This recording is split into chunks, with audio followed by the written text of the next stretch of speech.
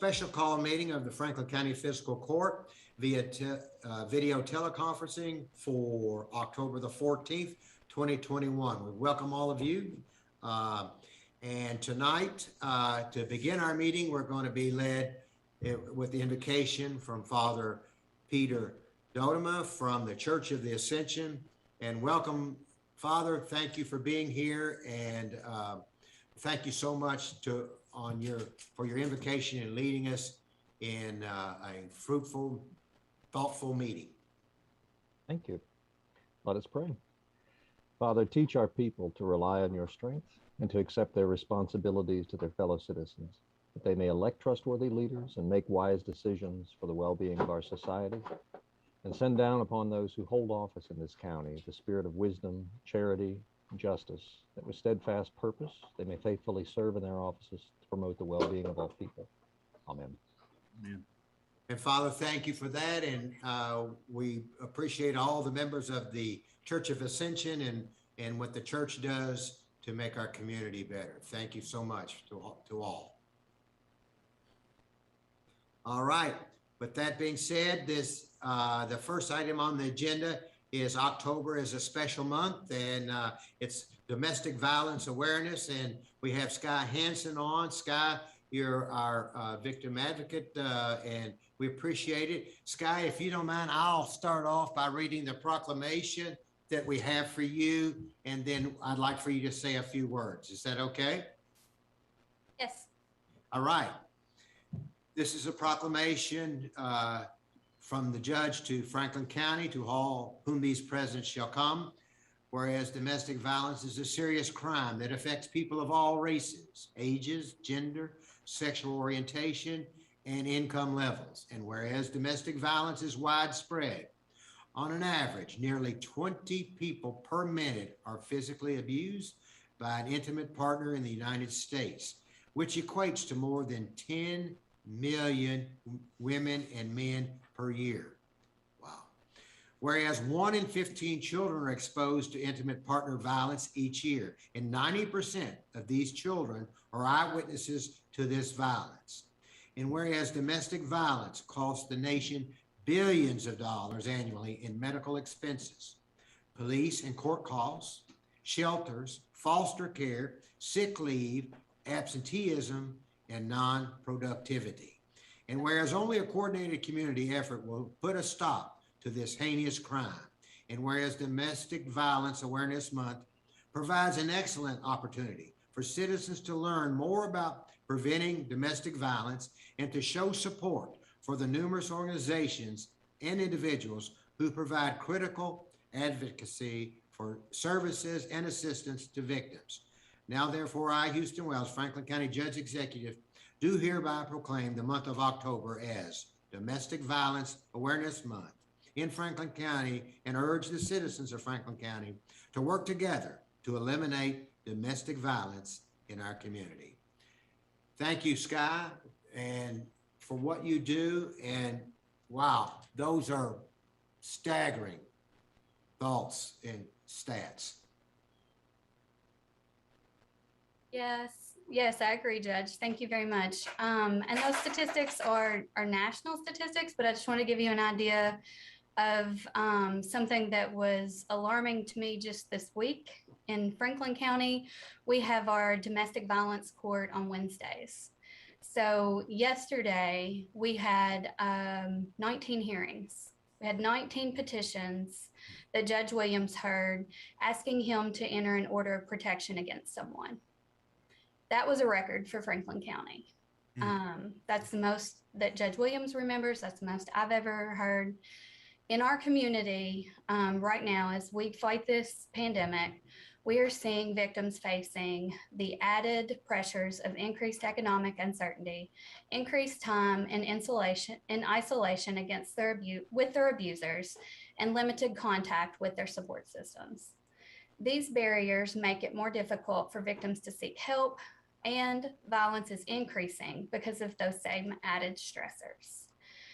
I talked about this last year. We're in the same place. I don't know, it's probably getting worse. The violence is just increasing, and domestic violence is just getting worse. I encourage each of you to report domestic violence, to provide support for anyone in abusive relationships within your own families, with your friends, in your workplace, anywhere where you see it.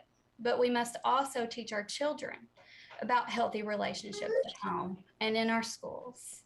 Support the local service providers and then get involved in any way that you can. But always, if you can call me, if you need anything, if you have any questions, you need direction, or you just want to send someone to me, just reach out. Don't hesitate to call. Scott, would you mind giving your number if you're asking if people to call you? Sure. So you can reach me in my office at 502-875-8712. And my my work cell phone is 502-395-3780. I encourage people to give out my work cell phone as much as possible, because a lot of times for victims, it's easier to text than it is to call. Don't hesitate to give those out. And Scott, you mentioned that report abuse. Would they report it to you, or who would they report abuse to? You can report it to me in domestic violence situations. Oftentimes, just call the police if you see it. You can send someone out for a welfare check. The police can go to a home and just do a welfare check. They can just knock on the door and ask someone if they're okay, and that can just save somebody's life. If they're not able to call and ask for help, sending someone out just to check on someone may be the only opportunity they have to ask for help. All right. Are there any questions for Sky on this matter that's hugely important? Sky, I don't see any questions. Thank you so much. God bless you. And what you do is so important to our community. Thank you. Thanks for having me, Judge. Sure. Okay. The next item on the agenda is Mr. Hancock. Welcome. You've got 2 or 3 things. The first is going to be election update. You've got a special new chief deputy that you want to introduce to us, and then you might as well go on into your quarterly report. So, Mr. Hancock, welcome. Yeah, Judge, thank you for having us in the court. I look forward to the day when we're all back in person. I know that right now, with the numbers going the way they're going, this is the safest option, but I want to thank you all for being here today and giving us the opportunity to talk with you. I want to first start, I got 3 things that I need to go over. I know that one of them's down on the 5th agenda item, but I do have a daughter that's having senior night tonight, so I apologize. I want to go ahead and go over those. I want to start with my introduction. Today, what I'd like to do is introduce to you our new chief deputy. My new chief deputy is Mitzi Jebedian. She comes to us from the state government world. She's worked in all 3 branches of government. She was working for the Department of Community-Based Services, and I look forward to her. Hang on, Jeff. Hang on. John Mitchell, I believe you're coming through. Can you mute John Mitchell, please? All right. Thank you, Jeff. Apologize. No worries. No worries. I look forward to working with Mitzi. She has a lot of leadership skills. She's worked in the auditor's office. I think her overall view of government and in its entirety will be great for county government. I'm glad that we were able to entice her to come over into the county government life. So at this point, I'm going to turn it over and let her say hello to you.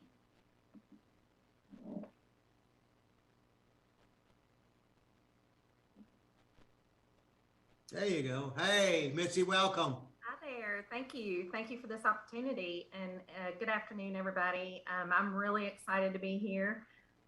Like Jeff just said, I come from a state government background, but I'm really looking forward to having an impact here at the clerk's office, working with our dedicated staff, and getting involved more in our community here in Frankfort. And coming from the world of Department for Community-Based Services, working in the Commissioner's office, I just want to say thank you so much to Sky for her message this evening. I don't think we can over communicate that. It's very important. So with that, I just want to invite you guys, please come by the clerk's office, say hello, introduce yourself. And if there's any way that I can be of help to you all, please don't hesitate to reach out. Mitzi, welcome. We're so excited that you're here, and you are working with a fantastic group of people in the clerk's office that are there on the front line. As you can tell, they're right on the front line, and they're doing a fantastic job. Absolutely. Welcome. So Thank much. you. Thank you. All right. Jeff, you want to do your quarterly report and a little update on election? Well, let's talk about elections first. Guys, the elections, about 2 weeks ago, an article came out in the State Journal that a building that we know as the old plant board building was going to be utilized for an community arts program. And first thing I must say is the county clerk's office and county government as a whole loves community art. We want to see it flourish, but we also have to have a location to be able to do elections. So when I saw this article come out, I was very concerned that we weren't going to have a place to have an election headquarters. I will tell you, I did start making phone calls. I had an absolutely wonderful phone call with Laura Hegg, the city manager. We have got a meeting set for October the 19th. She is assuring me that we can correct this problem and that we will be able to use the building. She even thinks that we'll probably be able to improve on it. I don't know. What I've asked for from our office, from the county clerks, and hopefully through the county itself, is that we can get some type of mutual lease agreement or something where we can have a long-term use of that building for elections. It's in a really nice location. It's walking distance from our office here. It provides parking. It provides security. It checks off a lot of boxes that we need to do a successful election.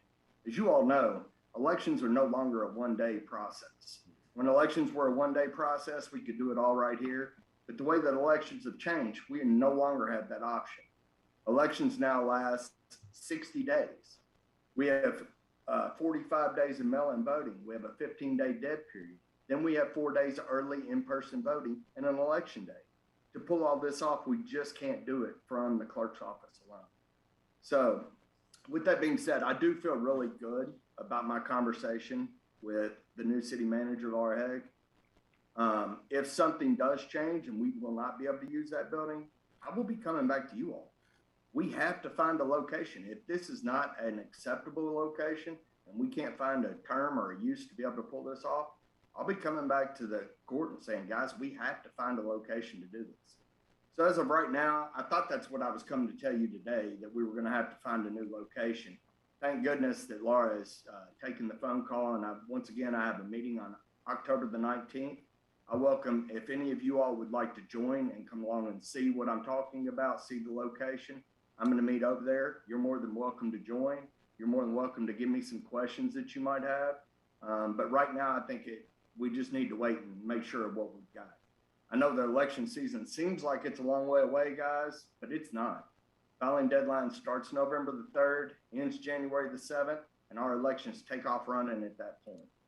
I'm sure you have some questions about that. I do need a little bit of guidance from you guys. At one point, we had talked about budgeting.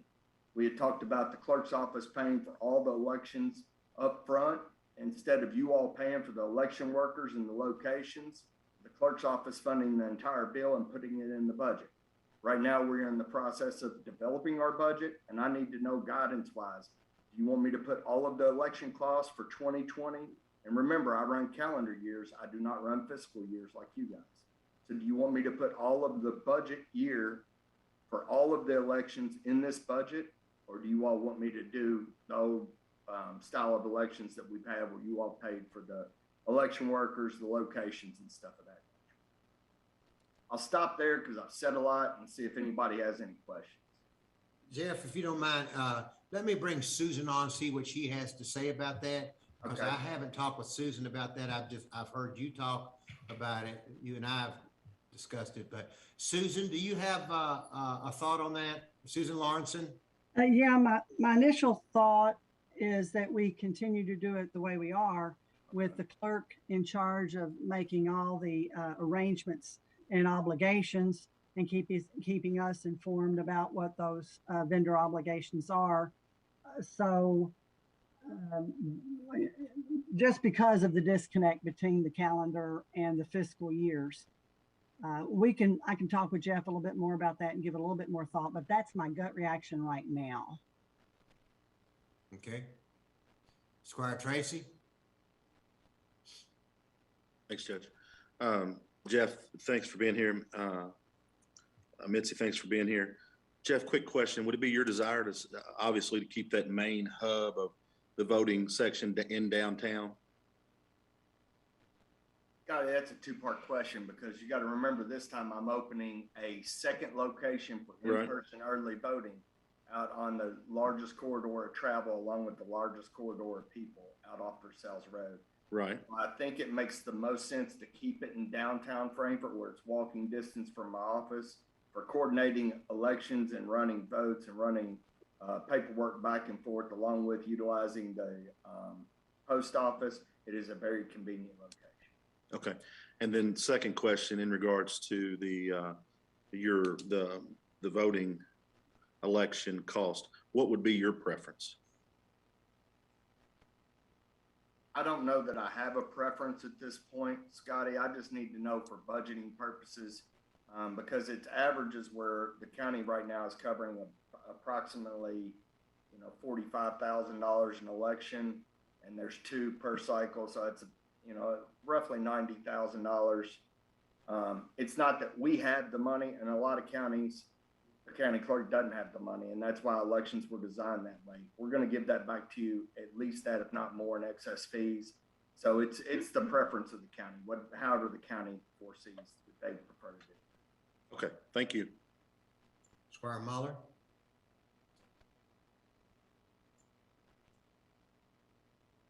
Thank you, Judge. Computer's acting up on me today.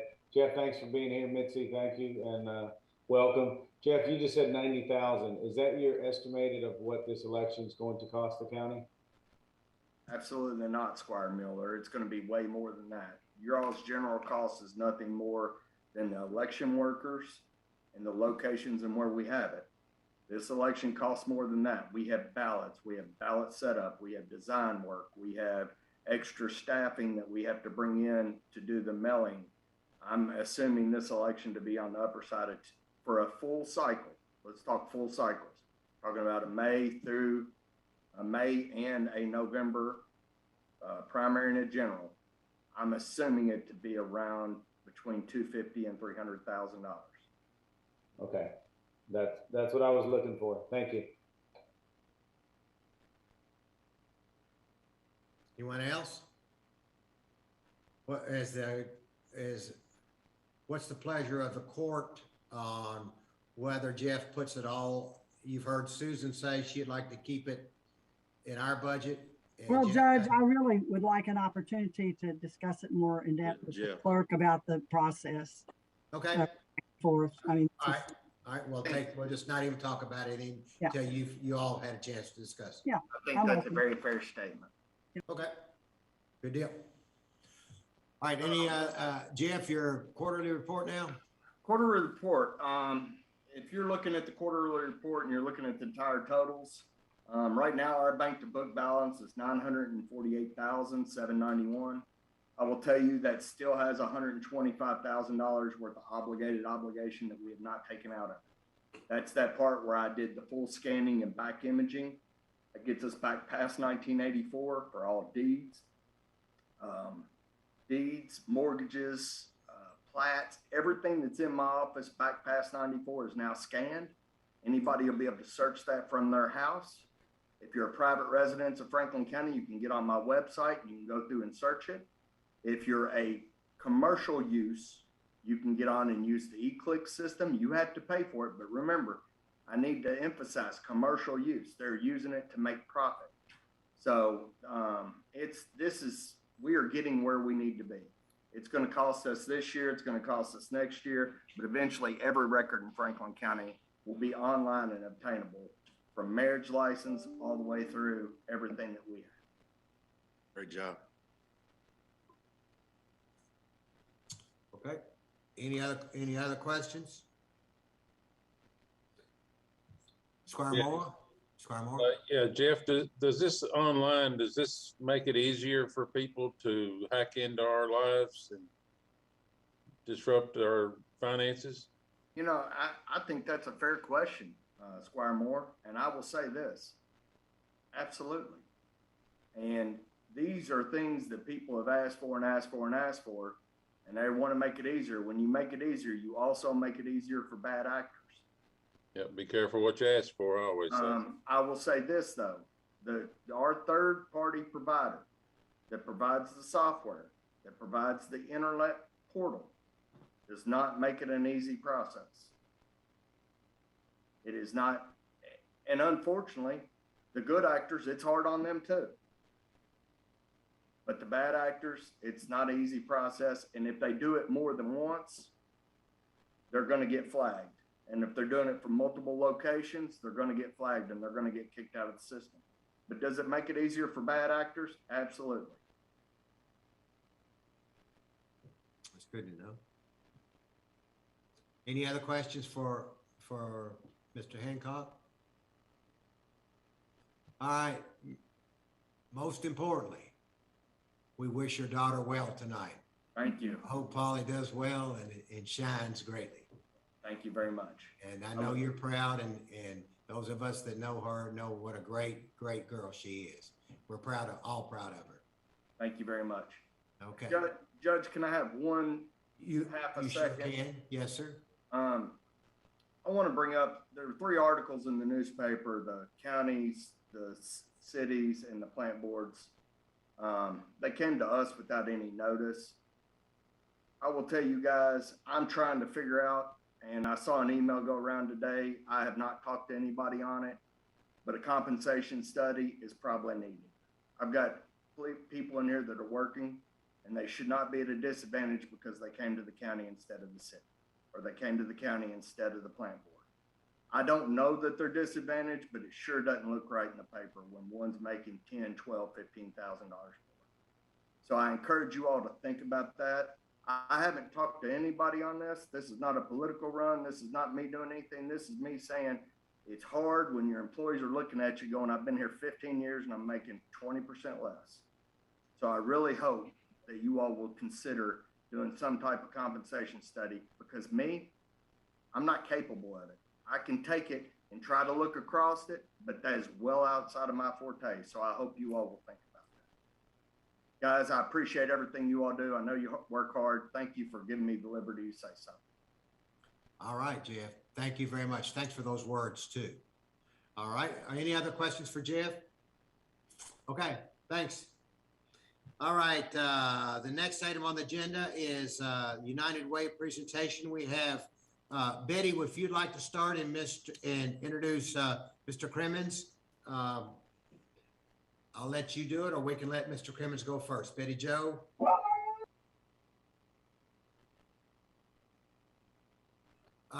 Why don't I go ahead and jump in? Go ahead, and she'll be on in a second. Okay. Yeah, no.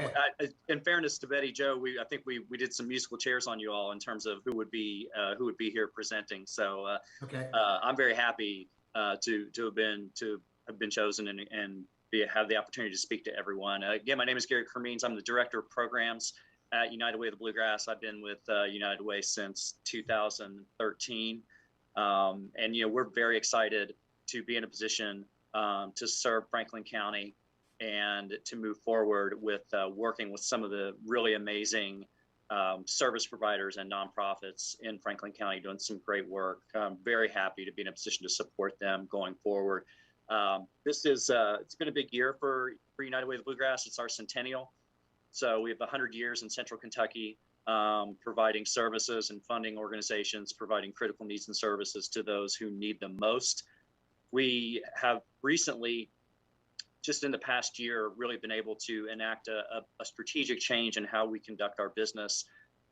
We realized that we needed to find a way to drive a little deeper impact, particularly in the neighborhoods in our 10-county service region that are in the most need. So we did our own internal study, discovered the neighborhoods right down to the census tract level in each county that were living in the highest levels of poverty. And we changed our model a little bit to where we have established what we're calling waypoint centers. So it's an actual physical presence in these neighborhoods where we can be there. We have personnel in those centers along with some of our funded agency partners providing personnel to be there as well. That way, folks who live in these neighborhoods who have transportation issues and many other issues, they can walk to these centers to receive the services and the help that they need. And it's not obviously unusual. If someone has one need, they're going to have multiple needs. So nobody ever comes into our Waypoint Center with just one need. They might need food, they might need rent assistance, they might need help with utilities. There's a range of things that are going on. And after a conversation, you find that out. So we're able to meet a lot of those needs in one spot.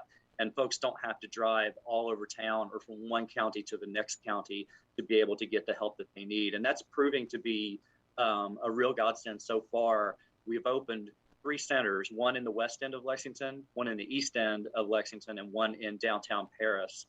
And that's exactly what we're finding out is it's been a real boon for folks because you often lose people if they have to go from one place to another because it takes a lot of time, transportation's an issue. So now we can sort of meet their needs in one spot. And that's just, it's an exciting model for us. It's also scalable. You know, the plan is to roll out 2 more Waypoint centers per year over the next 4 years. Those will be in, we don't quite have the resources to do every county we serve, but we would like to do as many in counties that we serve in our service area beyond Fayette County going forward. So we've got the 2 in Fayette right now and 1 in Bourbon, and we're looking at some other surrounding areas where we can be of great assistance. And also I would just again point out the number of partner agencies that we are able to fund in Franklin County that are doing some great work, you know, places like Simon House, the King Center, Emergency Food Pantry, the Capital City Activity Center. There's a list of them on our website. I don't have them all in front of me. And I'd be happy to provide any further information if you're interested in what we're doing from a funding perspective in Franklin County. But there's, as you guys know, there's some folks doing some great work, and we're very pleased to be able to use the dollars that are generated through our campaign fund to fund those organizations. The last 2 things I would mention, I'm not sure that a lot of people are aware of our 211 call center. It's a human services and hotline referral. So it's 211, just like you might call 411 or, you know, a 911. So we have trained, certified navigators, phone operators. When folks call that number, our folks can connect them to the resources and the help that they need, no matter where they are. And we don't just serve Central Kentucky with 211. We actually serve 96 of the 120 counties in Kentucky through United Way of the Bluegrass. And we're very happy to have been able to expand that program. And it's pretty remarkable what the number of people that we're able to reach and provide services to via 211. And the last thing I would mention, because it's really part of the programming that I do, we have a coalition that provides a free tax preparation service. It's through a grant from the IRS. It's a volunteer income tax service. Our particular version of it's called CKEEP, but we lead the coalition across different regions in Kentucky. And anybody who meets a minimum income threshold can have their taxes done for free. And it's really critical because it costs a fair chunk of change to have your taxes done. So that's money that goes back into the pockets of these folks. And one of the things that we've discovered over the years and that the IRS was well aware of is about 25% of folks who are eligible for the earned income tax credit don't pursue it because they don't realize that they're eligible for it. So those are all dollars that go back into families' pocketbooks and wallets, and it provides for the economic development and financial stability of families across the Bluegrass region. So, you know, that's just a taste of what we're doing. If anybody has any interest in learning more about Waypoint Centers, about what we're doing with in terms of funded partners and things like CKEEP, by all means, please reach out. We'd love to talk to you more about it and give you more information. And again, thank you so much for giving me some time to speak with you today. Okay, there will be questions in just a moment. I'll let Betty Jo continue on and tell us, Betty, how, as employees, how we can contribute to the United Way. Yes, currently we do offer payroll deductions, and most employers are not offering those right now, but we are. So even if you can give $1 out of your paycheck, that would be greatly appreciated. So currently the process is if you are already giving in United Way, that change will take the be a same amount in 2022. If you would like to change the pledge, I sent out several correspondence explaining United Way and the merger and a lot of documents. And all you need to do is send that to Vicky and payroll or myself. And those changes will take place in January. Currently, the county employees are contributing around $6,000 a year to United Way. So we're encouraging employees to even up that $1 if they can on their paycheck. That would be greatly appreciated. Okay. And one last thing I should point out, I neglected to say that the decisions on how those dollars are allocated are made by the Franklin County United Way Board of Trustees. So it's local folks making decisions about where those dollars go once they're collected. And I would be happy, if there are any questions, I'd be happy to answer them. Okay, well, I'll open the floor to questions for either Betty Jo or you, Mr. Crimmins, about United Way. Are there any questions? I don't see any questions, but I would like to say that, there's one, Squire Sebastian. Yes, thank you, Judge. Mr. Cremains, thank you so much for being on with us this evening. How frequent or what are the term limits for, or maybe just terms, not term limits, for individuals who are on the board here in Franklin County? I'm not sure about the Board of Trustees. I believe that for our regular board, I want to say it's a 3-year term. That may be different for the Board of Trustees since each county has its own Board of Trustees. But I can definitely find out exactly what that is and let you know. And that would be appreciated. Also, can you only serve one term on this board, or if you can look into that and see if multiple terms, or there is some kind of limitation on the terms. And then how does United Way of the Bluegrass accept nominations for individuals to sit on there? Might be helpful for us as members of the fiscal court who hear from constituents about their desire to serve their community, to pass information along to you or someone else within the community if someone so has a desire to serve in this. Yeah, absolutely. That's great. And we are definitely always looking for folks who are willing to be on a board of trustees. The other thing that I'll find out for you, because I'm not sure the answer, is how many folks can serve, because there's different numbers of people depending on the county. And typically the recommendations for the Board of Trustees members, new members, are made by the actual Board of Trustees members themselves. So that's how we typically roll that up. But for sure, I can I'll send that information to you. We would love to make sure that we would love to have a full board for each county moving forward as we move forward with our plans. Can you also share, if you have the information, if there are still subcommittees of this board that review applications that come in for boards, and from the charitable organizations for funding? Yes. I know I've sat on those several times. I just don't know if now that Franklin County has been combined into United Way of the Bluegrass, if that's going to change how that structure works. Yeah, I'll let you know. As it stands right now, that's primarily conducted by each Board of Trustee in each county, and then those decisions are rolled up to the United Way board, and then the allocations are made. So for sure, those decisions are made on a county level. I'm not sure about subcommittees. I think it depends probably on the size of the Board of Trustees, but we do sometimes have to rely on expert reviewers who aren't necessarily part of a board to grade and score applications. And then those recommendations are given to the Board of Trustees, and the Board of Trustees will make the final decisions based on the expert reviewers' recommendations. So it's kind of like a subcommittee. Thank you. Yep, you bet. Good questions. Okay, any other questions? Mr. Crimmins, if you give $100 to United Way, does it go straight to a particular organization in your community? Does all of that money go to that organization? So the way it would work is you can designate to one singular organization if you like. If not, So for example, in Franklin County, it would go into a general fund, and then all the organizations that that do a request for proposal, they're funded based on how much money is there and how much each organization might request for their programming based on the dollars that are available. But it is possible to designate if there's one particular organization within the area that you would like those dollars to go to.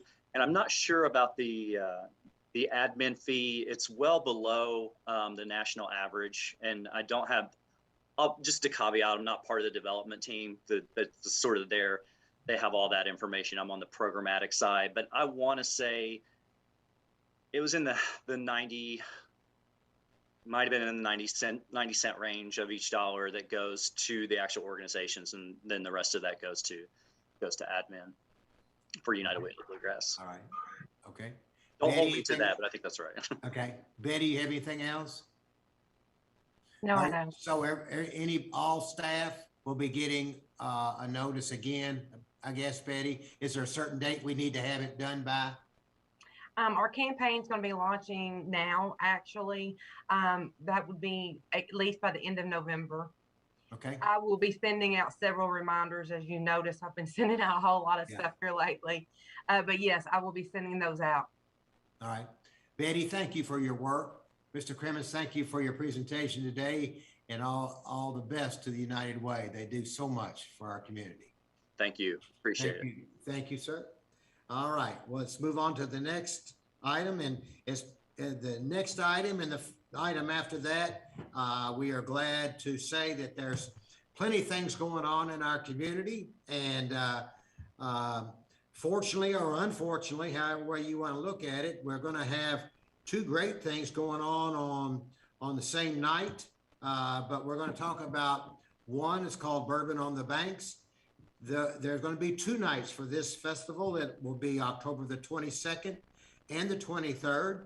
The Friday night, October the 22nd. Let me just say this to you. A couple years ago, I happened to see it, and many of you did, because I've never seen so many people on Broadway at one time. The Friday night will start at 6 o'clock. It will have clowns and circus acts, and there you go, some pictures, magicians, and most importantly, and I say this, if you haven't seen them, you sure should watch them. The KSU Marching Band will be there to perform at 6 o'clock on Broadway, and they are fantastic. So Friday night, 6 o'clock will be a fantastic night. There's also a paid event at the History Center, and that will be a tasting on Saturday night from 3 until midnight. Actually, from 3 to 7 on the river will be also a paid event. And after that, they're going to shut Main Street down over by Goodwood in Bourbon on Main. And there's going to be a lot of bands and a lot of great time in that area after 7 o'clock. The next event is Family Movie Night at Lakeview Park, and that was going to be on Saturday night starting at 5. And I'm going to let Squire Sebastian, she's been instrumental in organizing this, let you know more about that. Thank you, Judge. We are very excited as Fiscal Court to bring again to the community a fun, family-oriented event at our picturesque Lakeview Park. So we have collaborated with multiple organizations to pull this off. We'll be having Kentucky Backroads Cruising. They're going to bring a variety of vehicles out that evening between 4 and 7. We will utilize many of those vehicles between 5 and 7 p.m.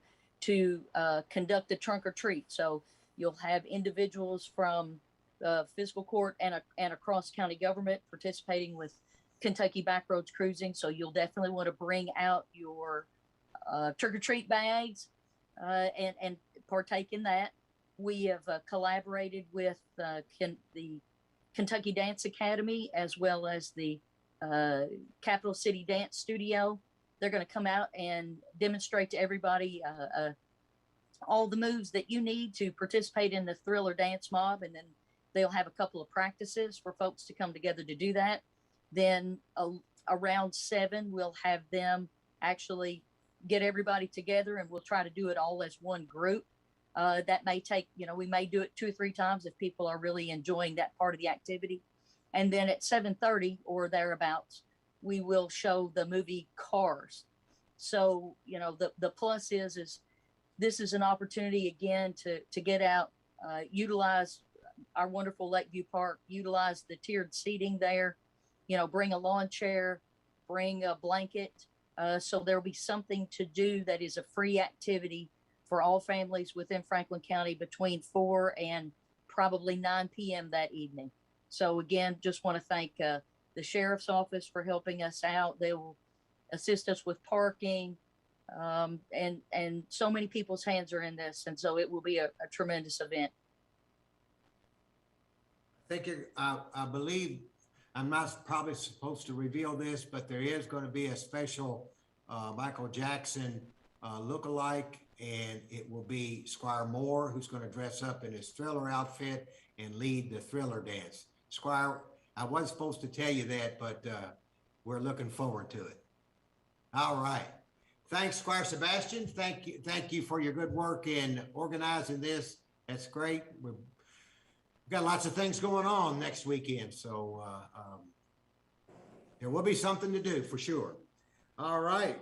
The next item on the agenda is something good from our solid waste department. Miss Brittany, you want to talk about hazardous waste collection? Sure.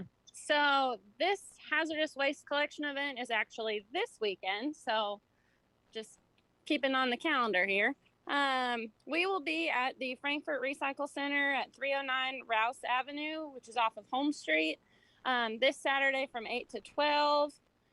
This event is open to all Franklin County residents. Doesn't matter if you're city or county. This is the event where we accept, poisons, herbicides, pesticides, batteries, oil-based paint, aerosol cans, pretty much you name it. If you really think it shouldn't go in your regular trash, bring it on down, and we'll try to help you get rid of it. The only items we're really not accepting at this event are water-based paints like latex or acrylic paints. You can harden those at home with sand, dirt, or kitty litter. We don't accept motor or hydraulic oil. You can get rid of that at your local auto parts stores. And then medications. You can actually dispose of medications at the Frankfurt Police Station, either of the CVS locations in town, or at the health department during one of their drug take-back events. But again, we'll be there this Saturday from 8 to 12. Come on down. You could bring your electronics that day too. So we'll be there. That is great announcement, Brittany. And that's 309 Rouse Avenue off Home Street. That is correct. I just wanted to make another quick announcement. I was about 5 minutes late into the meeting. So wanted to say thank you to everyone who came to our waste tire collection event. We had a lot of tires. We'll get the final numbers here in the next couple of weeks, but I wanted to mention that this weekend is the same event, but in Woodford County. So any Kentucky resident can attend any of these waste tire events. This is our year, the Bluegrass Region's year, to have these events. They happen once every 3 years. So the folks will be in Woodford County tomorrow from 8 to 3 and Saturday from 8 to 1. And they're located at the State Highway Garage at 360 Crossfield Drive. So that's another option for anybody who may have missed our waste tire event last weekend. 2 weekends ago, sorry. And there's only 2 other tire events in our area. We'll have Anderson County's next weekend and then Mercer County the weekend after. So take care of your used tires, your waste tires. We'll be glad to take them off your hands. This program's helped through the state. And we just want these tires disposed of properly. So thank you. That's all I have. Brittany, will you make sure that you and Andrew coordinate on those other areas? It, it may be too late to put Woodford counties in, but it won't be too late to put Anderson County and Mercer counties in, just Yep. on our website, please. They're already up there. I got them up this morning, and I'll be sure to look for the other counties, either their posts or I'll make one myself and get them out there. All right. Any questions for Brittany? All right, Brittany, thank you for that announcement, that information. Appreciate it, and so glad that tire disposal went well for us a couple of weeks ago. I do see a hand, Squire Muller. Thank you, Judge. I just wanted to add something to Squire Sebastian. I want to thank her for everything she said about the movie night, but I don't want to forget our sponsors, since we're talking about movie night, because we couldn't do it without them. I'd like to thank Squire Tracy's company for working on all the marketing materials for the event. Fortunate enough, our company has provided for the royalty cost, and we couldn't have done it without Traditional Bank being our main sponsor for this event. And then the Sheriff's Department, you know, he got some things worked out with the Attorney General, so we were able to, you know, use the Sheriff's Department as a nonprofit to, you know, kind of run things through. So I just wanted to thank everybody, and it's going to be a great evening. Thank you, Judge. Okay, thank you. All right. Wow, now we go into the other part of the agenda, which is quite lengthy. So I ask that everybody say what they have to say. Don't hold back on that, but keep it as brief as we can be. First item is authorization approval of minutes from our special meeting, joint meeting of September the 16th, 2021. Are there any questions on that? The next one is authorization approval of our minutes from our public hearing of September the 20th, 2021. All right, the next item is authorization for approval of our minutes from our regular meeting of September the 24th, 2021. All right, the next item on the agenda is authorization to accept Elkhorn Water District's audit report for the years ended December 31st, 2020 and 2019. And with it is Commissioner Brad Gregory from the Elkhorn Water District. Welcome, Mr. Gregory. Thank you, Judge. Thank you, Squires. I appreciate you all having us here. I'm not sure, I'm assuming you all have had a copy of the audit, the Elkhorn Water District's audit report. If you haven't, I can share the screen, but that is the report for the previous 2 years ending December 31st, 2020. The independent report is because of the controls that we use. There was no material findings, and I'm glad to discuss any of the details that there are questions that folks may have in there, but overall, there were no material findings, and we have increased our net position over the last 2 years, and we're on track to do that again this year. So outside of that, if you have questions, I'm glad to entertain them. If not, I appreciate your consideration. Squire Tracy. No questions. Just wanted to thank you, Brad, and the other members for all your hard work. Thank you, sir. Anybody else? All right, Mr. Gregory, thank you. Appreciate it again. Thanks to all on your board. Thank you. Okay, the next item is authorization to approve a resolution in support of the Frankfurt Plant Board's application for funding to provide internet service for the underserved and unserved residents in the unincorporated areas of Franklin County. And hallelujah, amen, amen. I'm just thrilled that we are moving towards the probability of getting broadband to our far reaches of our county. To lead us in the discussion is John Cubine. And John, I'll let you introduce who's with you from the plant board. And then we'll entertain, after you've made your presentation, then we'll entertain questions. Okay. Thank you, Judge. Thank you, members of Fiscal Court. Frankfurt Plant Board currently serves about 18,000 customers in Franklin County for internet use. We have an 8-year plan to expand internet throughout the county. The opportunity and the proposal that you have in front of you and that we're going to be discussing gives us the opportunity to, in fact, accelerate that to a 3-year plan and reach all the citizens in Franklin County that much quicker. The partnership with the county and money we put up, money that you would put up, would allow us as a match to leverage as much as $8 million in additional state funds or the possibility of federal funds, and we would use that as a match. With me is Gary Zing, who's our general manager, and Adam Hellert, who's been with us for 28 years and is head of telecom. And I think the most productive thing would be to turn it over to Adam and let him give you a quick overview of what the proposal is. So Adam. Thank you. I'm going to share my screen here so we can kind of run through this PowerPoint presentation.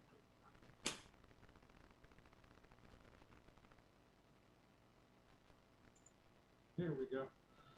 Thanks for letting us speak tonight. So just give you a brief overview of what NextBand is. NextBand is a all fiber network, basically designed on a 10 gig standard. We have several, sorry, get a little closer here. And basically the entire network is a passive network. It's all delivered over glass, so there is no electrical interference. It's basically two active pieces of equipment. There's one at our head end, and there's one at the house. So there is little maintenance. It's a lot nicer system than we deploy today currently in our HFC network. It's a resistance to outages and several things like that. FPB's current statistics here, we have currently 600 miles of cable, 300 miles of fiber, and that's growing daily. Basically, we have we're probably exceeded 500 miles just in our current overbuild of NextBand in our current footprint. We serve 90+% of Franklin County. And as Cubine mentioned, we're a little over 16,000 modem customers, 8,000 cable customers, and 4,800 voice lines. We also do business with the fiscal court, the city, the state. We have a school network that we put in over 20 years ago that's been up and running. So we're definitely a part of this community. It takes me to my next slide of why FPB. I mean, FPB is local. You know, when you call, you're probably talking to a neighbor. When somebody comes out to your house, it's probably somebody that you knew, went to school with, or something like that. There's several people on this meeting here that I know for years. Currently, we have 47 full-time employees, and that will probably change as we expand our service footprint. FPB is also a municipal, so it's transparent.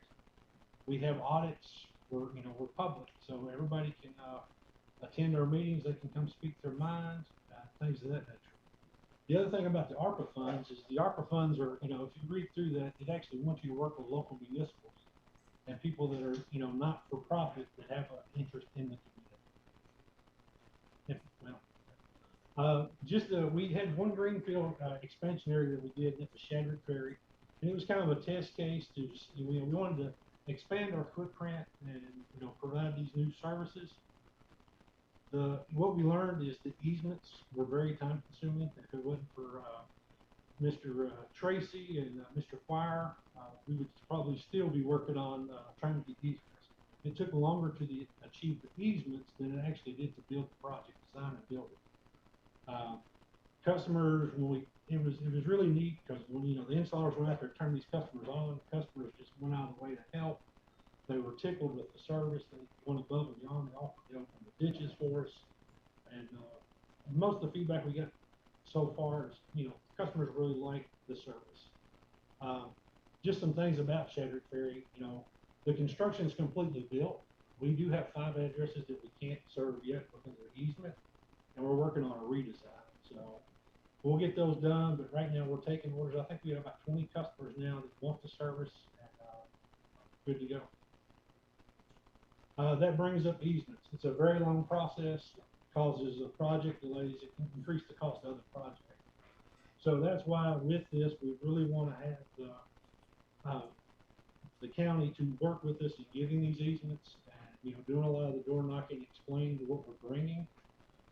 It actually helps your home value. So that's one thing we wanted to add there. The other thing we did with Shadrick Ferry that we're doing now is we have streamlined the easement. We used to use like a boilerplate easement for all the utilities.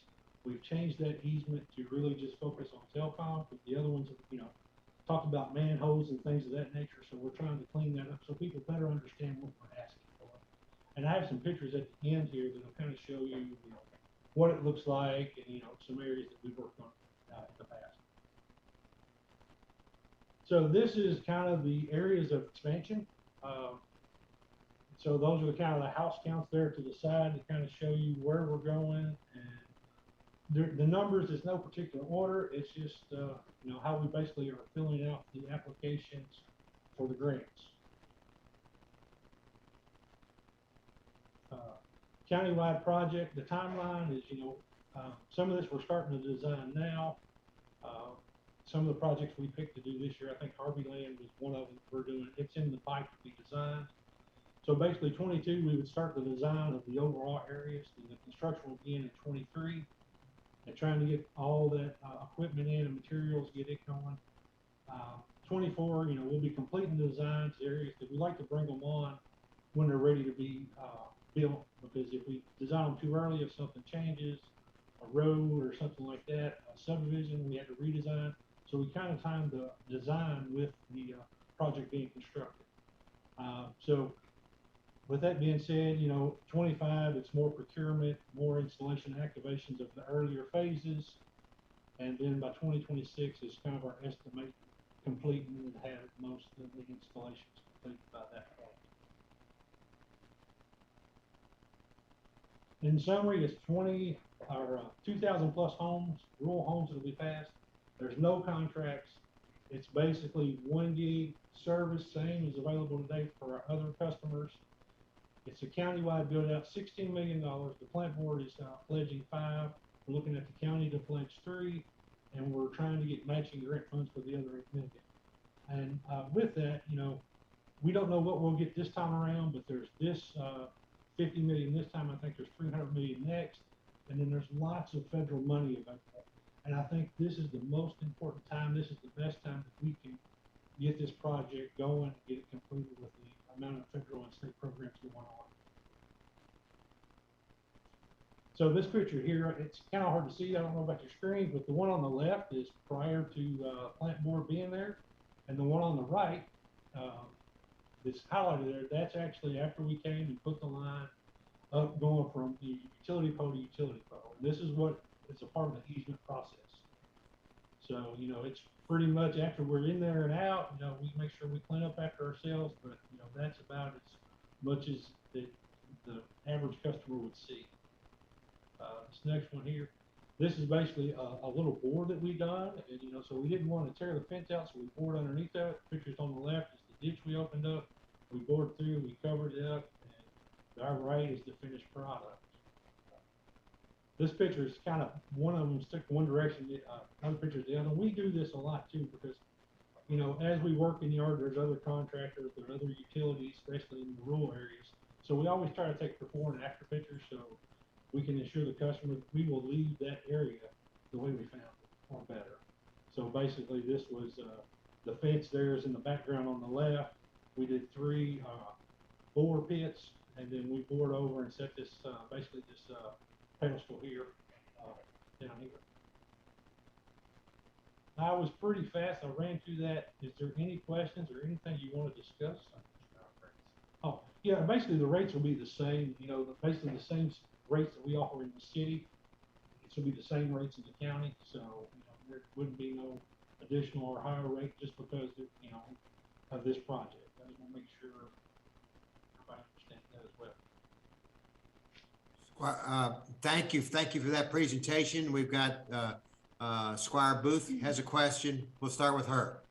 Okay, thank you. I wanted to know what the pedestal was for. Is that how many of those are going to be installed? I mean, what are they for? What is the purpose? Okay, so basically what the pedestal is that is where we go from our plant to a customer's house. And that's basically what it's for. Is so if you look at the total project, less than 5% of the entire project that we're talking about is underground. So it's very few of the entire project will be underground anyway. But typically we have those every, as far as rural as it is, it might be every 8 houses might have something like that. Usually in the county, it's going to be a little bit different because you're not really, this is almost this is a subdivision, the photo I had.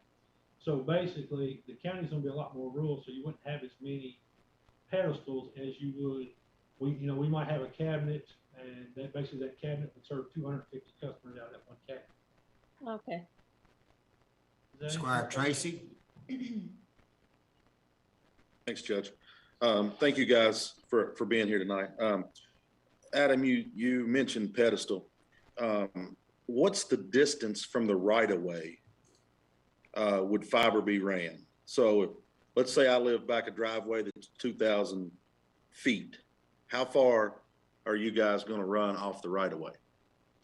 It just really depends on the design. I mean, if it's in the right of way, technically you don't really have to have an easement. It's in the right of way.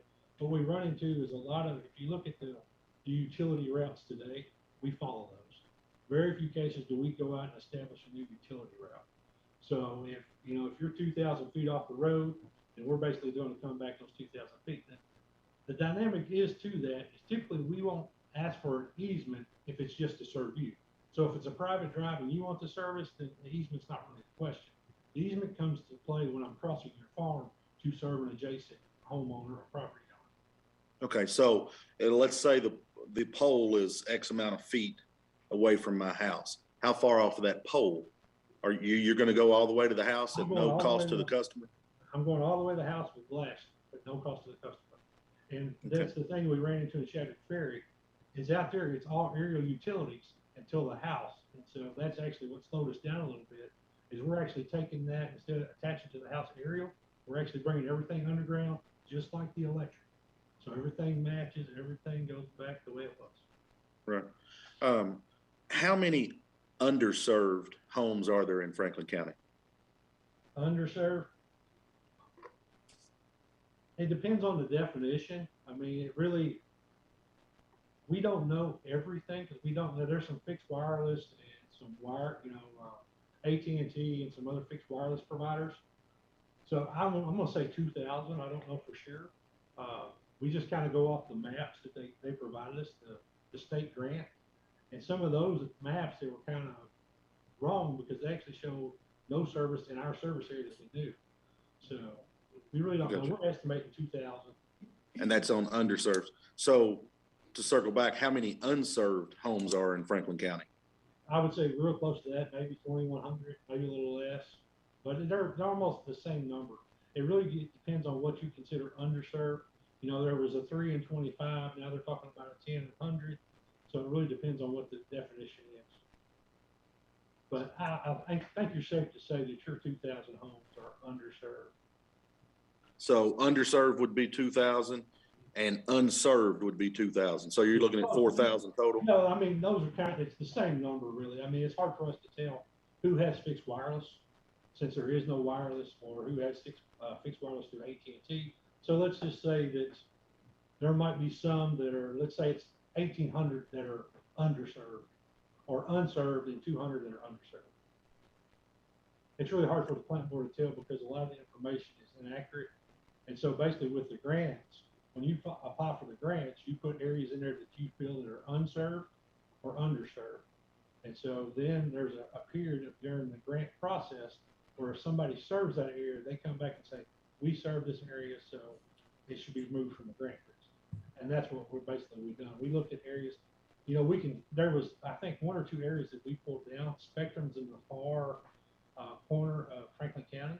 We took those off the grants because there's really no reason to file for funds because it's already spoken for. So, right. Okay. And you referenced the state test, and I would assume that's the speed test. Yeah, the state, when they put out the RFP, they've had this where you go and do a speed test, and that kind of tells you your performance, and they kind of tied that into their grant application. So they actually published a map that kind of laid out areas that were unserved or underserved. So. What were the speeds in the underserved areas? I believe they're. You have that? I believe they're 3 and 25. I don't have it in front of me, but I think a lot of it was 3 and 25. Like I said, it depends. Some of it, they went by 10 and 100. Some is 3 and 25. And then there's a federal Broadband Act 2 that has a little bit different standards. So Thank you. Alan, or John or Gary, how will you all look at this as a priority? If all of this goes through, we get the monies, and I know that Squire Moore's district in Ball Knob will say, Squire Moore, we want to be first. And I know that Squire Tracy's district in Peaks Mills will say, I want to be first. And then Squire Booth, and then Squire Sebastian, and everybody out there, we've all heard from constituents, when is this going to happen? When is this going to happen? And we want to be first. So we might as well just put it out on the table. If these monies, and when these monies become available, how are you going to look at serving the areas first? I think maybe Adam and Gary can chime in, but I think the first thing that happens is tonight, what we're, asking Judge, you and the fiscal court is a resolution that we can submit the application, which we have to do by October 25th, to ask for these funds. So we need to submit the application and be able to demonstrate that we're partnering with you. Then the application will actually be 11 different applications that we're splitting the county up, because there's limits to how much you can get per application. So that way we have the best opportunity to get the full $8 million of leverage federal funds to bring in. So we'll be able to represent that we're partnering with you. Then as that's approved, we will sit down and come back to fiscal court with a memorandum of agreement to actually work out the details, the timelines, the deployment, the studies, and work with you and partner with you all in terms of where we go and how fast, where we've got the materials, where we can go the fastest. All those things, we'll work through that. So we're not in any way asking fiscal court for a blank check. We basically withdraw the funds from y'all as we actually implemented that. So we wouldn't be asking for all your money. We talked low with your grant person. We would basically, you'd have control of your funds, then we would bill you as we deployed. And then we would do an MOA and actually work out the details of the agreement with fiscal court based on our planning and design and how fast we can get to each area. Adam, you want to? Yeah, I mean, it really, it's not trying to pick districts, but it's more of where's your best spend at? Where can you get the most people online? Because at the end of the day, that's what we're trying to provide broadband for these people. So I would look at it, whatever place would cast the biggest net is where your best money is spent. The more people you can get online, not really where they're at, but where as we look at the design and the cost, it's like, okay, we can get 200 people online for, $500,000 or $1.5 million, whatever it is. That's where, as far as thinking of it, that's where I would spend the money. Judge, this is Gary. I really appreciate this opportunity. Thank you to the court. I think the priority you asked, in my opinion, myself, is really going to set by the state, because there's 11 independent projects we tried. Whichever project they funded now become the highest priority, because we have to follow state's requirement, deploy the timely by that. I think only we have a question is when we have all award 11 projects, then, Adam, actually, we have a contract engineer, contract all ready to do. There are certain limitations could come in, like a material because of pandemic, anything else, but we will come to report to you. But in our view, if we got the money, whichever go first, we build it as soon we can. That's kind of in our view. But I think in the most part is priority not going to set by us, is going to be set by state when they award the project. Good point. Squire Moore? Yeah, the map you put up that had the numbered pink areas, is that your individual applications? And do those numbers have any priority to them, or are they just numbers? They're just numbers. It was just a number of the phases. So when we turned in the application, we could basically say which ones were, what areas they were, because we'll put the design and the application and the map all together. So. You had something up earlier, Adam, about what 10 gigabytes, man. Tell us what is it going to be 100? I believe the state requires 100 up and 100 down. And if you would explain that, and even on simpler terms, I believe you mentioned something about how much you could stream and how on the 4K and all of that type of stuff. So let's put it in layman's terms on what you're going to be providing and what will it allow them to do.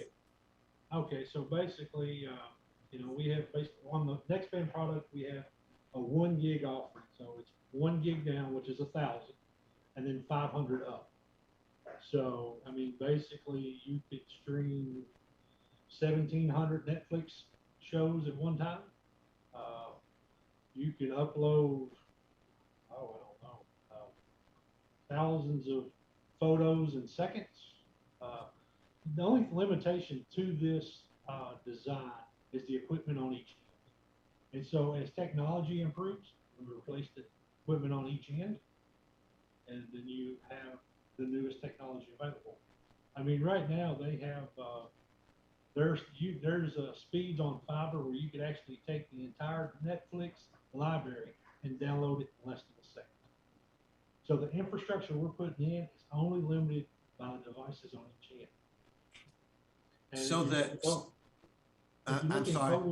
Sorry about that, go ahead.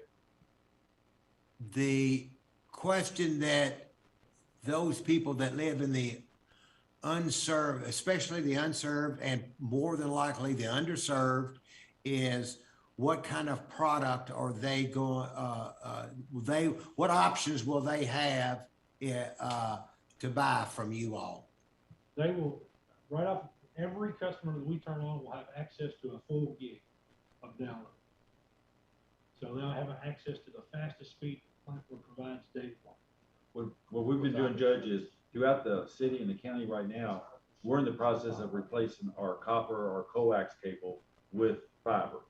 But on what we're talking about here, the proposal we're bringing to the county tonight is everything we're going to be implementing, everything we're proposing will only be fiber. We're not putting in any coax anywhere. They will get the latest, most modern product that we're installing anywhere. That will be what they get, is that product. They won't be getting any copper. They'll be getting the full fiber right off the bat.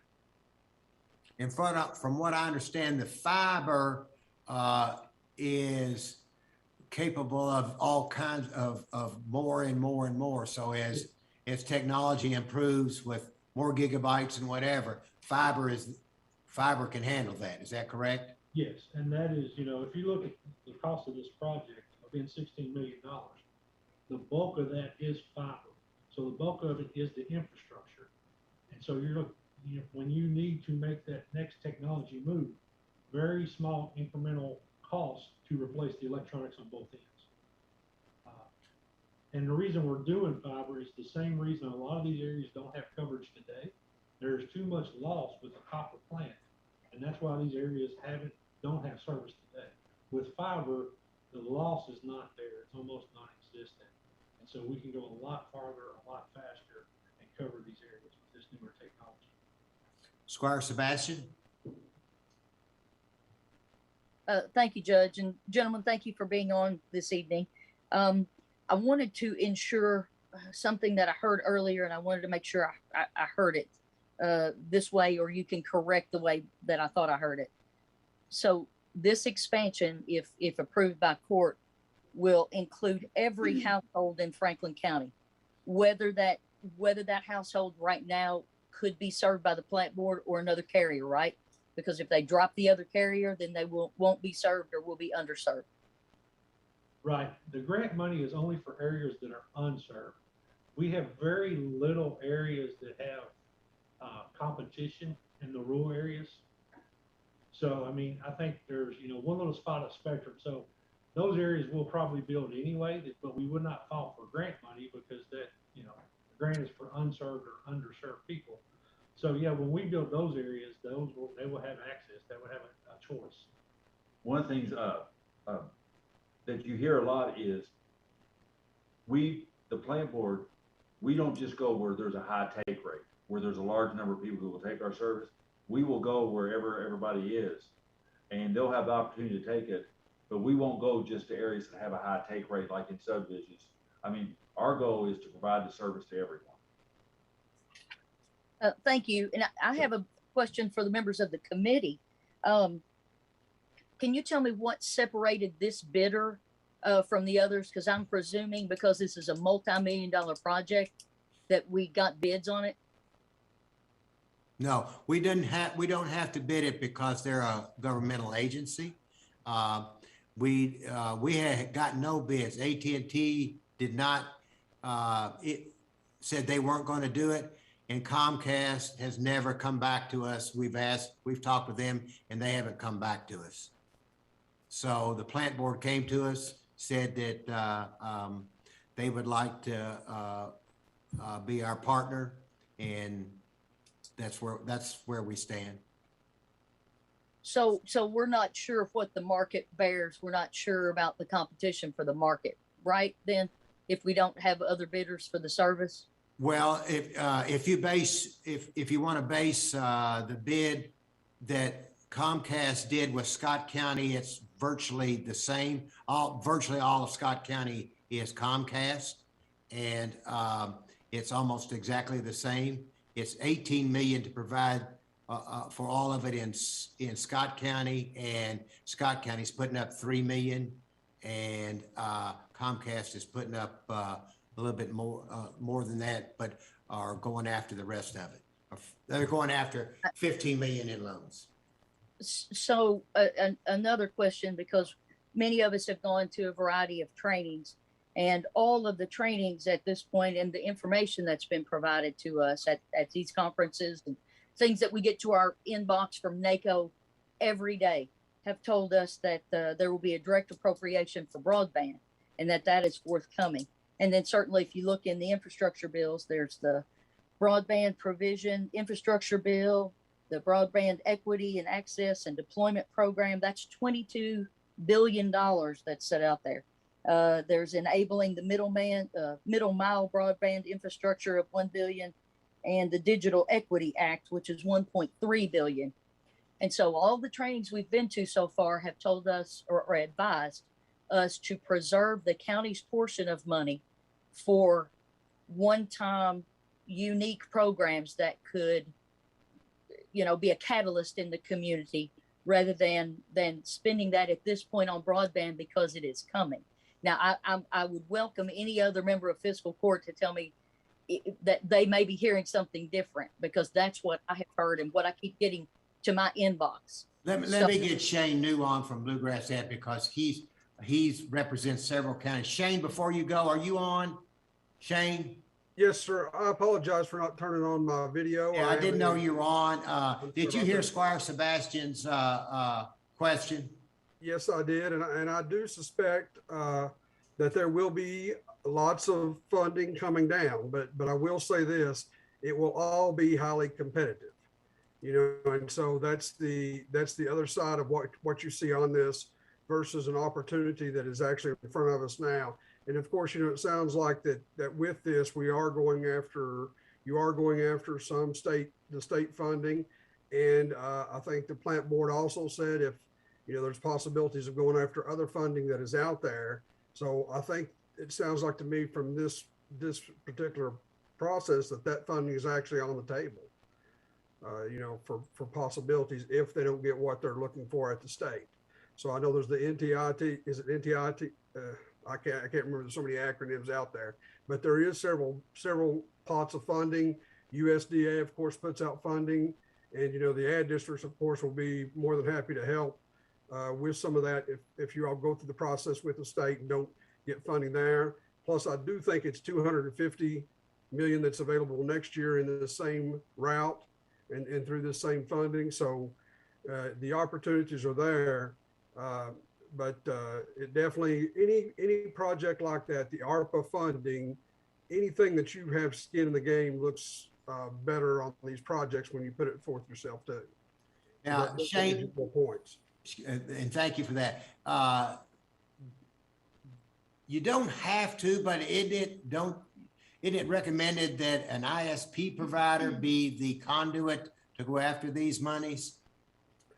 In this first round, that is what we have heard, that it is better for the ISP was actually what we'd heard. We did hear a little bit of different news on that today, Judge, but I haven't confirmed it, so I don't really want to get into too much detail on the possibilities of the county actually going after that funding themselves.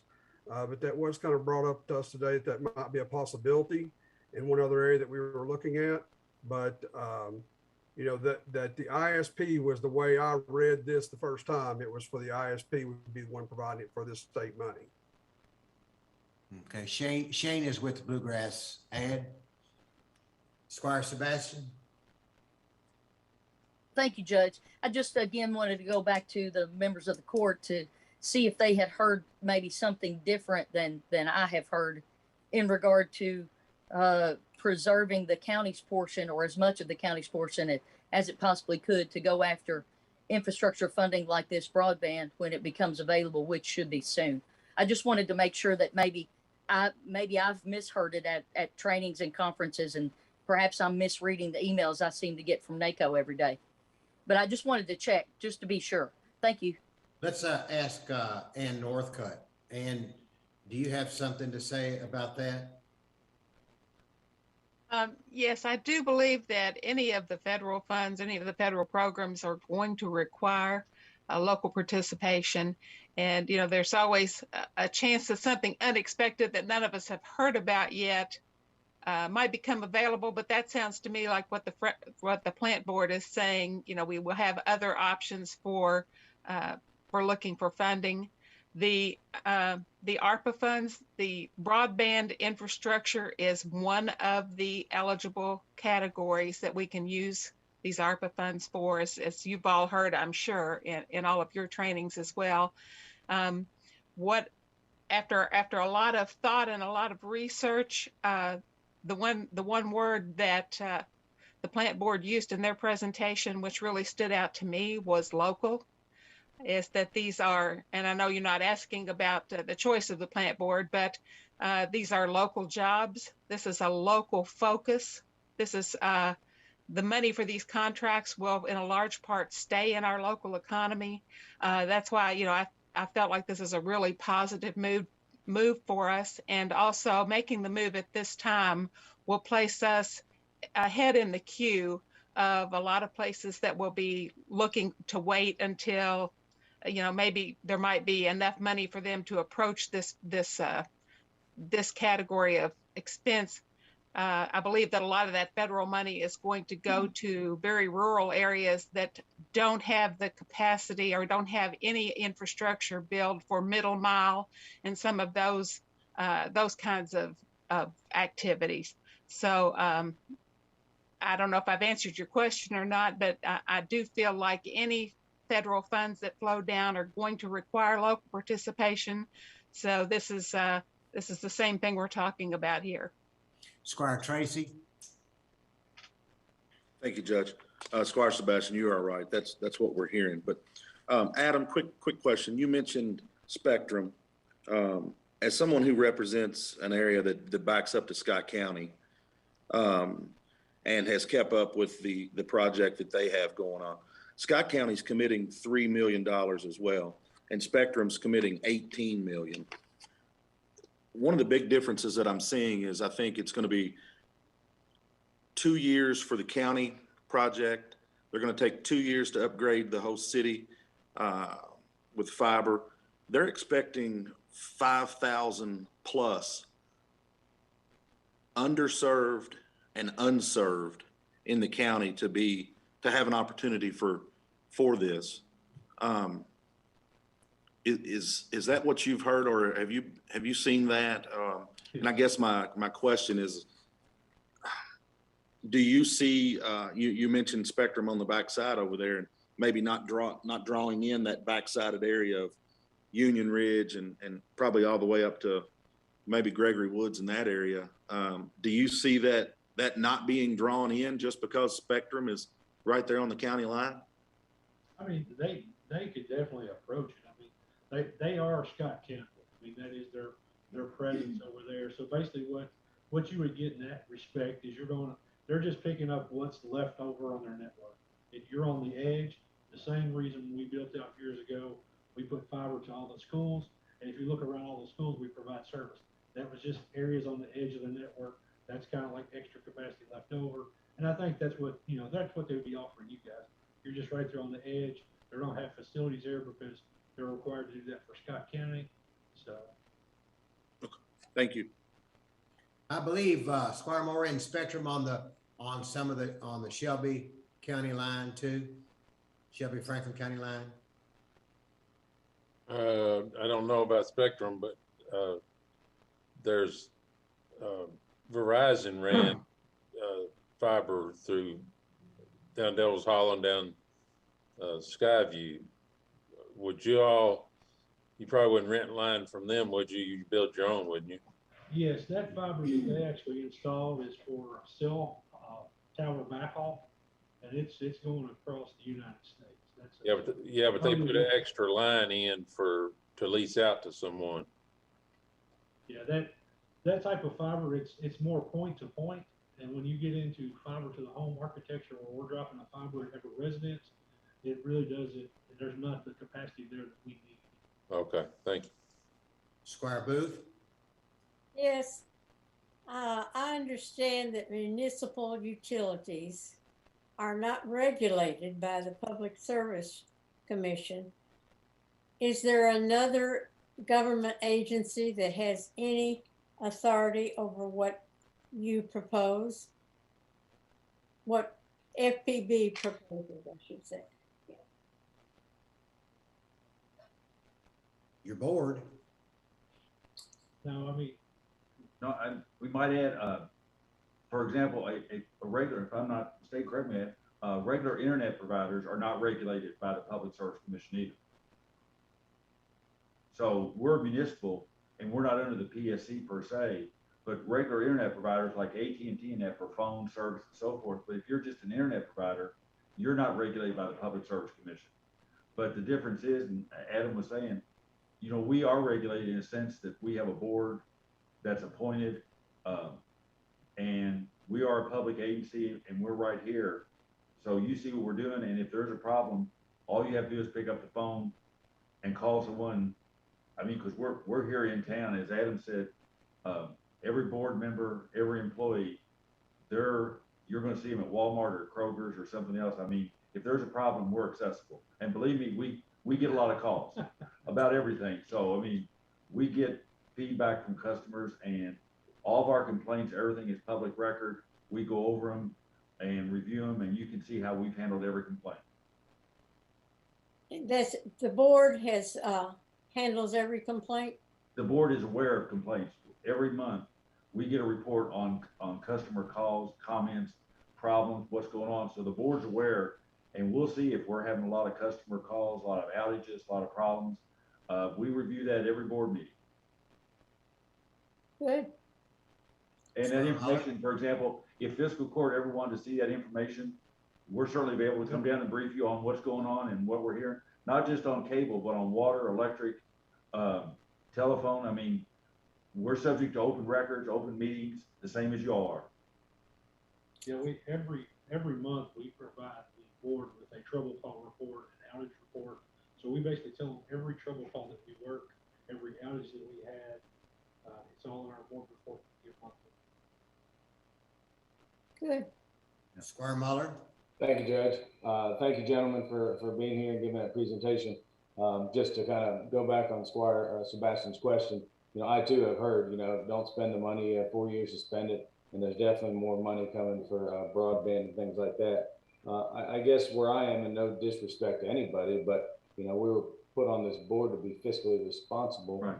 And I don't just having one piece of paper in front of us to say this is the amount. I mean, and it looks like after reading the background here, there was some maybe phone calls made to some other providers. I would feel much more comfortable if an RFP or something like that went out. So we at least, this might be a great deal. I mean, I have no idea. This is not my world. So I just wanted to share that with the court. John, and you might be on this in the 25th of October, the last date for ISP providers, anyone that wants to be an ISP provider for a community to get their application in. And so you're the only one that has stepped forward to be the ISP provider. So you can't really do an RFP if you're not an ISP provider for our community. Is that correct, Ann or John? And do you want to? That's my understanding, is that's the deadline for applying to the state for the funds that have been obligated for broadband. And I guess what I might just add in response is, why we're excited about this is, we have plans to expand into Franklin County. We see this as an opportunity that if fiscal court wants to go this direction and do the resolution, that we have the advantage of being just like a state price contract or GSA contract. We're a government agency. We basically see where fiscal court wants to invest $3 million in this. It gives you all the opportunity to leverage $15 million or $13 million. 5 from us, 8 million in federal. So the county can invest 3, we're putting in 5, and we can leverage another 8 million and basically achieve what we think is an excellent service in a 3-year time frame, which for economic development, as Adam mentioned, home values, we're in the community, we've got a track record.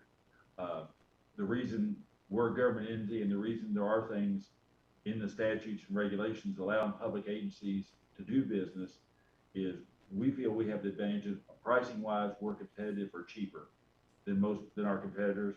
We have no long-term contracts. So if you sign up with us, you don't like our service, you're with us 4 or 5 months, you want to drop it, you can drop us. There's no buyouts of contracts. There's no lower rate for 1 year, then a bump up the second year. The rate you get would be a rate that we establish at public hearings with public comment. So there's no extra hidden charges. I think we feel like it's a great proposal, and obviously we're interested in it because the more customers we get, the lower our per unit service is. And if you look at our costs right now, our cost of serving people, for example, on cable has not gone up in years.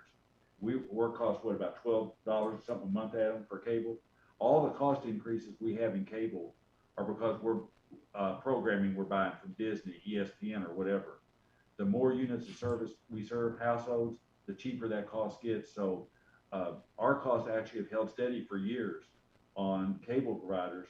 And we all recognize internet is the way it's going. People want the internet for all kinds of reasons, bring other services in. And we feel it's a state-of-the-art network at a very competitive price. John, this is a resolution saying that we support you in your pursuant to being an ISP provider for Franklin County, and it's really non-binding unless you can get the money, and then you got to come back to us, and we have to work out an agreement with you to do it. Is that correct? That's how you see it? Maybe Rick Sparks could elaborate too. That's correct, Judge. This is a resolution in support. It doesn't obligate anything at this point. The final resolution would be in the form of an agreement once it's approved or not, and the details would have to be worked out at that point. I talked to counsel for the plant board earlier this week about that, and that's another step down the road, but that's correct. Thank you. Andrew, do you have your hand up? I'm sorry. Yes, sir. I would, if I may. Yes, sir. I was in several meetings with the judge, with the plant board, and the other major telecom providers in the area, along with Ann and Robert and the staff here. I will tell you that one of probably the biggest telecom provider in a meeting that we had with them made it very clear that they would not cover the entire county, that they were not interested, that it was a money issue for them. They crunched the numbers, and if it didn't make that, it had to meet a certain percentage of take rate, and they said, we just know that it is going to make financial sense for us. And they're like, we can't do the whole county. And I know that that is a big part of this project, is that we have to do the entire county. And, you know, they were just straight up that they weren't interested in that. Thank you, Andrew. Squire Tracy. Thank you, Judge. Andrew, thank you. I appreciate that. But ultimately, I mean, I'm looking at it. I've been told tonight that there's parts of the county that's not going to be served either, expect, you know, the areas that butt up against Scott County. My concern is that, you know, we spend $16 million on this project as a group, as a whole, and we still have homes that don't have the capability of being served. And that's who you're going to hear from. Well, wait a minute. Adam, you got some, I didn't hear that. I'm sorry. I'm sorry, I must have misspoke. No, this plan would pick up every address in Franklin County. There would be, I mean, we would butt up to Scott County, we would butt up to Anderson County, frankly, already butt up to Woodford County, Shelby County. We would cover every address in Franklin. That was my understanding. Yeah. Sorry for the confusion. But nothing would change, for example, that if the people who right now have Spectrum that are from Scott County, if they want to keep Spectrum, they certainly could. There's nothing that would require them to take our service. They could keep what they had. But we would be there and offer them our service if they wanted it. But if they said, no, we're happy with what we got, then there's no obligation. There's no obligation for anyone to take this service. It's, if they want to take it, you know, we're estimating a take rate to build our financial models, but it's on a home by home basis. If they say, I don't want it, I want to stay with my provider, fine. If they pass us and a year from now they come back and say, no, now I want it, then we'd be back there to put it in. Conversely, John, in Union Ridge, in that far corner, eastern corner of Franklin County, that abuts Scott County there, can they, if they want Comcast, can they get Comcast? I do not know what Comcast's area is in that corner. I don't think they serve it today. I think that's actually a part of their expansion they're doing in Scott County. I'm sorry. Yeah, as they expand out, could they get Comcast if they wanted? Yeah. I don't know if they're coming in Franklin County. I just know that part of the agreement were that they were going to get, you know, that area of Scott County. So they might abut right up to the county line. They might step over. Those houses are pretty sparse up through there. So. Okay. Squire Sebastian. Thank you, Judge. And I just go back to the guidance that we've gotten from the federal government, from NACO, from CAECO, from other institutions. So my question is because we've been instructed to preserve as much as we possibly could. So rather than, I've heard we're not agreeing on an amount anyway tonight. There's one proposed by the committee. I'm not sure who floated that, but perhaps we, rather than give a full third of what the county's allocation is through ARPA, maybe we say we're going to set aside $1 million, and as we wait for other paperwork to matriculate through the process, the other pots of money that I think I mentioned and others, where we talked about broadband equity access and deployment program, which has $42 billion in it, the enabling middle mile broadband infrastructure, which has $1 billion in it, and the Digital Equity Act of 2021 that has $1.3 billion in it at this point, which is winding its way through the federal process. Maybe there's absolutely no reason we can't do that. All we're saying, all we've told them is that we've said we have 1 million set aside in this year's ARPA, and we use that towards it. The next year that we don't have to, we can go, Ann is probably the world's best at getting us money. We could go and get 2 more million from ARPA, or we could get it from anything else, any other grants. So we don't have to use ARPA next year, but it's just, it will be there. And we've already appropriated. The committee has said that there's $1 million this year, 2 million next year if we want to use it. If not, and there's other ways to get it, by all means, let's not just say that we won't apply for anything and not do this because we No, Or- that's my point. My point, I guess, to the court is at every turn since this came out, since ARPA funding was made available and the discussions began back in March, we have been told that broadband would be a plank of the initial amount that was given to and made available to local governments. I'm sure we got our portion, the city got their portion. However, we've also been made available and aware at every turn that additional pots singularly for broadband are available.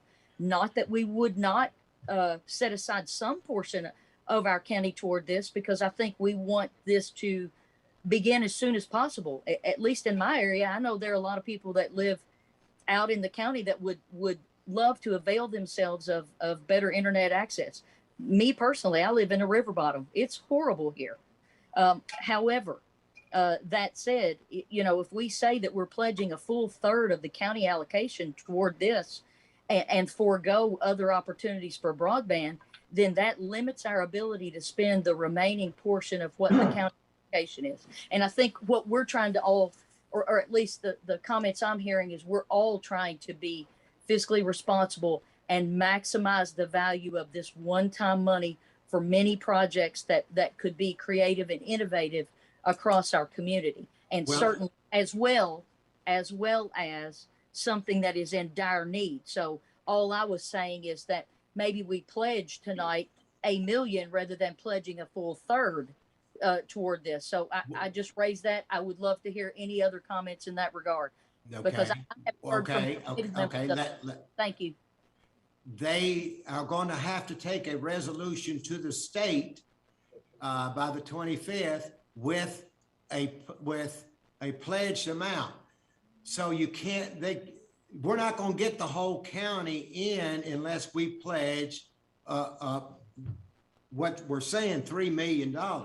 It doesn't matter. Listen, if the $2 million from ARPA next year bothers you, then all we need to say, don't say ARPA. Don't put ARPA as a tag for it. Let's say the county will commit this year in 2021, $1 million towards providing broadband in Franklin County.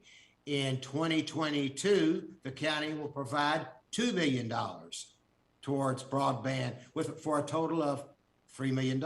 So it doesn't matter. I mean, what it's kind of semantics. So if we can get and find $3 million from somewhere else, let's do it by all means.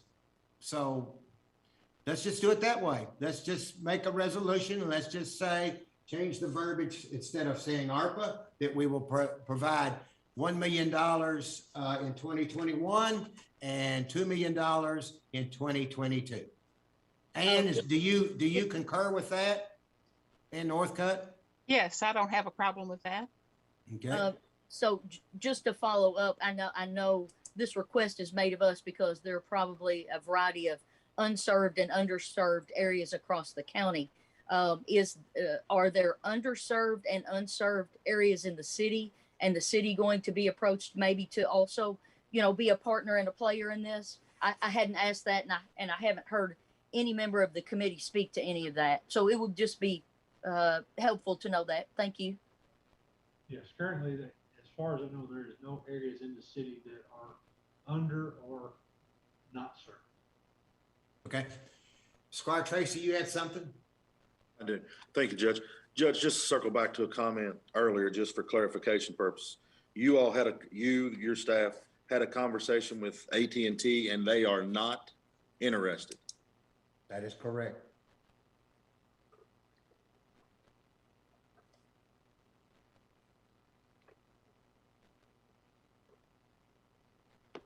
Okay. Any other questions? Squire Blackburn. Good to hear from you, Squire Blackburn. You've been kind of quiet in that corner over there. I'm taking a lot in. Yeah, I've got fiber at my house and it's wonderful, but I've got a lot of students that don't have internet, and it's a big deal. It puts a burden on a lot of folks, puts a burden on the teachers, creating entire assignments without internet when you have web-based programs and things like that. It's not equitable in teaching. But anyway, I've been listening to this, and I know that, I agree. We've all been told not to spend monies, and I like the thought of changing the wording of this proposal to be where we use whatever funds we can get, because I know that there's more coming. But you said you had meetings with AT&T and those folks. Was the committee in on those meetings? Was Marty and Lambert there at those meetings, or was it just staff? No, that wasn't an ARPA committee. That was just broadband information. Okay. So there was no committee on that. Okay. Thank you. Mm-hmm. Squire Muller. Thank you, Judge. I guess this is a question for the plant board. Do you all have to have a dollar amount on this, or would it be sufficient to have an agreement that we are going to partner with you? I think you all understand we're trying to be fiscally responsible with the one-time money we're getting, and to be blunt, we don't want to screw it up, So I guess help us here. Tell us exactly what you all would need to be happy. Well, what we're proposing is it's a 50-50 match. So we're advancing 5. If we get 3 from you, that allows us to match and hopefully get another 8. If we only have $1 million from you, then that gives us 6, then we can apply for another 6. So your $3 million leverages another $3 million in grant funds. So we're estimating the total cost of the project at 16. And so we need, your 3 allows us to get the full amount of matching state funds if we receive them through those 11 projects. So that's kind of what the magic of the $3 million is. It's a match, a 50-50 match. 5's all, we don't want to raise, we're going to build it as you go. The way our business is organized is electric funds electric, water funds water. So we basically feel that if we start installing, we get additional subscribers, we can put up 5 million, and we can float, like if we have 1 million from you now, we understood the other 2 million wouldn't be till next year. We can cover that cash flow, but we can't cover it on a long-term basis. And we want to get the maximum grant that we possibly can. So that's the magic in the 3, is we won't be able to use your 3 as part of our application to get another 3 million in state funds. That's kind of what the magic of the number is. Okay, that's what I was looking for. Thank you. Yes, sir. Okay, Squire Moore. Yeah, I've had conversations with AT&T because there's a handful of people in my area that have high-speed DSL. And if you get off of that, say if someone moves out and turns it off and somebody else moves into that house, they can't get it. So once you're off, you're off. There's just a very few people that have it, and it's questionable at best anyway. So, and they have no intention of expanding that. Squire Sebastian. Thank you, Judge. Just a quick question for Squire Moore. Out on Flat Creek, who's the provider out there? Is that in your Squire Moore? Yes, that's Frankfurt Plant Board. They They put fiber out to the old Ball Knob School before it closed, and they picked up everyone they could at that time and around there. So so Flat Creek already has availability, which is good if it does. Yes, some of it does. Yeah, not all. Some of it. Okay, thank you. Yeah, it goes back to the earlier presentation where we primarily build HFC with coax. We have limited range. So if you look at the map we see, it's in the green area there. You see how it kind of spider webs out. We basically run out of signal and cannot expand any further with the current technology. All right, great discussion. John and all of you, this is a work session, and we'll go through several more items, and I don't know how much longer to tell you, but we're not even halfway through yet, but it will come to a vote later on this evening. Okay, do you need us to stay around, or? No, you don't need to stay around. No, that's fine. That's fine. Okay. Wait a minute, there's a question here from Squire Tracy. Let's see if he's got a question that you all may need to answer. Sure. My question's for you, Judge. In regards to the commitment, does it have to be a 2-year commitment, or could it be a 3-year, $1 million commitment each year? Or does it have to be a 2-year? Well, if, I don't know, that we looked at it from the standpoint of what you needed. Really, it's more important that you get a commitment that we're going to give $3 million towards a project so you can apply for the money through the state, as opposed to it. Really, it will only be drawn down as it is used, Squire Tracy. So it may not be, it may be a 3-year period, but if they were to expedite and say we can get it done in 2 years, I'd hate to say, well, we can't pay you for another 3rd year till the 3rd year. So it works to everybody, both of our sides' advantage, that they don't get it until it's used, basically. Right.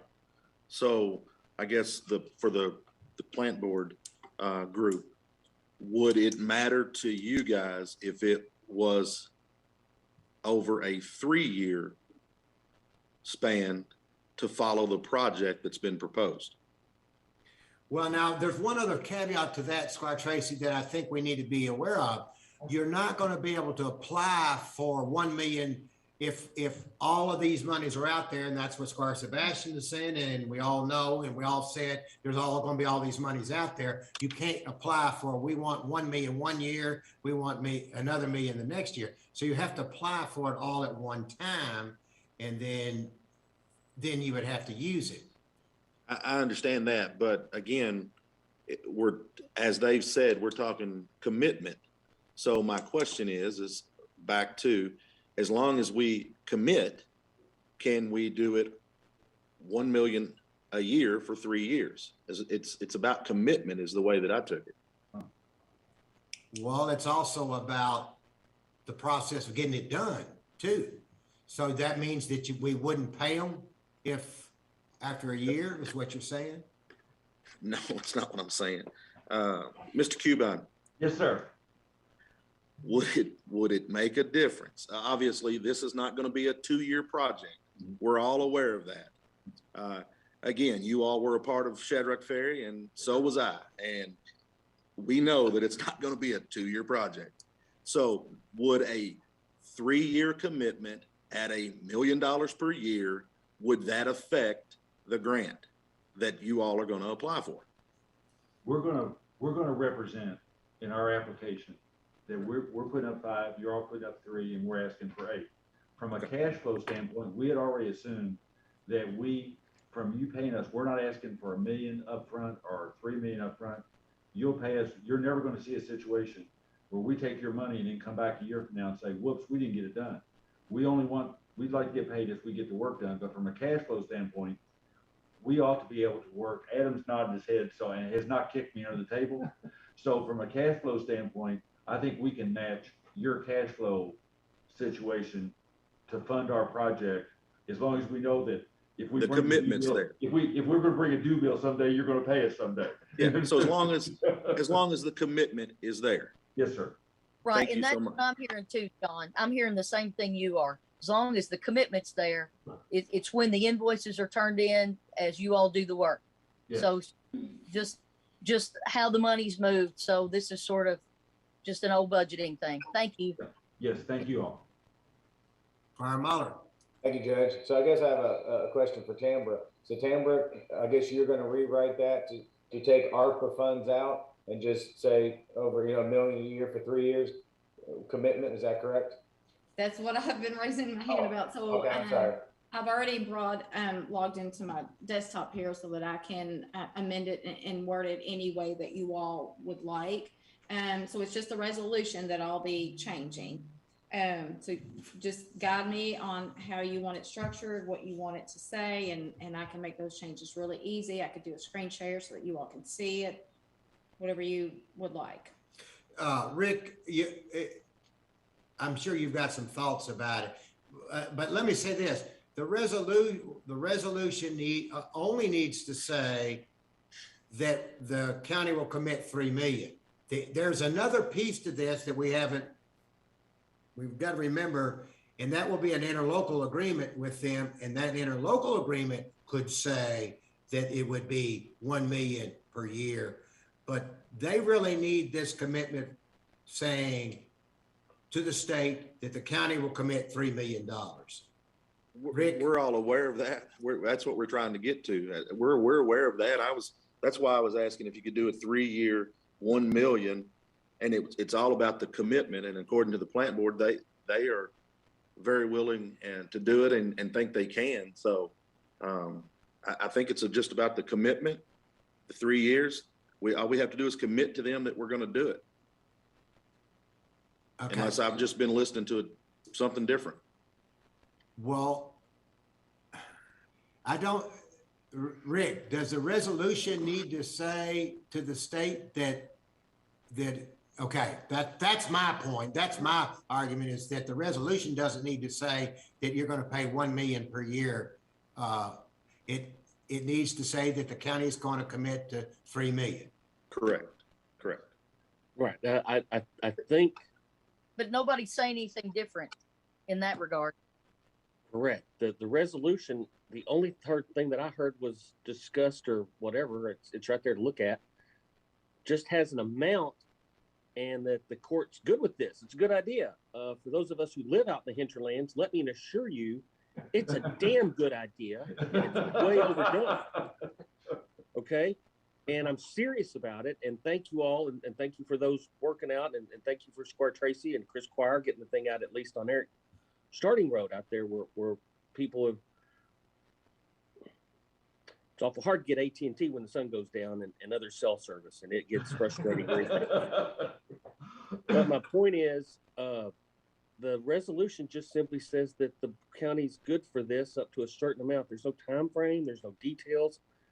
I tried to state that at the beginning. That's to be worked out at a later date. It does specify a funding source, and I'll defer to the court about what you think about that. But it's really just this is the amount, this is what we're looking at doing in a broadest sense, and it's going to require a MOU or agreement if and when it's approved to have those details. Don't get drugged down in the details. This is just a letter of support. Squire Muller? Thank you, Judge. Thank you, Rick. Yeah, I just want to kind of keep moving here. Tamara, I'm going to say on the financial impact, we just take out the word ARPA. And Okay, just leave it as from local funds. Well, what we're actually voting on is the resolution. So this is the document that will get recorded in the record. So can we, Rick, or Counselor, I'm sorry, can we look at getting rid of the first whereas clause? Because that talks about the Franklin County Fiscal Court, where we're going to draw the money from. And the rest of it, to me, looks okay. I thought the way you all are trying to structure it, it's probably superfluous. It is true that the county has received ARPA money, et cetera. So that doesn't add or take anything away from it. If you're talking about dedicating potentially general funds, et cetera, I don't think it makes any difference. The end line is the very one that the resolution is. That's where you say you're going to use ARPA funds. That's more critical than the first paragraph. To balance it out, I'd say take out the first paragraph and then modify the last paragraph, and then you got a pretty piece of work. Yeah, but the way I read the therefore clause, it says the plant board is submitting its application for state ARPA funds. So it doesn't bind the court. Well, no, there's still that is the, you gotta read the whole thing. I am That's reading the whole what that's okay, good, because that is what they're seeking is state ARPA funds. Right, but it doesn't bind the county to use ARPA funds for them to seek ARPA funds. That's correct. That's what I said. If you take out the language, Yeah, that's what I'm saying as too. To the Franklin County supports it, et cetera, but Franklin County is not limited into what funds Franklin County dips into to support this project. That is correct, ma'am. Right, that's what we're saying. Same thing. Yes, ma'am. And the critical thing is that the target is state ARPA funds that the plant board is seeking. Correct. And so which that needs requires to a match stay. of whatever format. Yeah, right on. And I'd also like to remind the court, and maybe this is just me, there's some crazy stuff going on in DC. Remember, they just about defaulted the debts here 2 weeks ago. And if you're relying on DC money, yeah, well, you can do it, but don't cash the check now. Yeah, amen to that. So the resolution, the way, it was drafted was to support the plant board's application. So we tried to keep it generic in general because that's what they need is support. So in my mind, that's what it does. But if you all want to change something, please just let me know, and it's an easy fix. We're listening. I say I agree with Scotty Tracy, Squire Tracy, that we take out the American Rescue Fund Act in the first paragraph. Right. That's what I had offered. So I think we just take out the first whereas clause. Doesn't really matter. Okay. Correct. Is that the only change? Yes.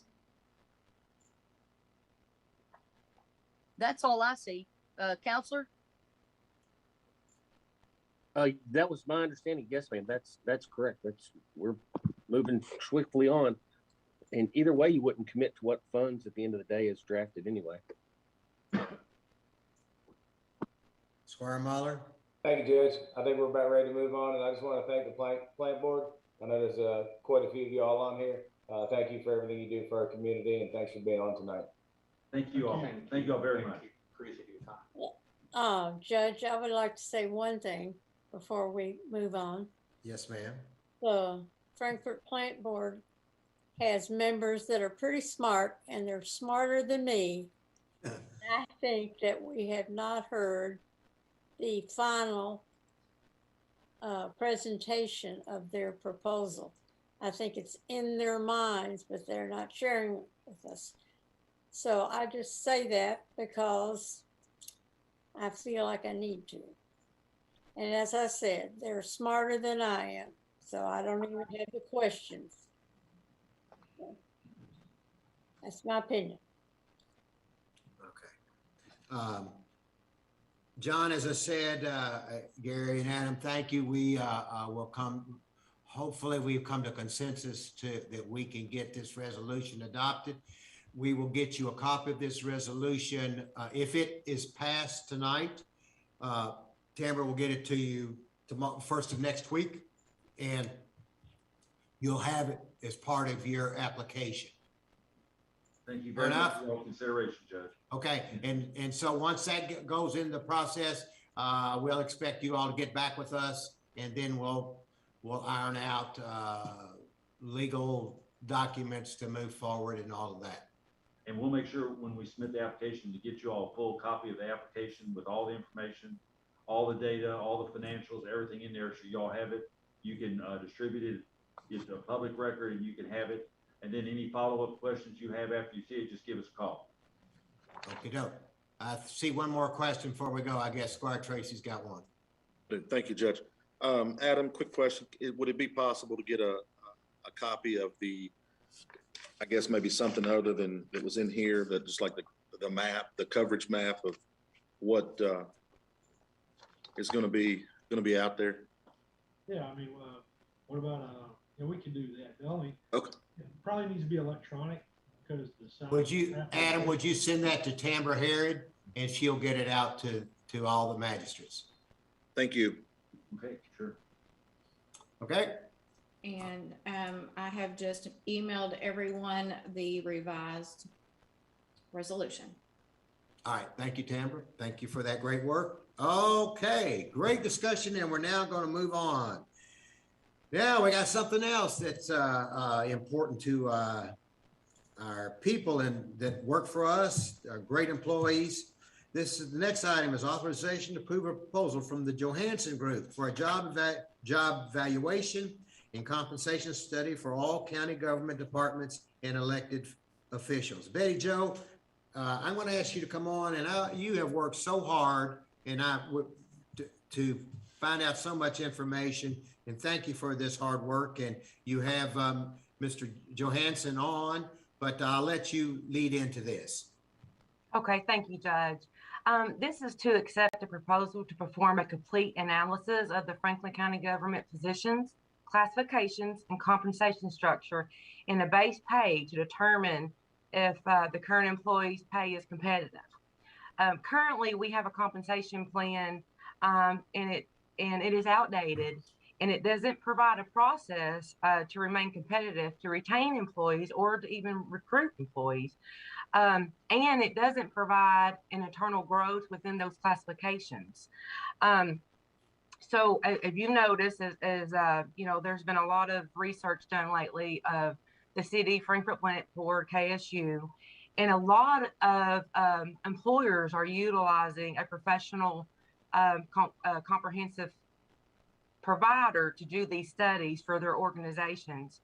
CAECO launched a salary survey in 2019, and but this was not a complete compensation study. What they did was poll the counties to see where they are with their salaries. But this is going to be some really useful resources, hopefully for the Johansson Group to use to help with our wages.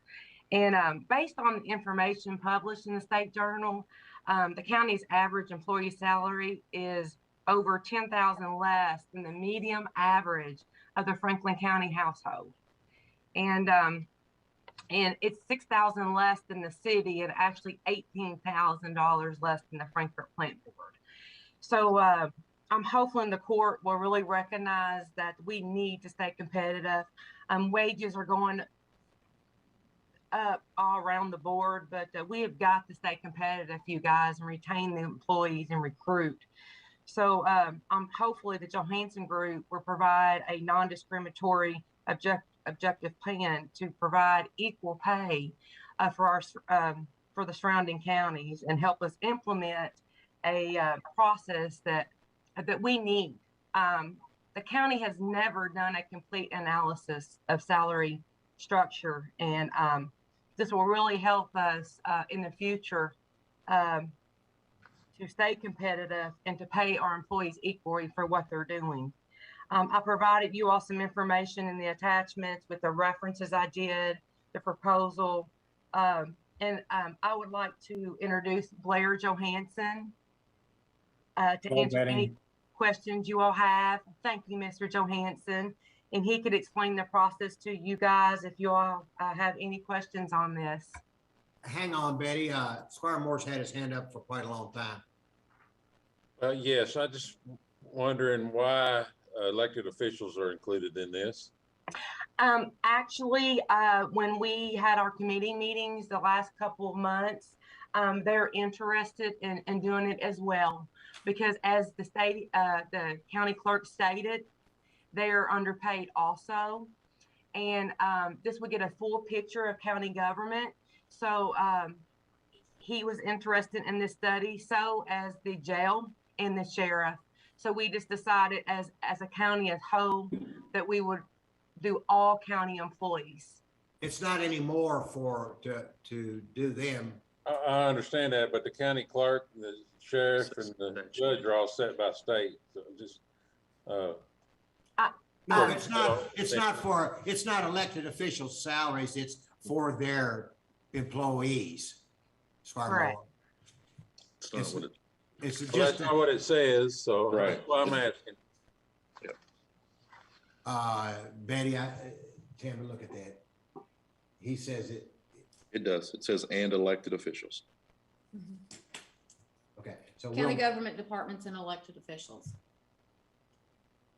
Elected officials, employees. We need to add employees. That's not what it says. That's what I'm saying. We need to. I think that's an interpretation. So we'll add elected officials, employees. Okay. Thank you, Squire Moore. That's a good catch. Thanks. I think that would merit an apostrophe. All right. Mr. Johansson, thank you. And can you give us a brief overview of what the Johansson Group would be providing us and the process that you would go through to gain this information? Yes, thank you, Judge Wells. Appreciate the opportunity. Can you hear me okay? Yes, sir. Okay, excellent. So the process that we work with counties and cities, utilities across the country, we work with the internal process where we're internally reviewing the job descriptions and internally evaluating those against what we call compensable factors to be able to put a value objectively for each position. A lot of organizations will just turn to the market and let the market determine what that value should be and how the structure should be put together. We've been doing this since 1985. I've worked with quite a few public entities where we're doing the internal evaluation. We're working with the department heads and elected officials to make sure, with the HR department, make sure that the positions are current and that it has the information that's expected or required for the position before we do the evaluation. We do the internal evaluation and then we go external to the market and do market pay comparisons for your market, both public and private entities, publish studies that have both public and private entities. So then that way we're evaluating the competitiveness of your pay. We're also evaluating the pay for each position to make sure that we validate where the position should fall within the pay structure. The combination of the two allow us to then review your current structure against a proposed structure with recommended changes. So then as you're going forward, you're able to be more aligned with pay in relationship to what you expect for the position and also be competitive in the marketplace. Would be happy to answer any questions. Okay. Mr. Johansson, we've surely been needing this. As part of this, what one issue that it comes up with us every year, and that is how do we keep the adjustments relevant to the cost of living that are given to each employee year after year. So can you elaborate on that a little bit? I think we've talked about that before, but I think we need to bring that back up. You bet. So a couple of things that we're doing in this process. One, we're making sure that as your jobs change, that you recognize what's happened to those jobs from a value perspective internally. So that's the internal process. Beyond that is to make sure that your pay structure stays competitive over time. Some organizations like to adjust their structure every year. We do not recommend that because it creates pay compression. So we recommend that every few years that you address cost of living issues or the dynamics of inflation so that your structure would move in an upward fashion, but not every year. More importantly is to make sure that your employees are receiving adjustments in pay that allow them to be able to make a living, to pay for their family and for the items that they need to pay for their families. So what we're recommending there is that you stay current with the market from the standpoint that the market may be moving at 2, 3, 4% this year, maybe moving higher because of inflation. So one side of the equation is to make sure that the pay structure stays current and competitive. The other side of the equation is that the employees are receiving adjustments in pay, hopefully each year, depending on what you can afford, that allows them to improve their overall pay on one year to the next year. Okay. Questions? Squire Muller, I think you were first. Thank you, Judge. Thank you, Mr. Johansson, for being on here, and Betty Jo and everybody. I'm on this committee. It's been a long road, but for me, this started out as job descriptions, trying to figure out where people fit in each organization, and now I feel like it's turned into something else. I've talked to a couple different counties in the last 48 hours. All their job descriptions are done by their HR and confirmed with their county attorney. I talked to my sister-in-law, who runs 250 employees. She does all the job descriptions. So I'm not sure how. No one knows their job description is better than our HR. So I just don't understand how, I feel like we're putting the cart in front of the horse, if that makes sense. So I'm just curious why we aren't doing the job descriptions first, like we've been talking about, and then we could look into having this study done. Thank you. You bet. I'll be happy to answer that question. So the foundation of the process is the job description, and most of the organizations to establish the job work with the hiring authority, the supervisor, manager, director for those positions to make sure that the position description has the purpose statement and duties associated with that job.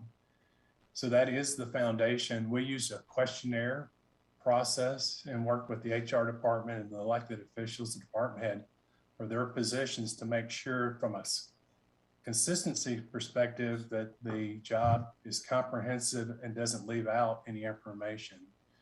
What's different is that organizations then have to determine what's the value of that position to compare to other positions in the organization. That's where we use our rating system, where we have 15 factors, where we're using experience required minimum, management experience if it's a management position, education, initiative and ingenuity, mental demand, problem solving, accountability. So 15 factors that we're using on a weighted basis, and we're weighting the value of the position, not the person in the position, but the position itself. That allows the organization to have its job descriptions current, which is very important and part of the process that we utilize to evaluate the position. And then as an objective outside party, we're coming in and looking at that job description, not the person in it. So we're not coming in with any biasness. We're coming in with a 15-factor system that we've worked with now for over 35 years, and using that system to then place positions in the structure, in the proposed pay structure based on those same 15 factors. And then we go to the market to validate that process and also to make sure that your pay is competitive. Okay, so I didn't see it in here. So how many days are you planning? Because you're out of state, I believe. So what does it look like as far as how many days will you be in Frankfort, Kentucky? Yeah, so good question. So part of the process is to sit down with the HR team and to evaluate those 70. Right now, what we have is up to 70 positions in the proposal. And also we have the ability through our software to be able to send the electronic questionnaire electronically to each of the department heads or the hiring authority. And they can fill that out electronically and communicate with us on a virtual basis. So it's a combination of being on site and then also using software to be able to handle the work remotely. Okay, thank you. All right, Tracy. Thank you, Judge. Betty Jo, quick question. Over the last couple of years, how many employees have left county government? I would not have that number exact, but I could run a report for you. I know we have a huge turnover at the jail. I wouldn't have that number off the top of my head. Okay, I know you mentioned that quite often, so I was just wondering. No, that's fine. Give that to you? No, that's fine. So that would go to my next question. So if a study is done and the information that comes back says the reason we can't keep people at the jail is because we don't offer hazardous duty retirement, is that something that will be looked at and seriously considered? Is that, I think that question ought to go to Mr. Johansson. Would that be a kind of a report that you would give? You bet. So let me just give you an active example. We work with Washington County here in Northwest Arkansas, and we've been working with them for over 30 years now on an annual basis. Just recently, this last year, evaluating their jail deputy positions and the turnover associated with that position. And we ended up doing two things. One, we went in and reevaluated the position and looked at it from the standpoint of risk associated with the work, as well as what's required for them in that environment, both from a safety perspective as well as risk. So we actually upped the value of that position using the 15 factors.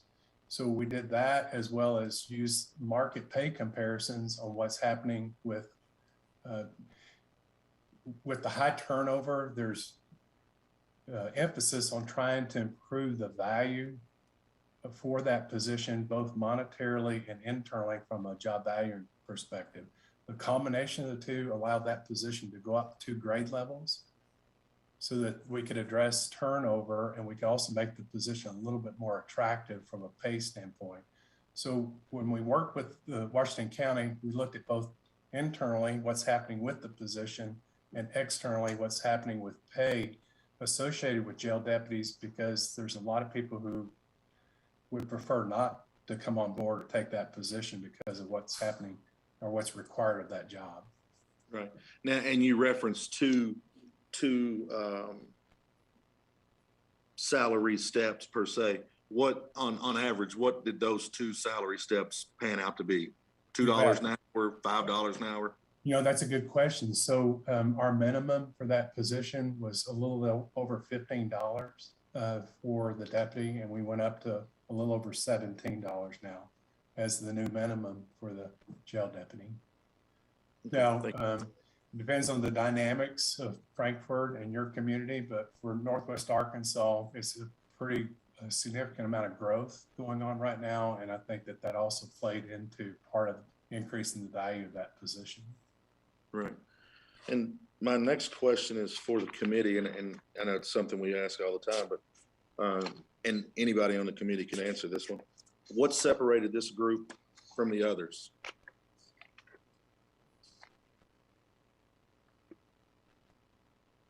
Unless I missed something, I think this is the only organization that was brought to us. That's right. Yeah, it was, you know, so I don't recall us doing an RFP for it, or at least requesting proposals, which would be the thing we need to do, because the pricing came in at where the pricing came in. It came in above the purchase authority. Judge, actually, the reason we didn't do that, it did not go over the $30,000. And that's one reason we didn't do the RFP, is my understanding. Also, if you notice in your packet, CAECO provided information on a complete true compensation study, and it's anywhere from $25,000 to $100,000. This is a great deal. Well, I think we're in this predicament for the simple fact, as it's been stated before, it hadn't been done right. And if it's going to be done right, let's do it right. Let's bring in the county attorney to where he can say, hey, X, Y, and Z on his employees. The clerk can bring in his ideas, work with you, the coroner. Let's bring them in. If we're going to do it, and we're going to spend it, let's do it right. I mean, if you've got people in the road department that are mechanics, they shouldn't be classified as road department employee. If they are a equipment operator, as Squire Moore and Squire Sebastian knows, they should be equipment operators. They shouldn't be truck drivers. You're talking different skill sets. So if you're going to do it, let's do it right. Exactly. That's exactly what right. We are getting, it's amazing to me. It's just absolutely amazing to me how many employees have contacted me that know more about what's going on with this than I do. So it's just amazing. And again, if we're going to do it, let's do it right. Well, they've seen and heard that this we're after, so I believe they're exactly right. They're concerned about their salaries. When they saw the newspaper that they're $10,000 less than anybody else around, so I believe they have a right to be concerned about it. I agree with you 100%, but I can only speak for the 7 years that I've been on here. And you're looking at, well, Betty Jo, how's the last 6 or 7 years went in regards to raises? 16, 17%. I can't speak for 25, 30 years. I can speak for 7 that I've been on here. So, and I've always supported county employees. Yeah. I know in 2016, when the judge at the time, he wanted some type of compensation plan, and we did it internally. It was not a true compensation plan. Okay. We did the surrounding counties, and the salaries, and we came up with a plan, but it was a working document. So you're completely correct. It's all county employees, and we are going to include the elected officials because those salaries are below also. So that's why we want to include everyone and do our due diligence with these employees and do a true compensation plan like it should be done. And unfortunately, I have a staff of 1 in HR. If I had a couple of staff of, I'm not sure about the Johansson group, how many staff they have, we would be happy to do that, but we don't have the staff. So Betty Squad Joe, Tracy, I didn't say you did, Betty Joe. I'm just saying, and you brought back up elected officials. It's elected officials staff. Correct. So if we're going to do it, let's make sure to do it, because as soon as this goes, if you don't include them, we know that Rick Sparks is coming back saying, hey, my staff is this. And we know that the county clerk is going to do the same thing. We know what's going to happen. Well, so one again, of the things, and Squire, I want to just tell you from my end, and thank you for bringing that up. I totally support it. One of the problems that small offices like mine has, where it's just support staff, it's a dead end job. And by that, I mean, there's no promotion up from legal secretary 1, 2, or 3, despite the fact that I've got incredibly talented people. Once they're hired, the only increment that they get is what they get cost of living, which frankly is as we know, below the actual COLA cost, and it has been. It's never kept up. County officials' salaries set by law. Can't do anything about that to change it. But I totally want to be a part of that with my staff. I want to have, I would like county government for efficiency purpose to have not only a class scale, and Squire Sebastian brought this up before, where you classify rank 1, 2, 3 of a given employee, so everybody knows where they're on the ladder, and maybe, and I say maybe truly optimistically, that may be the silver bullet to the one most dangerous thing that the county does, well, besides other duties as assigned, where you don't know what job you've got from time to time, but the actual possibility of not having that leapfrog thing when you hire somebody at a higher rate because their scale went up. And if you could solve those two problems, my friends, members of this court, just two, I'll give you 2 thumbs up right now. That is a horrible, horrible problem that you all have faced and argued and deliberated for years. I've seen it. And it affects your employees and it affects your work. But to have that kind of maybe classification, know what jobs they're supposed to be doing versus what they actually are doing, because please see above other duties as assigned, and you can streamline your thing. And I'm totally in favor, Squire Tracy, of joining in on that in every way that I can with my staff to get everybody on the same page. Thank you. Mr. Johansson, you heard Councilor Sparks. What would you have to say about those step increments in ranks as part of your plan? Judge, what we do is be able to evaluate each of those positions, and if there's enough distinction between one legal support position and another legal support as far as the what they're required to do, what knowledge it takes for them to complete the work, the experience base, and if there's enough difference, then we can create a law clerk 1, a law clerk 2. That's another part of the process, is to make sure that there's enough of distinction to justify a different level for the position, as opposed to just saying we need one. So it's both a check and balance process of evaluating whether or not the position is distinct enough to create another level and support that level, or to keep the position the same. Jailer Bonner, you've had your hand up or via screen hand for quite a bit. Go ahead. Most of my statements already been covered, but I will, during this budget session, we were able to give our employees a really nice raise, and then lo and behold, surrounding counties went to $16 and $17. So my turnover rate is still a battle each and every day. Just wanted to make the court aware of that. We're appreciative of the raise we got to give, but Woodford County went to $17, and just recently Shelby County went to $16. So it's like we're in an NFL draft all the time at the jail. So I just wanted to make the court aware of that. And Jake, before you get off, Does a lot of your turnover happen within a short period of time once they're hired? Yes. So it's not about being on hazardous duty retirement, because there's really no such thing as hazardous duty. All of this retirement now is not even Look, I'm always for hazardous duty, but nowadays with tier 3, it's 27-year retirement. You know, it's about the same as anything else. So I don't really see the battle for it. If it was still tier 1 at 20 years, I'd be fighting all the time for it because I'm blessed to have it. But at 27 years, if we just pay our employees better, then, you know, hazardous isn't really the way to go. And I hate saying that because I love hazardous duty, but at tier 3, it's about the same. Thank you, Squire Muller. Thank you, Judge. I mean, I'm all for employees. I mean, you look at this court, I think we're pretty progressive. I mean, last court, we helped them out with their health insurance. I mean, I don't think anybody can say we don't care about our employees. I'm just also wondering how this doesn't go to an RFP, because to my knowledge, it's a $20,000 limit. So I don't know. I'm just trying to figure that part of it out. But you know, I do think our employees are the most valuable thing we have in the county, and you know, they need to be taken care of. So I'm just trying to figure out how we're going to get there. Judge. Yes, sir. Yes, ma'am.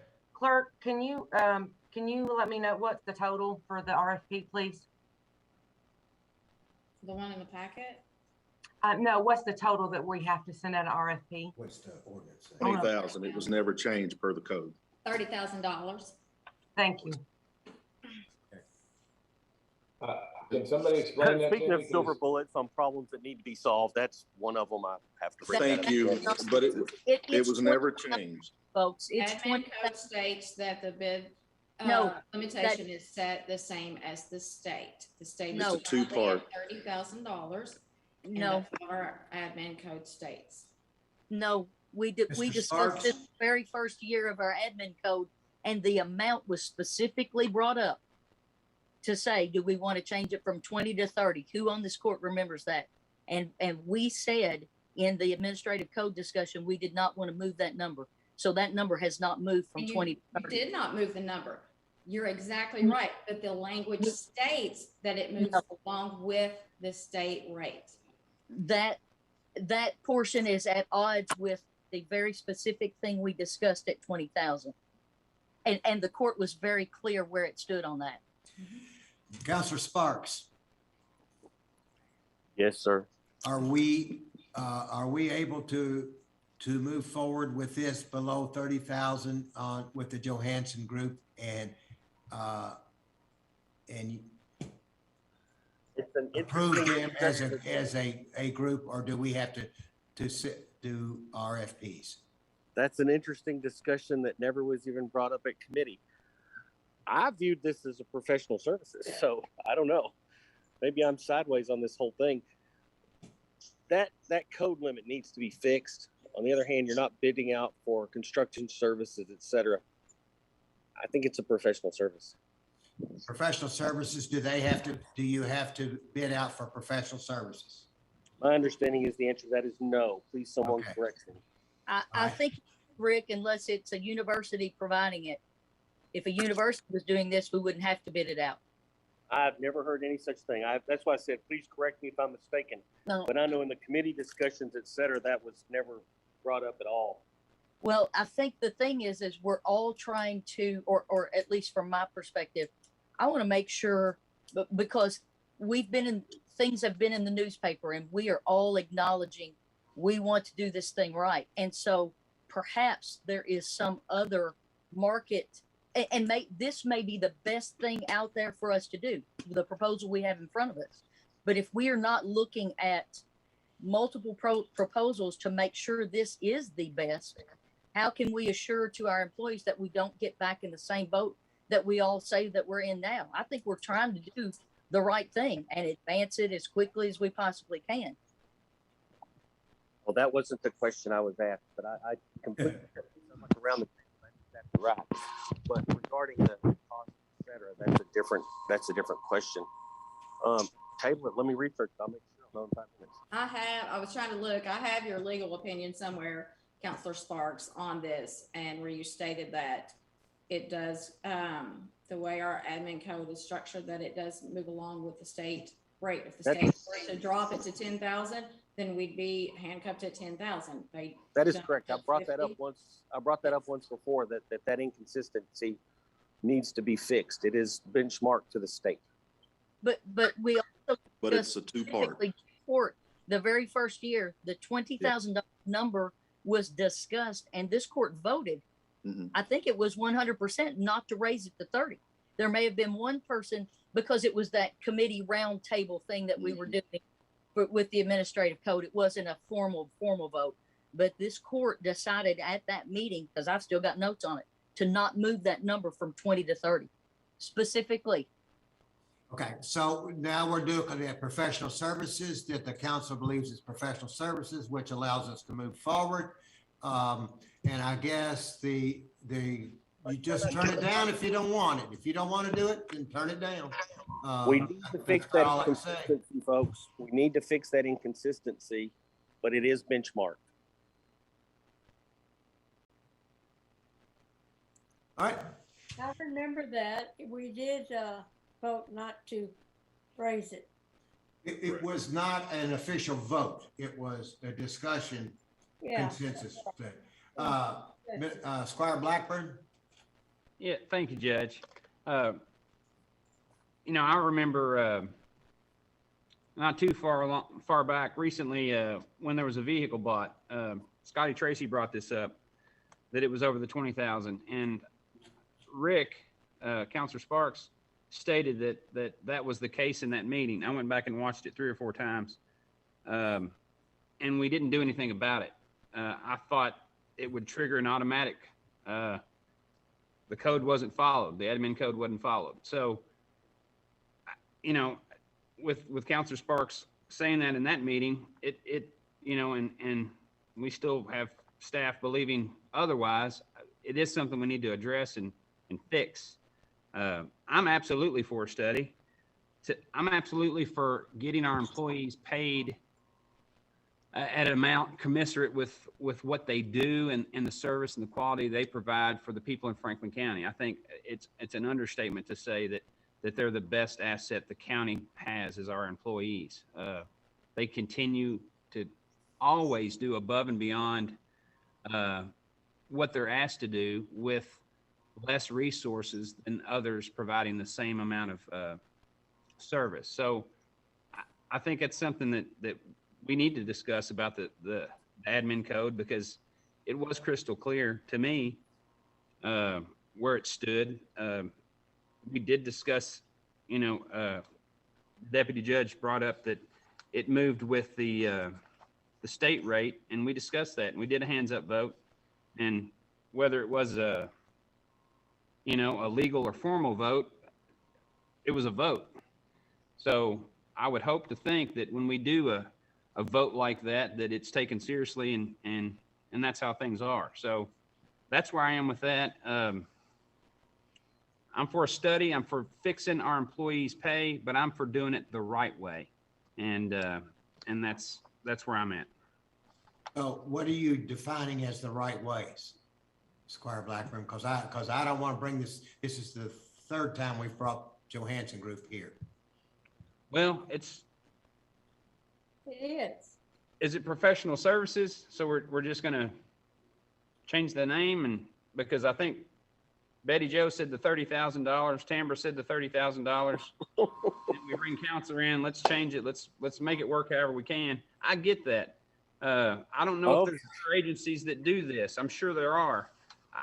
I'm assuming Betty Jo got their name from the plant board, from the correspondence that I see with them, and she has some great references from folks. I don't doubt their ability or their services at all. And I see that, Keiko said that it ranges from 25 to 100,000. I guess Keiko has a lot of experience with people doing compensation studies when they decided to do one for the whole state. So anyway, that's just where I'm at. I'm not sure I got my answer, but we'll move on. Squire Muller? Thank you, Judge. And Mr. Hanson, don't think this is against you personally or anything. This is just us trying to work some stuff out here. But I just want to reiterate, I remember the conversation because I remember Squire Moore and John Mitchell were super upset because he couldn't buy that grade all because we had set that $20,000 limit. So I want to get it out there. I just don't like games. I just want to be straight up and let's get going. Believe you me, we're not trying to play any games. We're trying to help the employees here, trying to do something for the employees. I don't know. Actually, I feel sorry for you, Mr. Johansson. I apologize. I thought that the last time we met, we weren't able to go with it because we wanted to hear more about what Keiko wanted. We got the information from Keiko, and obviously that's not enough. So, Mr. Johansson, we'll just bring it to a vote here in just a few minutes. And if it's voted down, God bless you and thank you for your patience with us. But hey, Judge, I'd like to address some of the confusion here, and I really am puzzled by it. I remember well the discussion because I was the one that had the discussion about the pros and cons of modifying the procurement level. The issue is and has always been that we were benchmarked to the state level. The states changed it. The question presented was whether you wanted to lock it into a different amount, never addressed the benchmark question, and unfortunately, a benchmark paragraph remains in the administrative code. We're still locked in with the state benchmark. I said that the last time, that it's an inconsistency that needs to be fixed. I reached out to the members of the court that needs to be fixed. Whatever your pleasure is, do it, but it needs to be corrected by a vote and an amendment. Squire Sebastian and I have talked about the inconsistency. Squire Tracy and I have talked about the inconsistency. It is benchmarked with the state. If you want to set a firm level, that needs to be eliminated and pick the amount, but you'll be locked in. It's in the code. It's benchmarked to the state. This has never been an issue in this entire discussion about this group, but it has been discussions about previously. And so I'll invite the court yet again. It's an easy fix on that inconsistency to prevent any confusion ever again if you choose to do it. If you don't, in the spirit of Halloween, this ghost is going to keep rearing its head, and every good idea that you face when it reaches that pretty common level. So take that advice to heart and let me know if you want that clarified and fixed in the future to prevent code change, which will take 2 readings. That is correct. And I invited that the last time. Squire Blackburn? Counselor Sparks, so when we were having that admin code discussion and we had our informal vote about that, and was there a reason why it wasn't changed? Because that's exactly what we were discussing. That means nothing. That's called an informal vote. That's called a discussion. So we made changes with informal votes. We make changes with informal votes with on the budget when we're going through.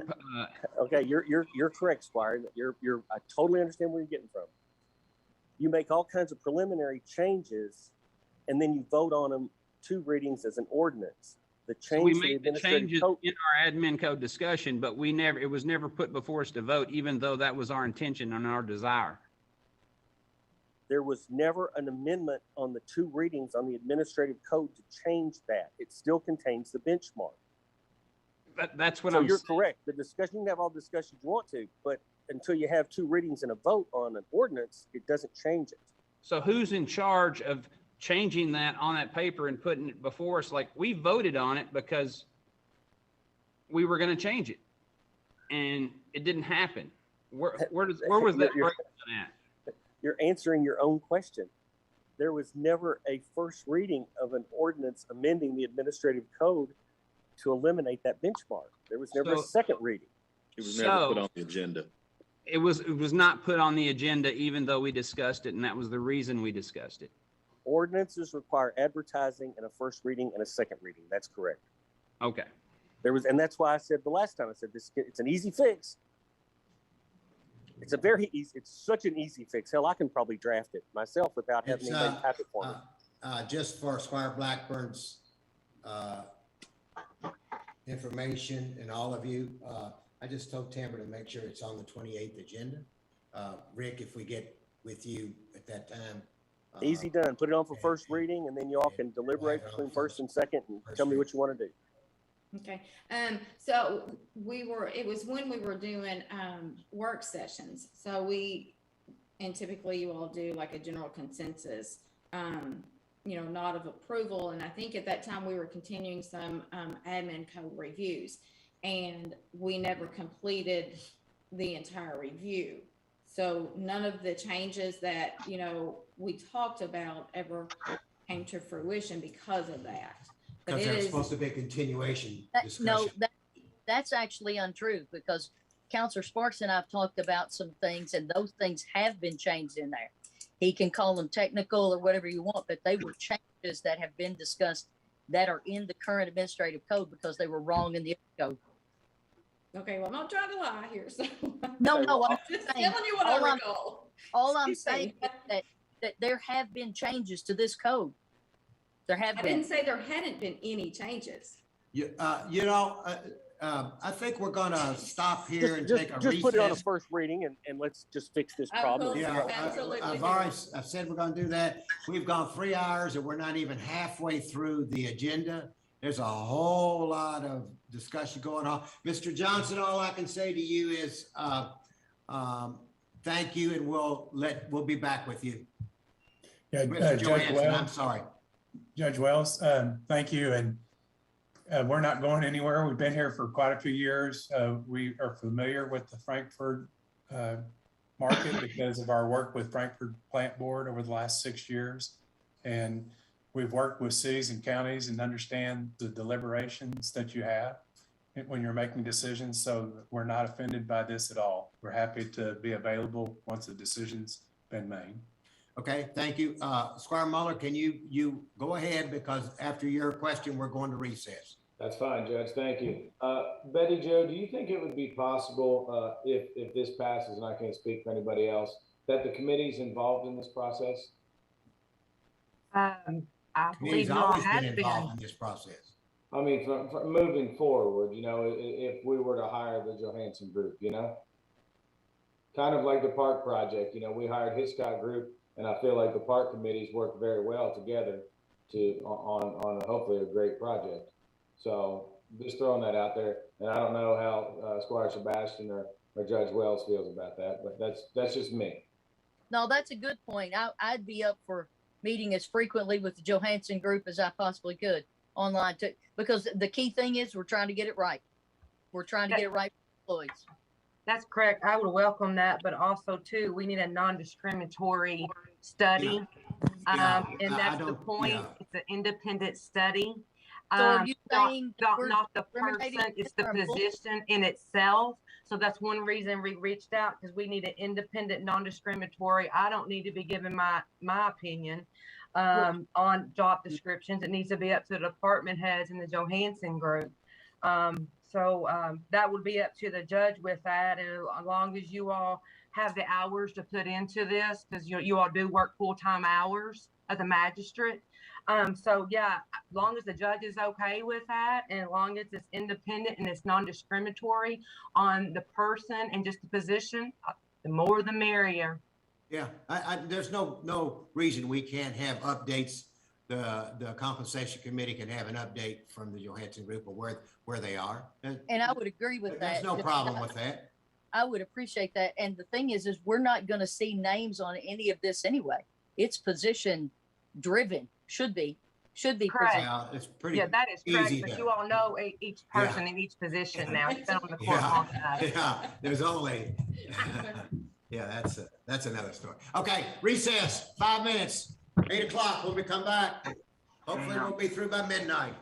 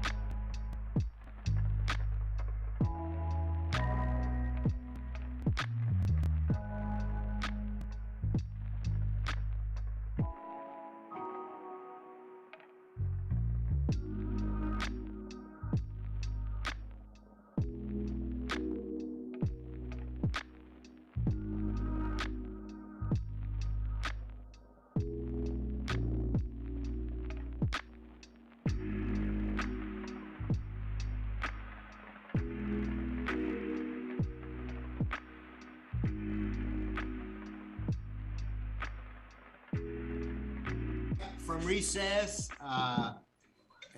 There you go.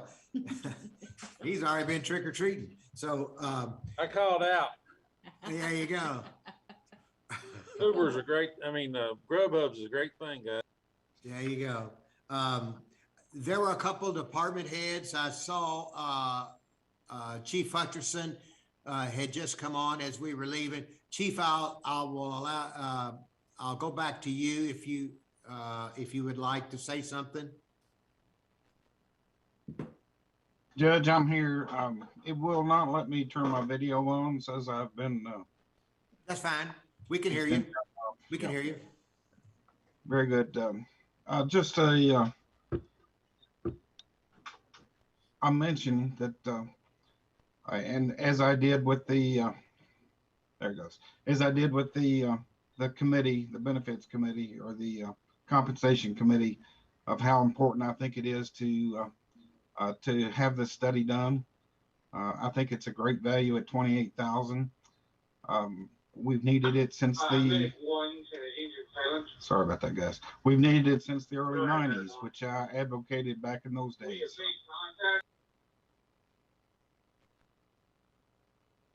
Who is that other voice? It's radio. It's his radio. I'm at the firehouse. We've got a run going on. All right. Well, Chief, I think we got your point that you've advocated for it. You need it. You think it's important. And we appreciate. Thank you for your comments. Is there anyone else? Any other? Go ahead. Judge Wells, it's Robert Hewitt. Yes, sir. I would also echo what the chief said. I think a study is long overdue. I think it can correct a lot of the concerns and struggles that the court has dealt with. I appreciate Betty Jo taking the initiative to reach out to companies to have a study done, and I hope that the court will follow through through whatever process it takes to hire a firm to at least do a study. Thank you. Okay. Does that mean it's favored to win by 21.5 points? That means we're getting killed. Oh, yeah, we're getting killed. Okay. You never know. We may be. Somebody, Harlan's iPad, not sure who that is, needs to mute. Harlan's iPad needs to mute. Whomever that is, don't know, but you probably Judge, don't want us to hear your conversation. I'll make one comment before I eat my Snickers, and I'd like to commend the court for its continued diligence. I think that, and I don't want any misunderstanding, I've not heard from any members that they were opposed to this. Everybody uniformly said it's a good idea. If they want to modify some things to get a comfort level to think that they're doing it in the right way, I think that's wonderful. We'll get that addressed, but I don't want any misunderstanding from anyone that I heard speak that there was any fundamental disagreement about the necessity or the benefits to be obtained by such a thing. I only heard the court say they want to do it in a manner that they feel comfortable with. And I thank them for that. All right, seeing no one else, we're going to move forward on the next item on the agenda, and that is we ask Sheriff Choir, if you're here, you've got 1, 2, 3 items. We'll let you begin with your authorization to receive the amended report of the audit of the current sheriff for January 7th, 2019 through December 31st, 2019. That's an amendment to the audit report. Yes, Judge. That was where we had the Attorney General's opinion on the movie night and the donation account. So we just wanted to update that audit. Okay. You want to go to the next one? Authorization to approve the sheriff's 2021 amended revenue bond. Yes, sir. There was some verbiage that come out that the auditors and KCO decided that needed to be updated, and this actually happened in all 120 counties. So I thank the deputy judge and Fran for working on that with KCO and getting it updated, so we'll be covered. The next one is authorization to declare property as surplus for disposal by auction. These are just cars that I made the notes on the letterhead that I wrote so you could see what the mileage was and the value and what all was wrong with them. So basically we're trying to clean up our junkyard. It's kind of accumulated, and I know when we built that garage, we pledged that we wouldn't be bad neighbors and we try to keep it clean, but it seems like it keeps piling up. So we're just trying to get those things auctioned and out of there. Yes, and that actually has been amended since it was sent out. 2 vehicles, the second item and the third one have been surplus to another department. That was going to be my comment. The Fords are capable, the others are not. Keep that in mind when you're purchasing, Sheriff. We talked about that earlier today. We're working on it. Squire Moore, I guess you have another job for some Ford dealer across this area, so that's good. Squire Muller, you had your hand up before Squire Sebastian. I did. I didn't realize the sheriff had one more. I was going to ask him if he knew anything going on with his water line for that exterior building, that evidence room. I think they're using it as. That's not on the agenda. That's not on the agenda. We can't bring that up. Sorry. Okay. All right, Squire Sebastian. Thank you, Judge. Sheriff, I just wanted to check. You'd indicated, or the clerk had indicated that 2 of the Ford vehicles, the only 2 Fords on here, had been transferred. Where did they get transferred to? The Expedition went to Jailer Bonner. Okay. And the 2008 Explorer went to the park. All right. Thank you. Yes, ma'am.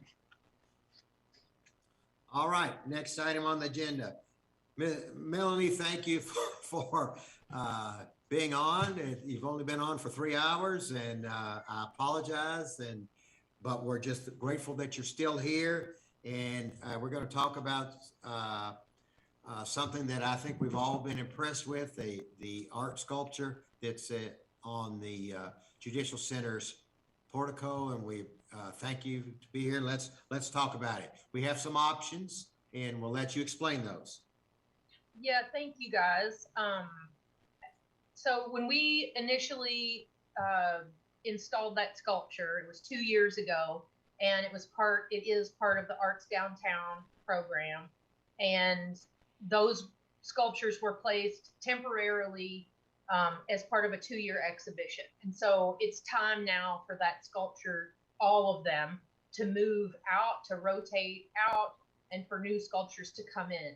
So several of those sculptures that are on exhibition, including the one at the courthouse, are for sale. And I reached out to each of the artists before committing to their de-install dates to see if the pieces were still available for sale.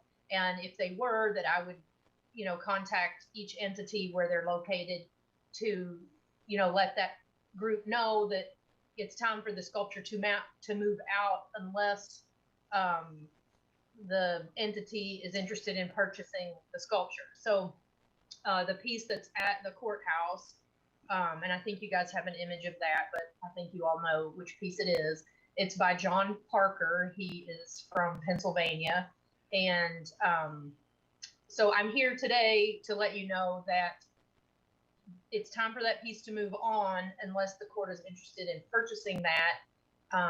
Well, the county is interested in purchasing that. And then it would become, county-owned property and would be an asset of the county. So the artist, originally had submitted a price of $18,000, and he said, since it's already there, it's installed, he wouldn't have to come back and get it and take it and install it somewhere else. That he would offer a discount of $3,000 and would sell it then for $15,000. So I am just reaching out to you guys. I didn't want it to disappear and then people say, oh no, we love that sculpture, we wish we could have kept it, and then I hadn't brought it to you. So I'm bringing it to you now for that. Yes, and I will answer questions. Melanie, we have an option. The other option in what you discussed is we can put another piece in. Is that correct?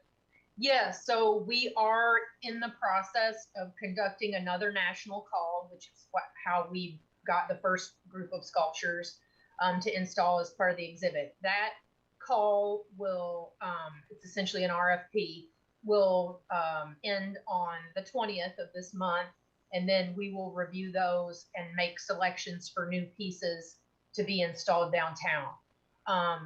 If there's a piece that is appropriate and scale wise and content and material and everything that we think would be a good fit, we certainly would bring that back to you as an option.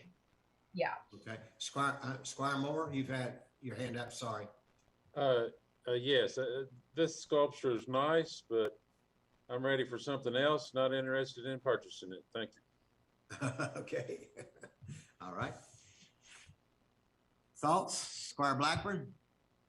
Melanie, thank you so much. Am I on here? Yeah. Melanie, thank you so much for coming tonight. I know the arts are a huge thing in our community, and I enjoy seeing them. I'm kind of like Squire Moore. I want to see new things, exciting things. And I was hoping, the judge asked you the question about moving other art in, and I'm glad that he did. So we will possibly have that opportunity. Do you know if any of the other sculptures that are down there, if anybody's purchasing those? No, we have one that's on an extended loan, and so that entity is paying for an additional year of the lease because that was not in our budget. Our budget to pay the artist came from other funding. Sure. So to extend it was not in our budget, but that entity wanted to do that, so they're doing that with that piece. Yeah. And then we own one of the other ones. The sculpture part owns it actually. So the bookstore wants to keep the piece that was in front of the bookstore. But wonderful, wonderful. Could you tell me which piece is going to be staying for a little bit longer downtown? The one at West Banco. Okay, I thought so. Good. Yeah. All right. Thanks so much. Yep. Squire Mahler? Melanie Chakaya said I could come get that one anytime I wanted, by the way. Okay, well, I'll have to check our contract, but okay. Hey, thanks for everything you do. I do, timing's a little weird right now, you know, I mean, we've talked to you as a court about doing, some cool things out at the Lakeview Park. So I'd like, to maybe talk to you about that because I know the Hitchcock group is kind of in the process of doing the final plan and everything. So I'm hoping, that you and the organization are willing to maybe give some input, because I'm hoping that's going to be in the near future for the park. Thanks. Yeah, Squire, don't forget, bring her to the park committee to talk about it, okay? Yep. With the committee. And No, so, absolutely. That's what I meant, Judge. Being involved with the committee. Yes. okay. So Melanie, it looks like I'm not hearing from everybody, but if we take this away, will you get back? First of all, we want to make sure also that the judges are good with it at the Judicial Center at the courthouse. You know, everybody's good with it. As like last time, we went through a kind of a protocol down the line. We got it back to the court for the approval to go. So let's go with that same process and see about getting another exciting piece and get that out and around our community. The program is awesome. What you've applied for with this grant is awesome. It is so great to see all the different types of art across our community as we walk down the streets and sidewalks. It's awesome. So you deserve a great big round of thank you for that. So we appreciate that and look forward to new art. Sounds good. I will keep you guys in the loop. All right. Thanks so much, Mel. And thanks so much for being on for such a long time. I'm Sure, you're welcome. You learned a lot. I always do. Thank right. you guys. Good Thank luck you. tonight. Yeah. Yes. Yeah, we're going to need it. And the best to you and the sculpture park as well. Thank you. Thanks. All right. Thank you. Okay. All right. Now we are just right at halfway through, everybody. Here we go. The next page. This next item is authorization to approve a resolution authorizing the county judge executive to execute all documents necessary with Farmdale Sanitation District to provide funding assistance for repairs to the Cool Brook subdivision treatment plant, and that process is in place. And Miss Annie, do you want to help a little bit on this? I think you were instrumental in saying that these monies would not go. Hey, Charlie Bob, I didn't know you were there. Good to see you. Could you give the court before Annie comes on an update on what's being done at the plant to get in this process? Yeah, we have Carl with us as well. The treatment plant right now has been pumped down halfway, I guess, if you consider the 4 tanks. We've got them down below the critical line while we're in the process of getting materials to get in to do the repairs. We have purchased pumps and blowers that are needed to repair the plant.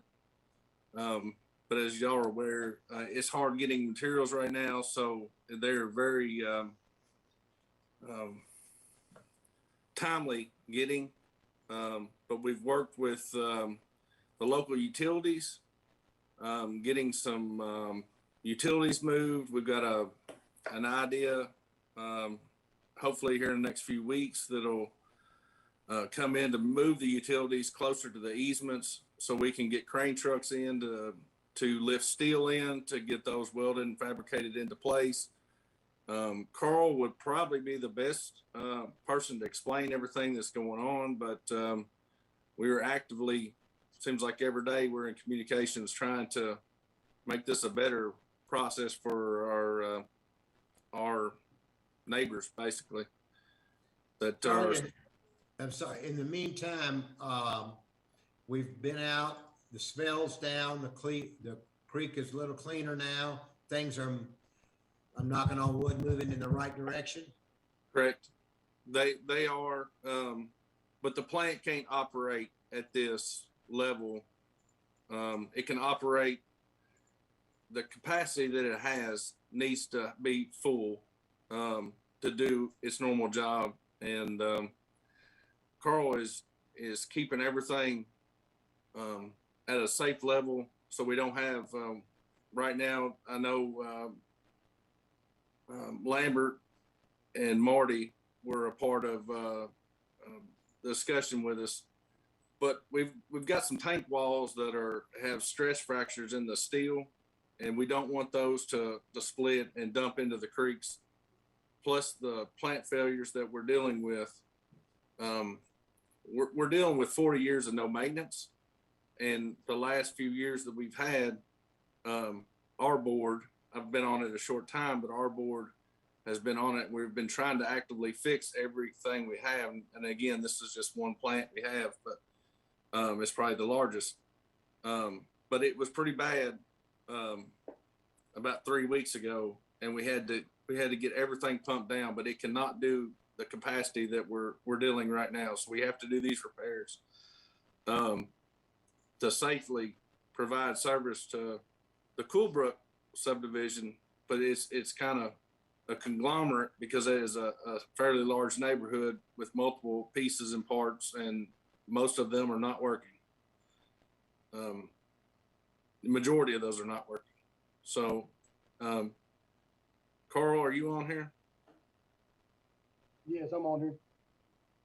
You want to give some thoughts and any more update, Carl, on anything else that's going on with the plant? Yes, like Charlie was saying, we have tank 3 and tank 4. They're three-quarters of the way pumped down past critical damage on the tanks. We do have 2 new pumps ordered. They're expected to be here within 3 to 4 weeks. We do have blowers and motors on order, trying to get those in here. I'm working with contractors on trying to get them in to get the crane in to be able to start doing the metal repairs on the tanks as well. We do need to remove some tree work that needs to be done around the tank so it's easier to get the equipment in and out.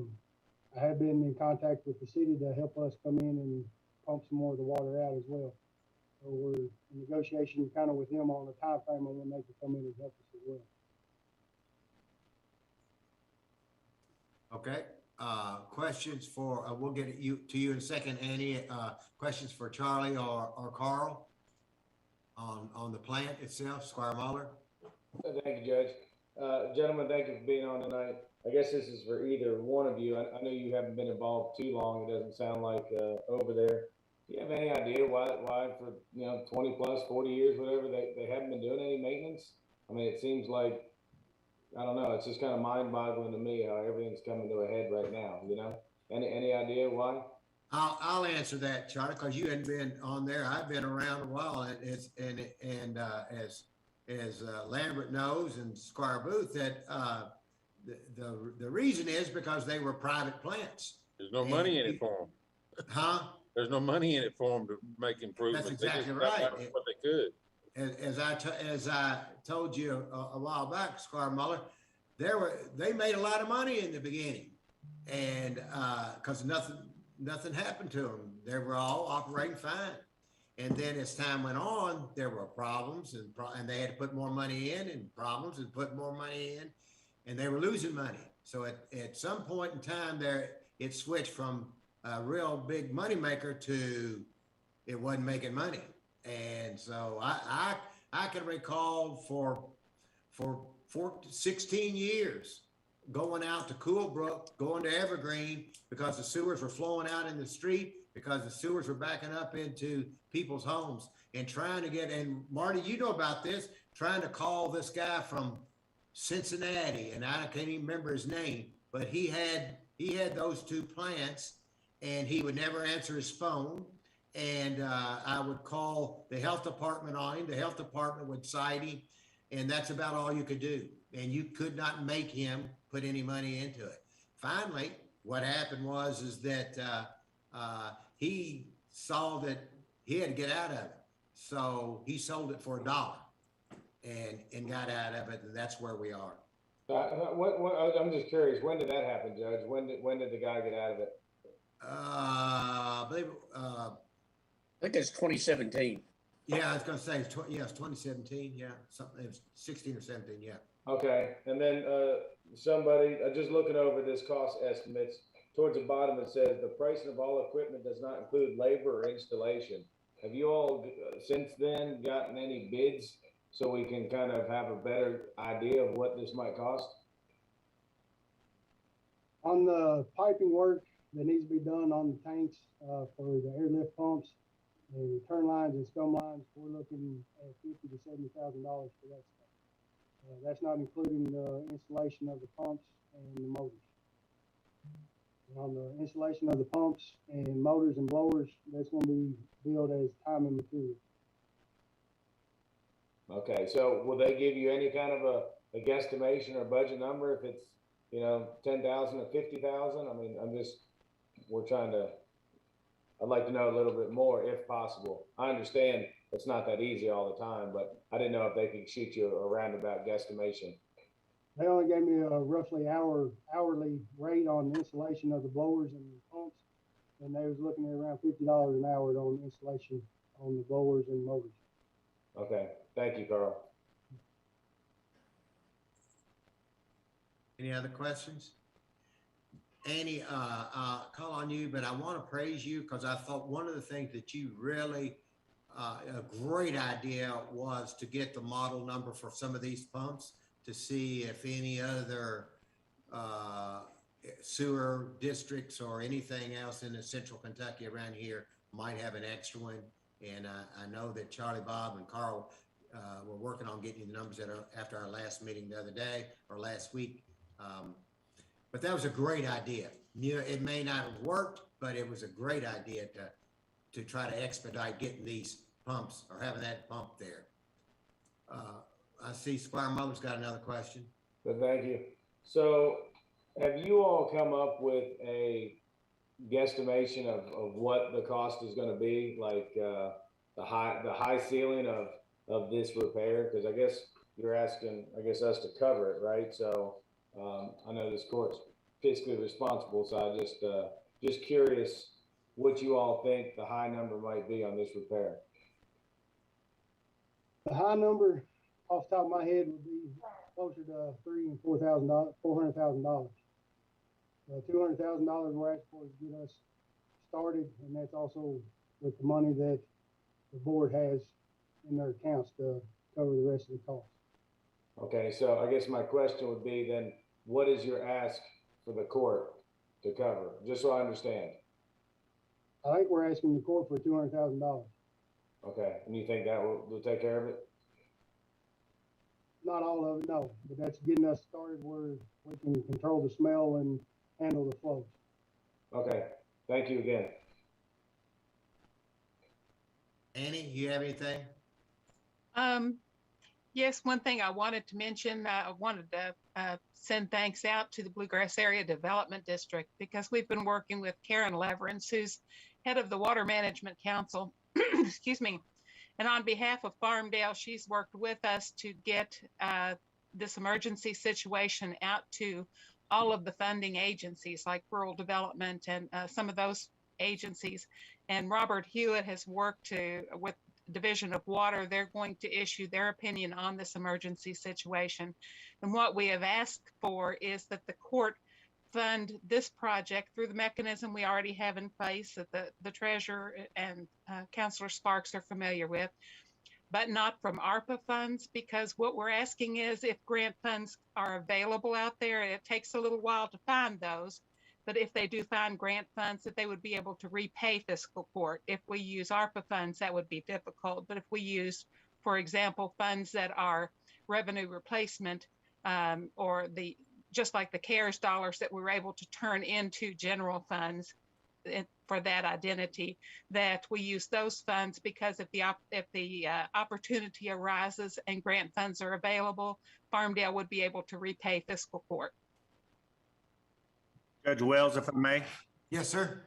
I'm working directly with the Division of Water Field Inspector and Enforcement Officer. We met out there the other day. In an attempt to support the funding request that Ann is reaching out for, as well as the Bluegrass ad,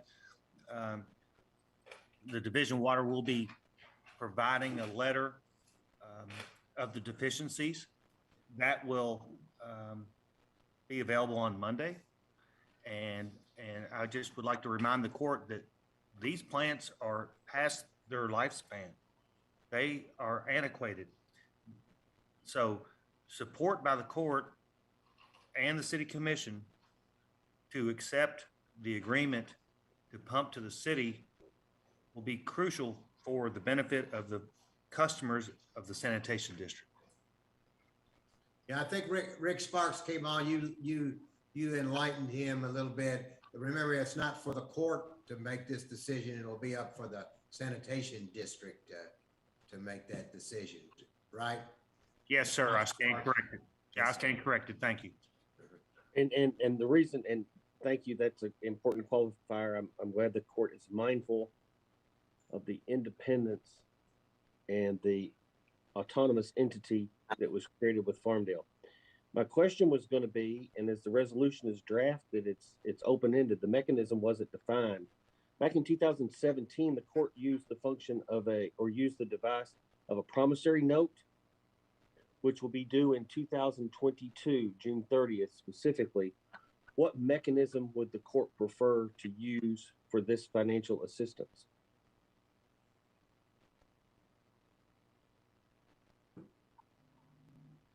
Did y'all hear me? Yeah, just trying to think. Okay. I was under the impression we were using ARPA funds. Would an MOA Can't get reimbursed if you can't get reimbursed if you use the ARPA funds, according to Ann. I was just saying that the way the discussion was directed toward the same way that we've got the current funding, and that was in the form of a promissory note that will mature next year.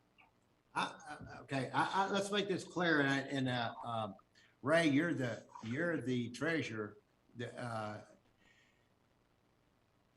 The reason I started out, and it doesn't have to be ARPA funds, it could be COVID funds or however else that's listed in the budget. But this is an emergency. This is not just giving them money to do whatever they want with. This is emergency to fix this plant.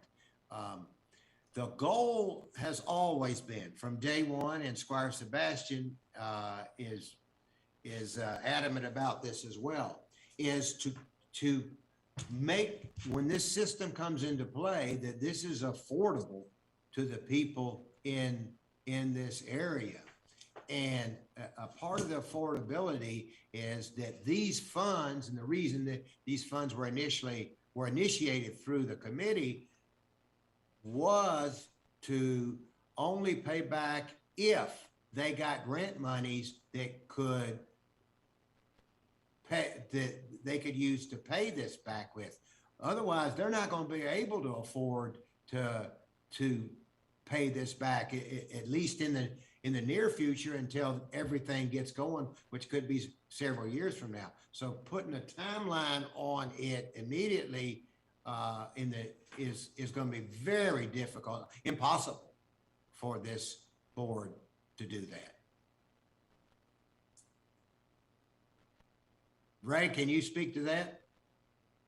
Possibly. We take in maybe $40,000 a month in sewer fees.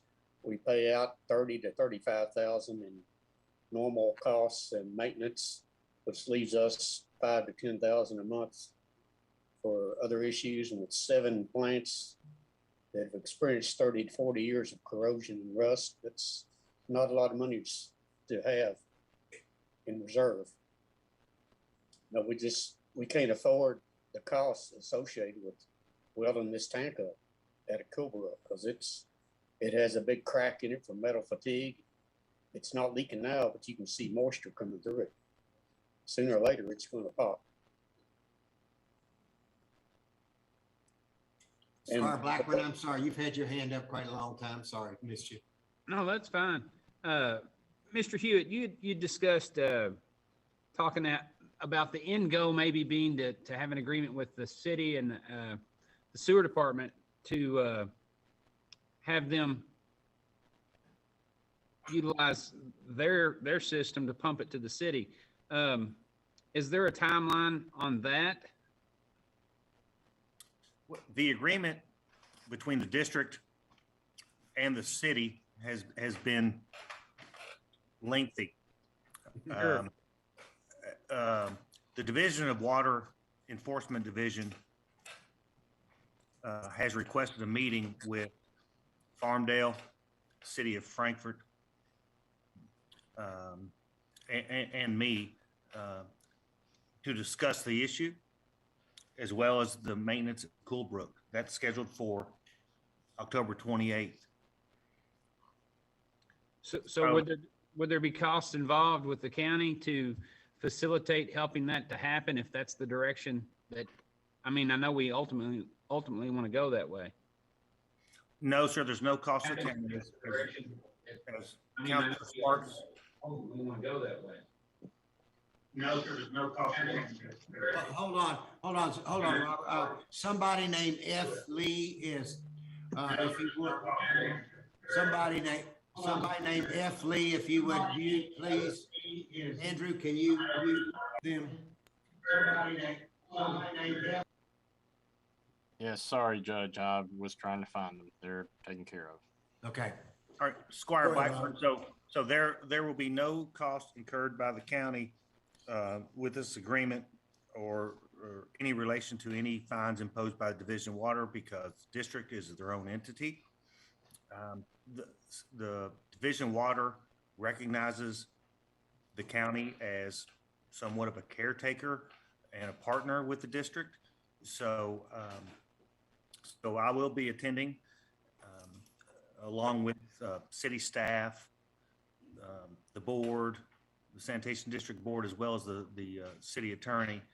So this is probably more of an informational activity, if you will. The reports, the quarterly reports that are required by the Division of Water relating to the agreed order are up to date. And there's just been a lot of attention on the district and the issues out there. So that is the request by the Division of Water to have a meeting. But no, sir, the board, the sanitation district is responsible for their own fees, fines, and activity. I'm just there as an assistant. Okay. I think Squire Blackburn was muted when he responded. Yeah, I'm sorry, Robert. I really appreciate it. I know you spend a lot of time out there and energy and thought. I just know we all deal with issues, and sometimes we put a Band-Aid on them because we got something bigger coming. And I would hate to see us put $500,000, $600,000, $700,000 into something to make it work properly, and then it just be bypassed in a year or 2 years. But I know it's an emergency, and it's something that the people in that area need to have taken care of. Yes, sir. I agree with you. Barb Blackburn, you don't know the number of times we've met with this board and talking about that. Every one of them. I've said to Carl a week or so ago when I was out there going through the plant, and Charlie Bob too, Bray. Hey, listen, guys, we got to do what we can just to keep this thing operating and make sure it keeps the water clean going into the creek and to the people, because hopefully in a couple of years, we're going to have some new sewers out here. So we don't want to spend an arm and a leg. We want to but we do want to keep it operating. We owe that to the residents out there. We owe them a system that they can use that doesn't pollute and doesn't smell where they can't come out of their house. So all of that's being weighed, and that's a great point, Squire Blackburn. Thank you for bringing that up. And Judge Wells, you're absolutely correct. This project will take a couple of years for completion of design and construction. So therefore, investment needs to be made into the plants just to keep them operational. H&B has been authorized by the board to complete design of the pump station and the force main to the city. The city has already directed their consultant on the Twilight Trail pump station to accommodate for the plant board's flow. That's all contained within the CASOP agreement. So once we get through this paperwork and get the district get their plans to Division of Water for review and approval, construction can begin. There's already been a field meeting with the Transportation Cabinet relating to the alignment of US 127. The property owners have not been approached yet because the design is not 100% complete. However, a preliminary property owner list has been provided to HMB. So the district is moving forward. There is progress on the project, and hopefully in a relatively short amount of time, this crisis can be resolved. Good way to put it. Squire, Tracy, let's go to you. Thank you, Judge. So Robert, just to kind of circle back, you're saying about 2 years before sewer? I'd say the earliest would be 2 years. I would agree. The earliest would probably be 2 years. What would the latest be? I would guess 4. 2 to 4. So 2 to 4. Yes, sir. Okay. That's I just assuming. I'm sorry. I was going to say, I just like to thank Kentucky American Water for stepping in and taking over the 127 North station. Robert, you know, I kicked and screamed and everything else dealing with the guy that used to own it. So. Yes, sir. Yes, sir. It's very frustrating trying to get in touch with a, individual plant owner or plant operator. It's extremely difficult. I struggled with the Farmdale systems for years, never getting a call back, never having anyone get back in touch with me. It was extremely frustrating. And so I appreciate, the prior court for establishing the sanitation district, because at least now the residents of that area have someone, an entity they can reach out to when there's an issue. And I appreciate all the support that the court has given to the district to get them, off their feet and on the ground. And they may not be running, they're kind of jogging a little slow, but their progress is being made. And the board has been fantastic. And, Charlie Bob is really going at it, and I appreciate his efforts along with the rest of the board members. I can't say enough. They are very, very eager to get this project going. Thank you. Right. Yeah. I can't imagine where 127 North would be without, like I said, without Kentucky American and the Division of Water that stepped in and helped, health department. So yeah, it was a team effort out there. So thank you, Robert. Squire Blackburn. Thank you, Judge. I just had 2 questions. I had one for you, I guess. What it said, provide funding assistance and repairs. Are we going to put a number on this resolution? Yes, sir. 200,000. That's what they're asking for in our needing. Yes, sir. Okay. And then secondly, I guess for Ann, what do you think the probability of recovering funds that we expend on this would be? I think it's a possibility. It just takes a little time. The statement from Division of Water will be hugely helpful with that, with agencies like Rural Development. The fact that there is a little bit of infrastructure money out there right now is also helpful. So I think we have better than usual chance of Farmdale being able to find some additional funds to, if they have the cost overruns for the project, or, if they're able to pay back fiscal support. And that's one of the reasons that I say not to use funds that have the identity of ARPA at this time, because if the funds that they find happen to be federal funds, it can be really cloudy to try and repay federal funds with federal funds. So it's much cleaner if we use dollars that have a cleaner identity, such as general fund. Sure. Thank you. All right. Okay. Charlie Bob, thank you. Carl, thank you. Ray, thank you. Keep up the good work.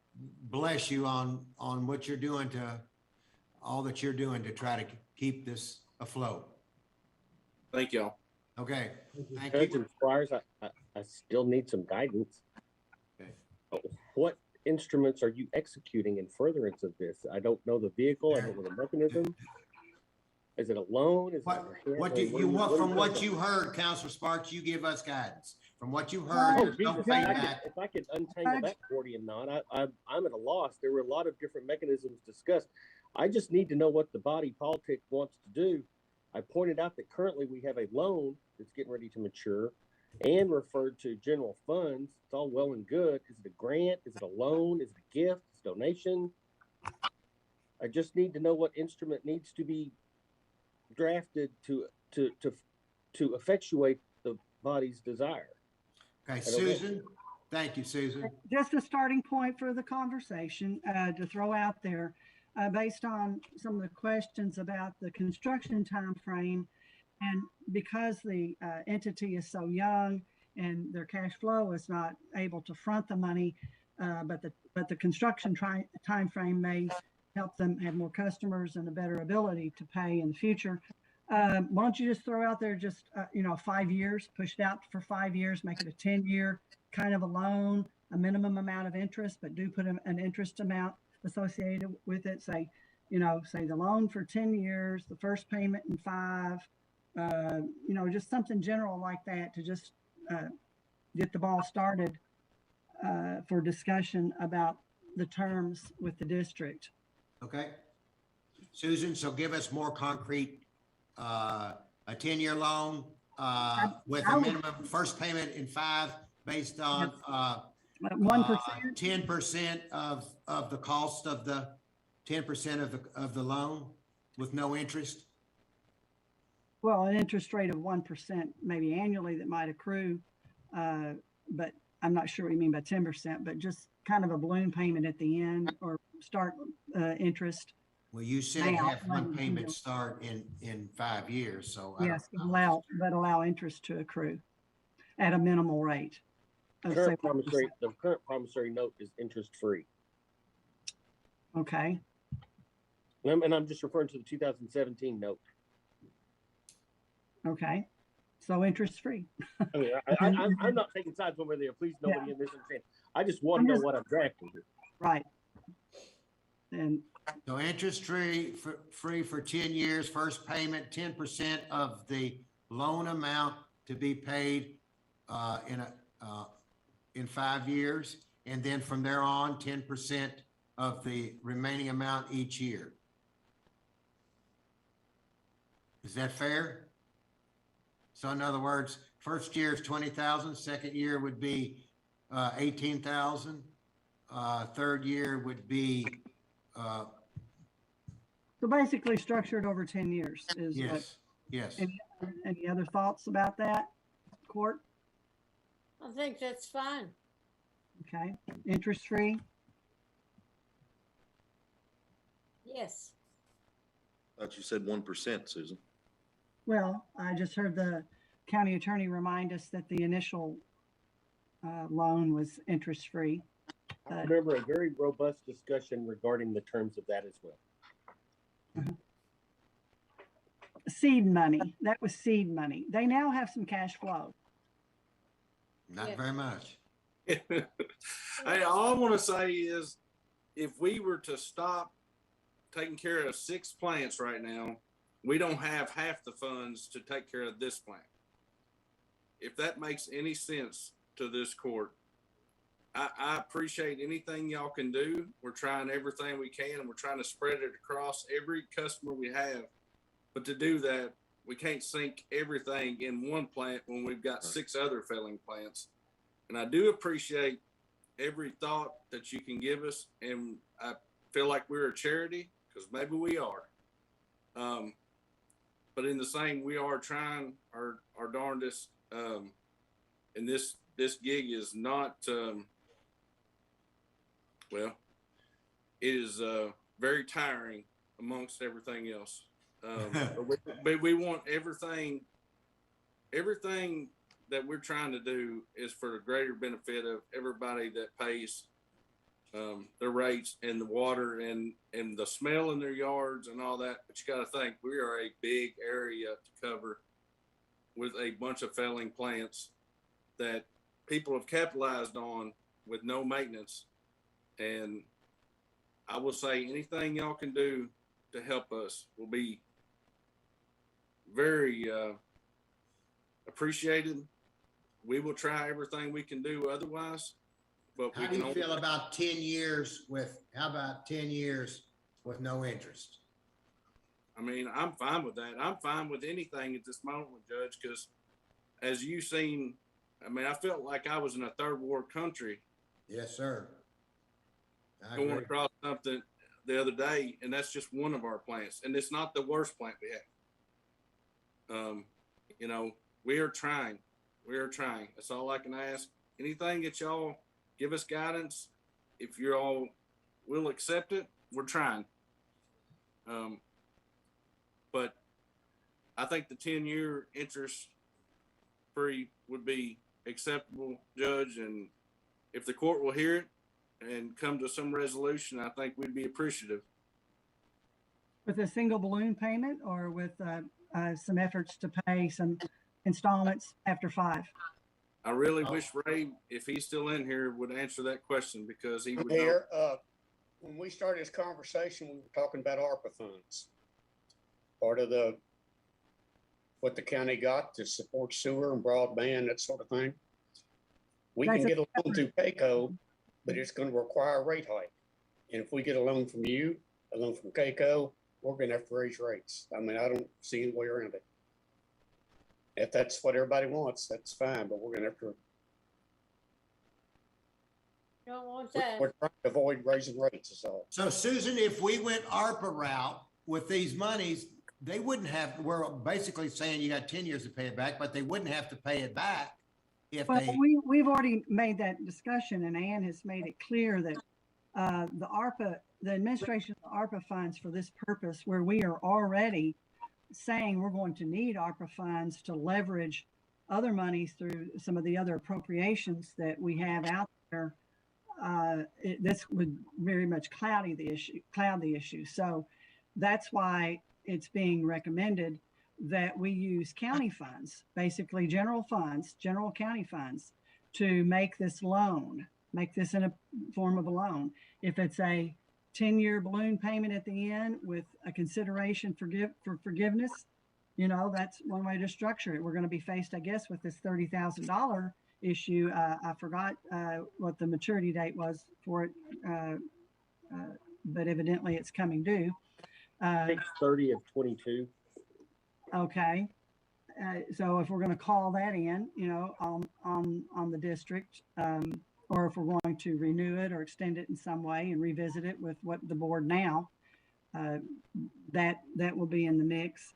But the idea is that I believe districts can, like Ray said, can at some point have the ability to borrow money on their own, but they are so young, they don't really have that capacity, which is why it's being considered, I think, for fiscal court to loan general funds to the district on their own with very favorable terms, because it's an emergency and it is basically a quality of life emergency for the entire county. So. Okay, so I understand. What's the total sum again? 200,000 is the maximum, and it sounded like from the other gentleman that they're going to need every bit of that, but it would be, you know, specific to a specific scope of work for the Coolbrook plant, limited to the materials or supplies or repairs associated with that alone. And as far as a time frame, because of the construction we were considering, I think the 10 years might be a realistic time frame. And then it's up to the court whether or not they want to make that interest free or expect some sort of repayment and possibly just push it out to the very end, the same as we did with the 30,000.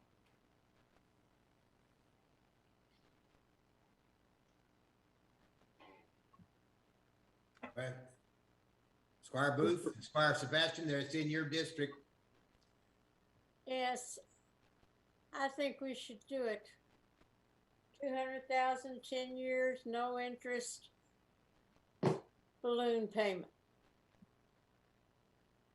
Squire Sebastian, you okay with that?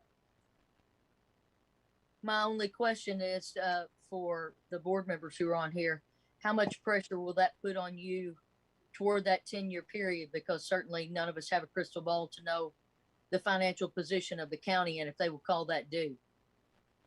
So is that more pressure put on you, or does that ease the situation to have some sort of minimal payment, kind of a pay as you go? Because I know the financial position of the district and I understand what Commissioner Smith is saying about that. So I'm asking you all that question. I think we're gonna have to take a hard look at raising rates so that we can cover these costs. If it's not using ARPA money, we're gonna have to, the money has to come from somewhere. And we don't have it right now, or we wouldn't be asking for it. Squire Moore? Could we do the 10-year loan or a 3-year loan? And if they don't get the money, or 2-year, I don't care, still use ARPA funds to pay it? Because I don't want to force them to raise rates over this emergency situation. I agree. I want to get it paid off and get it down the road, be free and clear for the people out there. Yeah, that's a. I don't mind using ARPA funds on it today. Yeah. I'm Susan, so you're saying that because we may be using ARPA funds for some other projects, it's going to cloud using this as a grant to the district? Ann, help me out on this. This would be just a separate project that we could, yes, if we're not expecting any repayment? If that's the will of the court to use ARPA funds, then, it would be a separate project. We've already talked about using ARPA funds to leverage the congressional appropriation if we get that. But I'm fine with whatever the court wants to do on that. And then hopefully if they find some additional grant dollars, maybe they can continue to do additional improvements to some of the other plants. So I'm fine with whatever the court wants to do to benefit the district. I know they're working really hard and, trying to keep from raising rates on their customers at this point, knowing that we have a lot of expense in this large interceptor project. That there's going to have to be some kind of adjustment for that kind of a debt. Well, one of the things that concerns me as far as that, this is an emergency, and with ARPA, all of the guidance I have had is we want subrecipient agreements and pretty significant administrative processes that we don't have in place right now. If we do this right now as a loan, they can start making expenditures, from that on a reimbursable basis, through a process with the county starting next court. If they have the way I see it, as soon as we get this, we'll get an amendment in place to have the money available. How come we can't, I think this is semantics. How come we can't say that out of the general fund, we are going to grant the Farmdale Sanitation District, whether it's ARPA or it's COVID or it's just out of the general fund, $200,000 grant to as an emergency fund to repair this facility. If it's a grant, and why do we require them to pay it back if it comes out of the general fund? We'll need a subrecipient agreement for the grant. And can the subrecipient agreement be that these funds would be used specifically for? Yes, it would have to have specifics, the scope of the project, I believe. And as far as procurement goes, does the emergency eliminate procurement requirements? Yes. For the district? Yes. Okay. Madam Treasurer was referring though for an ARPA grant. The question I heard the judge ask is, why can't you just write a check to them for $200,000? I'm not aware of anything that prevents the court from giving a hands-off grant to them for $200,000 if approved. And that was one of the issues that was discussed. If you go through the federal grant system, then it will require that internal bureaucratic infrastructure. If you just give them a grant out of general funds, Out of general funds, not out of correct. ARPA. That's why I wanted to distinguish Yes, between those, yes. those two. That's right. Out of general funds, not out of ARPA. And that was, and actually, the budget amendment that comes later in the court, that was the language that I used, was recovered funds from the money that we carried over into the, as you recall, at the end of the last fiscal year, we moved, I think it was $1.6 million in recovered funds to the back to the general fund from basically where we had leveraged CARES money. So that went back to the general fund. So if you want to, and that's really the way I've structured the budget amendment, is that we will be amending in from the general fund surplus $200,000, not from ARPA funds. It's from the general fund surplus, which basically that $200,000 was basically fed by the other federal monies that we got through CARES. So that certainly is available right now as just, but you know, it's even if it's just a flat amount that we don't expect them to repay, we will still have a process for distribution for paying vendors and verifying that it's going towards the scope of the project, just for everybody's sake. Can you do that? Rick, can we do that? We've only been going 4 hours. We're all tired. It's just hard for us to think. Maybe we ought to adjourn and come back in the morning at 9 o'clock. I don't know. We're not even halfway through this, and I've had my coffee now, Judge. I'm ready to roll the rest of the night. I'm getting my prime. So Judge, can I add something here? Yeah, we're not making anything easy here. Judge, let me just answer the judge's question, if I may. Whatever you all want to do, you can do. You just need to decide what you're going to do, and we can draft it accordingly. That's the debate. Discussion is how to structure this.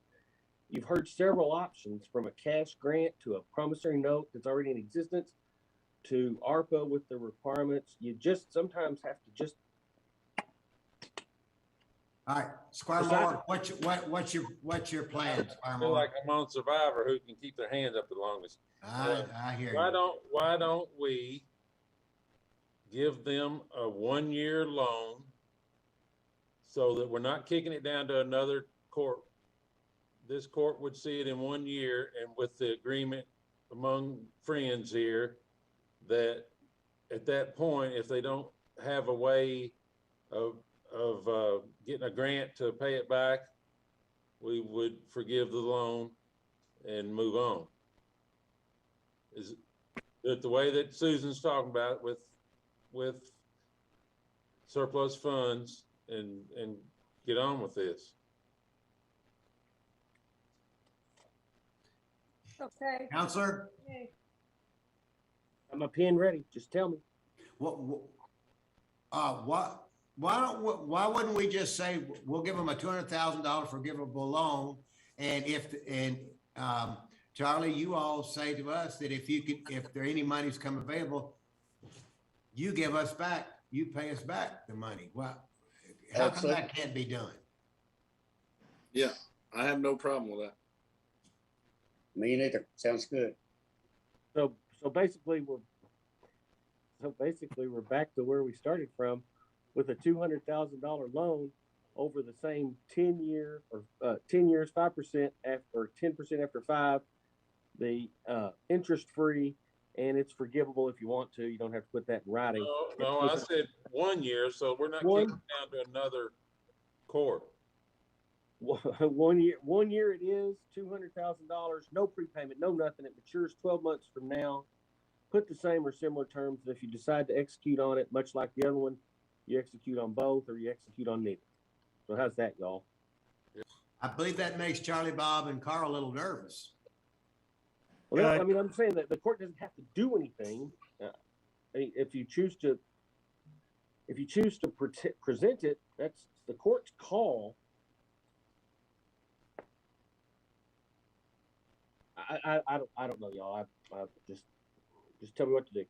Judge Wells. Great. Yes, sir. 200,000 is more than what the district has in their account now. I know. There's no way they can pay it back. So we either grant it to them, or we make them pay it back after 10 years, and they're still not going to have it. But anyway. Judge, they said there, I mean, this is a better plant than a lot of them. We're never going to see the money. Let's just give it to them and move on. Yeah. And if Robert's correct, in 10 years, there's going to be sewers. So I agree with Squire Moore. This way they get their money. They get their money. And like Squire Moore is saying, we'll worry about the details later. Are there four members of this court willing to give them $200,000 and move on? 1, 2, 3, 4. We got 4 people that are willing to do it. So, Rick, we write it up as a $200,000 grant that will be used specifically for the repairs and equipment needed for the Coolbrook treatment plant. Charlie, Bob, correct? Correct. Okay. And labor. And labor, yes. That's just a couple little words out of resolution blank number 2021 series, paragraph, the last, easy done. Okay. Thank you. Thank you. Thank you. Thank you. Bless everybody. Thank you. Thank y'all. All right. So the next one, is a first reading of ordinance amending chapter 31 in section 0.1. I won't get into all that right now. The Franklin County Code of Ordinances by amending the hiring and fitness requirements for firefighters. Chief Hutcherson. Judge, this is Chief Brewer. I'll be presenting tonight. Good evening, court members. You all may well be aware that the fire department has a hiring ordinance that sets the minimum qualifications for new firefighters as they come in. As part of our recruitment process, we review these documents periodically, and when comparing to surrounding departments that we're competing with, there's some changes we decided that need to be made. The main change is lowering the age. Currently it's 21 to 40 years old, and we're looking at changing that to the 18 to 40 years old.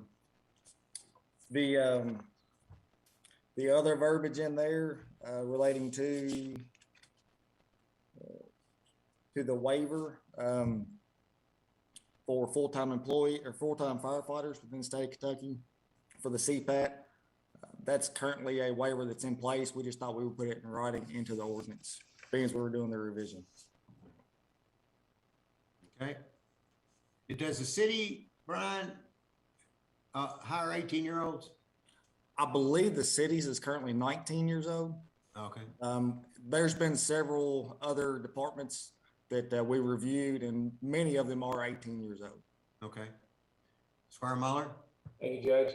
Thank you, Mr. Brewer. Question. So at 18, what does that do with our insurance for driving vehicles?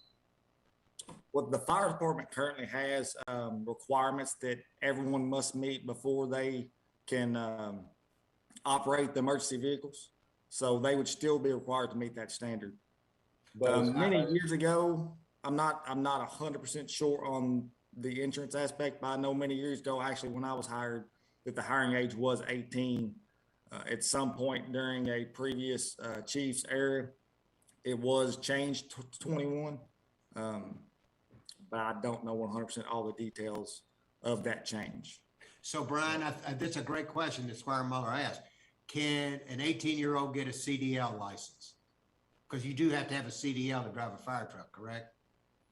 We actually have a waiver. We have our own driving course that is all firefighters must pass to be able to drive an emergency vehicle. There's also a emergency vehicle course that they have to take that includes classroom portion as well as a written exam that they must pass. Judge, I'd be curious. I'm pretty sure our company, you have to be 21 to drive vehicles per our insurance provider. That would be a holdup if anyone knows that or. I can check into it, but this is the first reading, so. Yeah, if that's it becomes an issue, okay, we that's a can- good point. That's a good point. Yeah, I can Yeah, verify we'll check that. on Yeah. Judge Squire Webb. Blackburn, Squire Blackburn. Chief Brewer, were there any, is there any other recommended changes besides the age? The only other change that's documented in here is the where it speaks of the applicants who are currently firefighters within another department. If they're coming to our department, then we may waive the CPAT certification. We also included in there about maintaining the same level of fitness of that CPAT certification. And just for clarification, the CPAT is a candidate physical ability test. It's a standardized firefighting recruit physical ability test. Squire Sebastian. Thank you, Judge. Assistant Chief Brewer, I just did want to ask a question about currently waiving. So that would be applicants from other departments who come in. So what's the rationale? If they're applicants, they should already be meeting the standard. Correct, and that's the what allows for the waiver. If they are currently employed as a full-time firefighter with another department, but for some reason that our department appeals to them more and they apply and are hired, they would, since they are already serving in a full-time firefighter position, they would have already met that CPAT level of fitness. So the fire commission allows a waiver for that.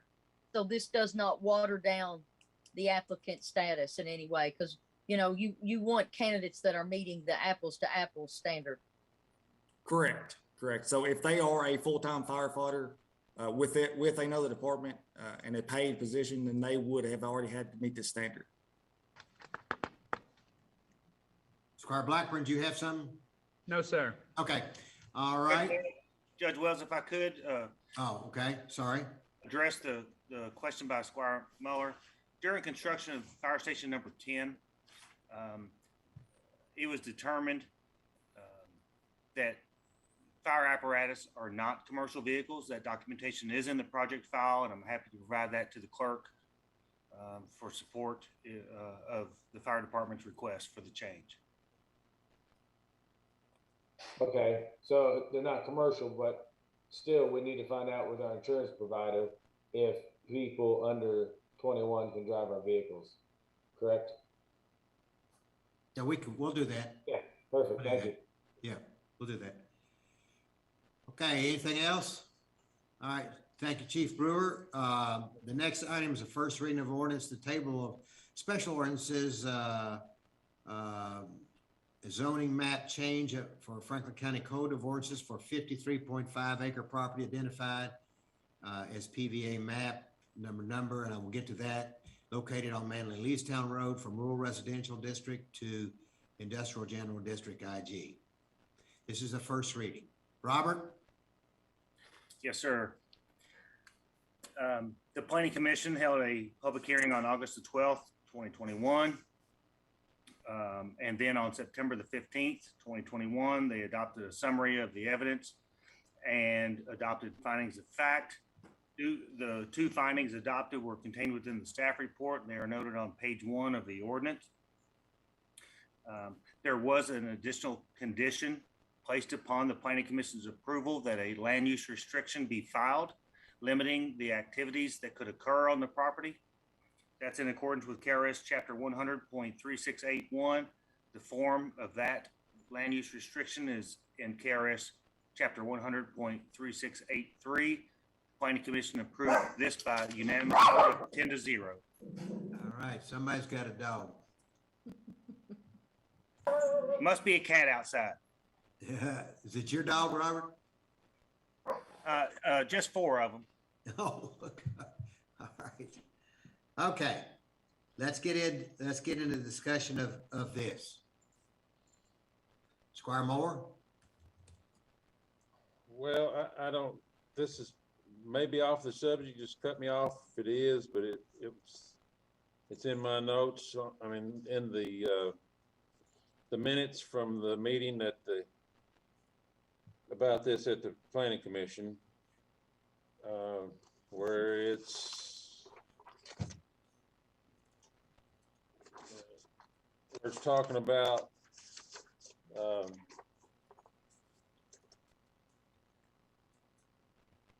the zoning regulations. Apparently, we have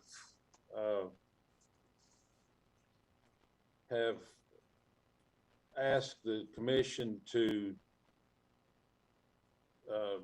change the comprehensive plan to, let me find it here, to go with the form-based requirements. I remember talking about that, but I don't remember. I'm not sure we can talk about that, Squire. Does that? Yeah, just cut me off if you can. I don't think that's appropriate for the zone change that's on the agenda. Rick, I'll let you answer that if you would. He's talking about a different subject.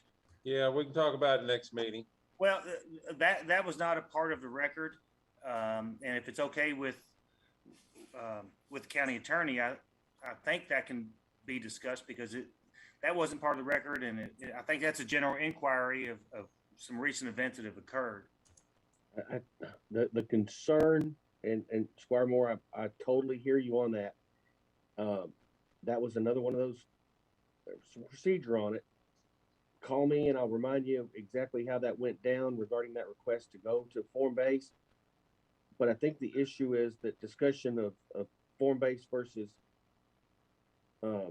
other code methodology is just not before the court on a special meeting. I think that's the issue. Right, I understand. So give me a call. Give me a call. Okay. Squire Tracy, thank you, Squire Moore. Thank you, Judge. Quick question. Will the Manley Leestown access point and or entrance ever be used to transport inventory in and or out? Ever? Is that for me, Squire? Yeah, that's probably. Yes, sir. Testimony provided at the hearing was that all product transport vehicles would utilize the 127 access point that currently exists. The road network to this 53 acres will be connected to the existing road network. Vehicles entering and exiting from the Manley Leestown Road entrance would be generally service and security vehicles. But additionally, it will provide the much needed alternate emergency access as opposed to the improved driveway that was required in the first zone change of the Dobner True Farm. So hope that answers your question. So to answer my question, it would be no. Correct. Right? Okay. Not a product, not a product. Thank you. The next one, will any of the new warehouses be built closer to the adjacent homeowners than what are currently built? A site plan of the proposed building locations has been provided both to the Planning Commission and your packet tonight. Mm-hmm. It was a PDF image, so I was not able to scale the distance off. So I can only rely on what was provided as evidence in the hearing. However, there could be some topographic elements that may require some light shifting or some reorganization of the warehouses being proposed at this location on this 53 acres, which would be 3 additional warehouses. So, right. So until a true development plan is submitted to the Planning Commission, with engineer drawings, I cannot scale off the proposed warehouses in relation to the existing warehouses. Okay, thank you. Judge, if you don't mind, I'd like to make a comment. Go ahead. This property will connect to the current property, as you all see. What I'd like to say about the developers, they've done everything they've been asked to do. They've been great neighbors, and I haven't received any complaints. To my knowledge, they go over and above. So that's where I'm at. Thank you. Squire Booth? I have a comment too. Buffalo Trace, whatever they want, we should do for them. Be careful now. They're Okay. not everything, but this is certainly within the purview of my comment. Okay. All right, thank you. Anybody else? All right, Robert, let's move on to the next one. This is a strange one. We rarely see this one. Authorization to approve a resolution denying the rezone of 55.172 acres of property located at 850 Hickman Hill Road. Robert? Yes, sir. I would like to start out by saying that due to a conflict of interest, my office utilized the agreement that was executed between the Franklin County Fiscal Court and the Bluegrass Area Development District for planning and technical services.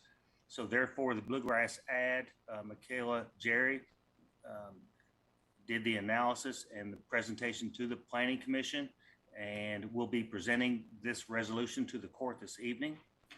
In addition, I would like to say that there has been a request by both the applicant's attorney as well as an individual property owner who opposes the project, that their attorney have the opportunity to address the court as well. It's at the court discretion as to whether or not you would like the attorneys to go first, or if you would prefer the ad staff to provide you with a summary. It'll be my discretion, and I want Michaela to go first, and then we will bring Councilor Sparks in to address Mr. Billings and Mr. Cecil's request.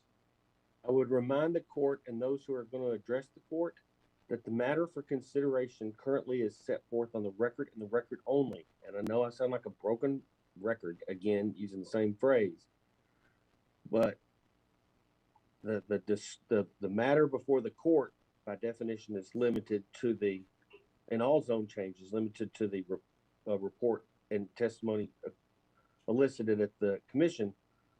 So the same rules going to apply, although this one's backwards in a fashion.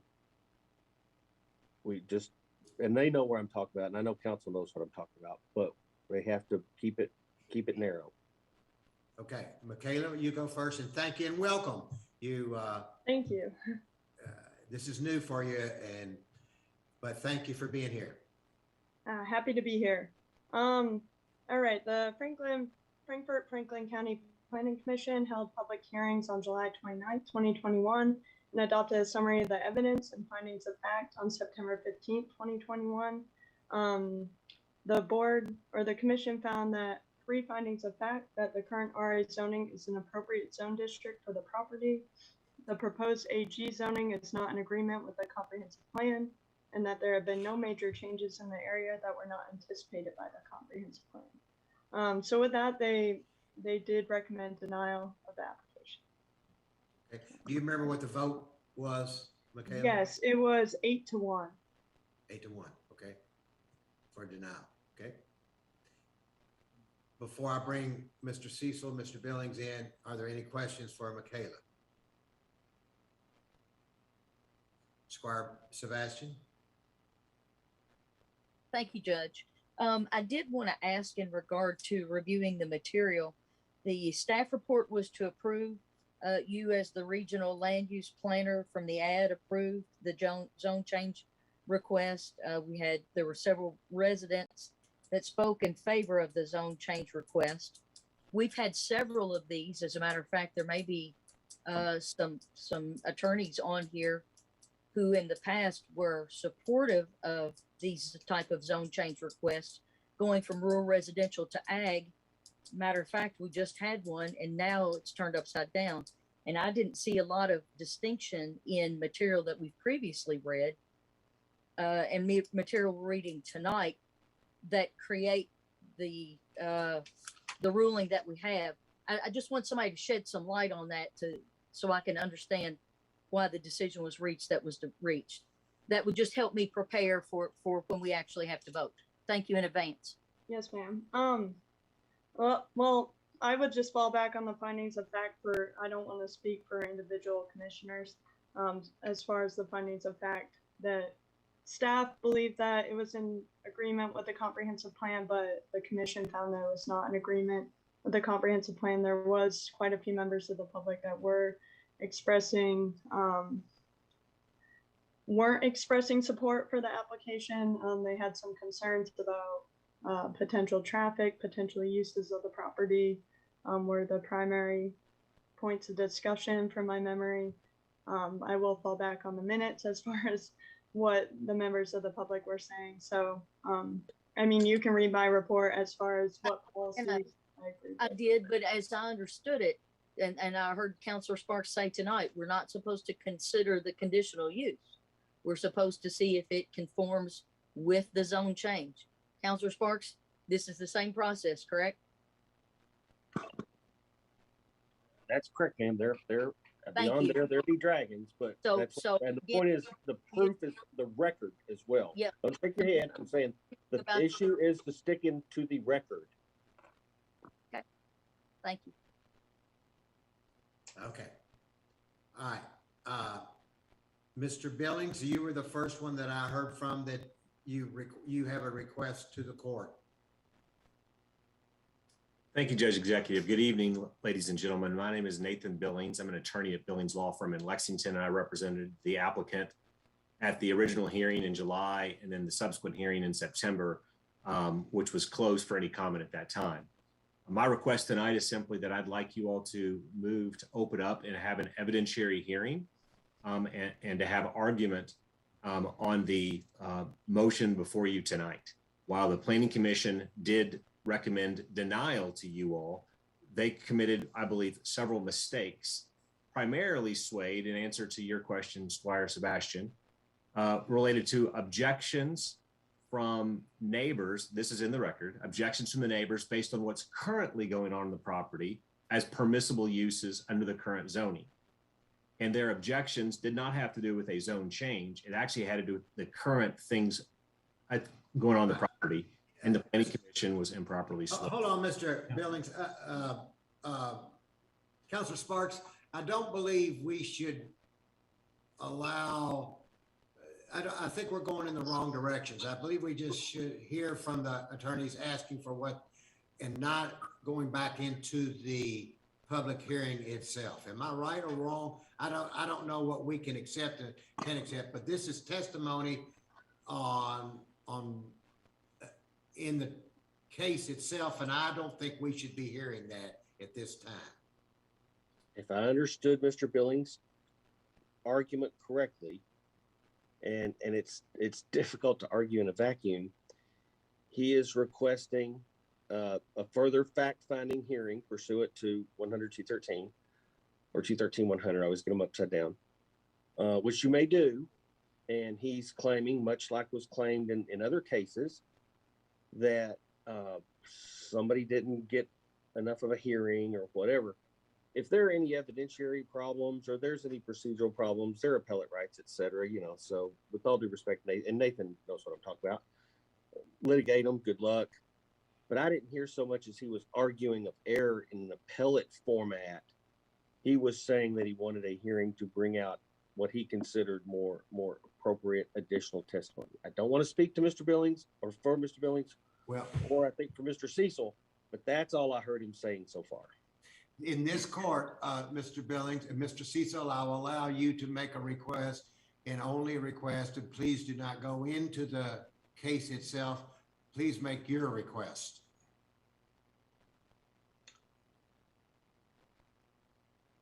Judge, I represent one of the property owners who was against the rezoning at the Planning Commission. We would request that the fiscal court rely upon the extensive record that was created at that hearing, and rule on this resolution based upon that extensive record and the findings made by the Planning Commission. Thank you. Michaela, do you have any response? No, I don't at this time. Okay, so Mr. Billings and Mr. Cecil, here is going to, our process has and will continue to be. We will take this to a vote. If the vote is in agreement with the denial, then that will end the process. If the vote is in contrary to the agreement, and then the floor will be open to the squires to say they would like a public hearing. They will have several options. One will be to call for a transcript. The second would then, once the transcript would be reviewed, then they could go and ask for a public hearing. So we're going to let the vote dictate which way we go, and the vote will come up in just a moment. Yes, sir. May I Yes, sir, clarify? Mr. Billings. Judge, this is first reading. We won't be voting on this tonight. That is correct. I'm so. Well, Oh, it's a resolution. No, it's a resolution. Yeah. Yeah, but it's not a resolution. It's not an ordinance tonight. My clarification is when we ask for the evidentiary hearing, we don't intend to call new witnesses. We do. Your Honor, I would object to anything else. We've already had the statements here about what we want. Both of you, I highly respect you. I promise you. Just let us go through the way our fiscal court works, and that process is based upon the vote. Let us finish the vote, and then we will allow you, if it is denied, if it is, help me, Rick, what would that call? It's not a, if it goes along with what? Okay, everybody just enjoy the ride. It's a good time. Here's the deal.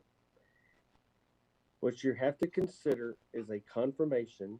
What is before you to consider is a confirmation of the Planning and Zoning Commission's finding that that a zone change is not merited. If you do so, that is, if you vote in the affirmative, and the affirmative vote means you uphold as is Planning and Zoning Commission's result, then it's over, matters resolved, you go on about your day, next case.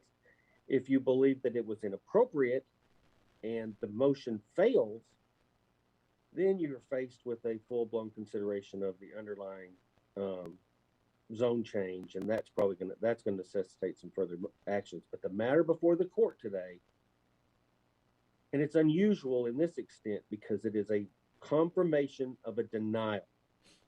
So when you vote yes, you're saying to uphold Planning and Zoning's denial. It's a little bit different than what you faced before, but it's basically the other side of the same coin. Okay. So with that being said, from the squires, are there any questions from the squires? Seeing no more questions from the squires, we're going to continue on with the agenda. So Mr. Billington, Mr. Cecil, we will be having a vote in just, well, I hope in just a few minutes, but hang in there with us. Thank you. And I apologize, but we want to keep this procedure set up the way we normally handle it. Okay. Thank you for bearing with us. Okay. The next item on the agenda is authorization to add 2 streetlights to the county multiplier with the plant board in the Heritage Subdivision on Twin Pines and Waterford Circle.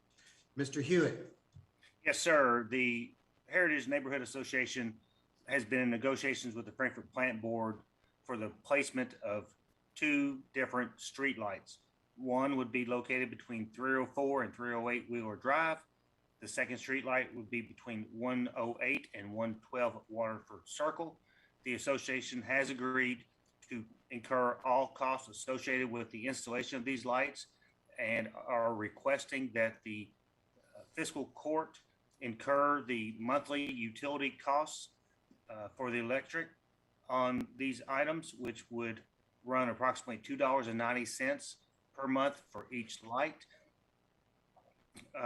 Installation would be at no charge to the county or any materials incurred. I'm recommending approval, and I'm happy to answer any questions. Robert, I'm really shocked, but pleasantly shocked that these new LED lights are that much cheaper than the old bulbs, because normally those street lights were around $10 to $12 a month, and this one's down to $2. That's amazing. That's a great savings for our community. Yes, sir, you're correct. The prices dropped dramatically, and thanks to the neighborhood association for being willing to incur the cost of materials and installation. It's it's wonderful for the neighborhood to have additional lighting. I know everyone's going to appreciate it. So kudos to the neighborhood. Squire Blackman. Yes, thank you very much. Robert, how long ago did they inquire about getting street lights? Well, I was not involved in their discussions. I would assume it's been within the last month or two. Okay, thank you.